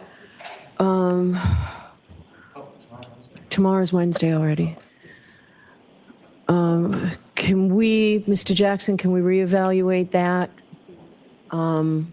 mid-morning or the luncheon break and see where we are, whether we need Dr. Welcher here in the afternoon? Of course. Okay, all right, we'll do that. I think Mr. Lessing will have one issue you'd like to address the court. Yes, Your Honor. With regard to various exhibits that Your Honor said would be admitted based upon the issue that we had with regard to the Exhibit 88, Your Honor said you would... Yes, we'll put those into evidence. Thank you very much. Okay. That was the only item pressing for today. Yeah, I said yesterday they'd come in, they're coming in. Okay, so those will be in evidence. Mr. Brennan, you were on notice yesterday that I was letting those in. Okay, all right, we're all set. We'll see you tomorrow. All rise for the court, please. Goodbye. Goodbye. So, Brandon's allowed to bring in an exhibit that he claims was damaged with road rash without even showing the defense, and completely lied and falsified and misrepresented evidence to an expert witness. And he's complaining about words on a fucking slide. That's ridiculous. What's the LVD crazy train?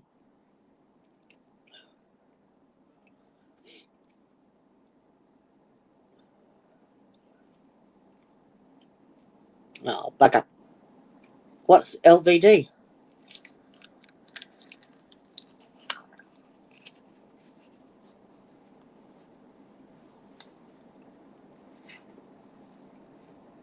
Oh, oh no, no, oh, no thanks.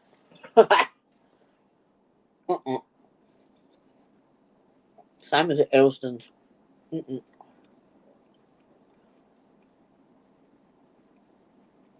All right, my lovelies. I'm going to go and sign off and go and have my pee. Yeah. Have they revoked her pro se rights, or didn't she get kicked out of court or something the other day? Bye-bye, my love. Go and feed your ducky. One with a sore foot.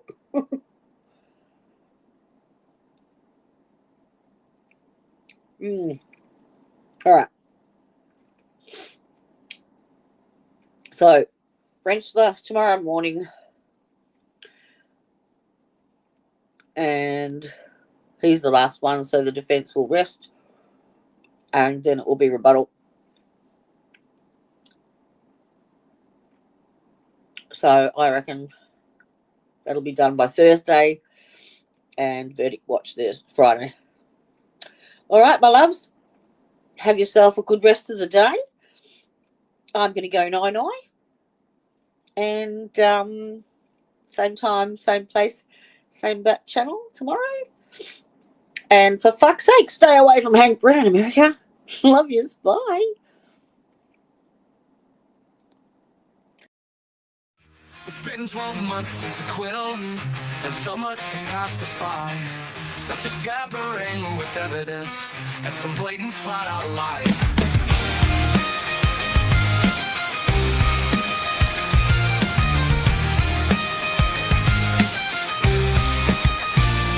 I bet he wears those silky undies, the ones with that chain made of lace. So you can bring in Massachusetts, 'cause we all ain't got no quit.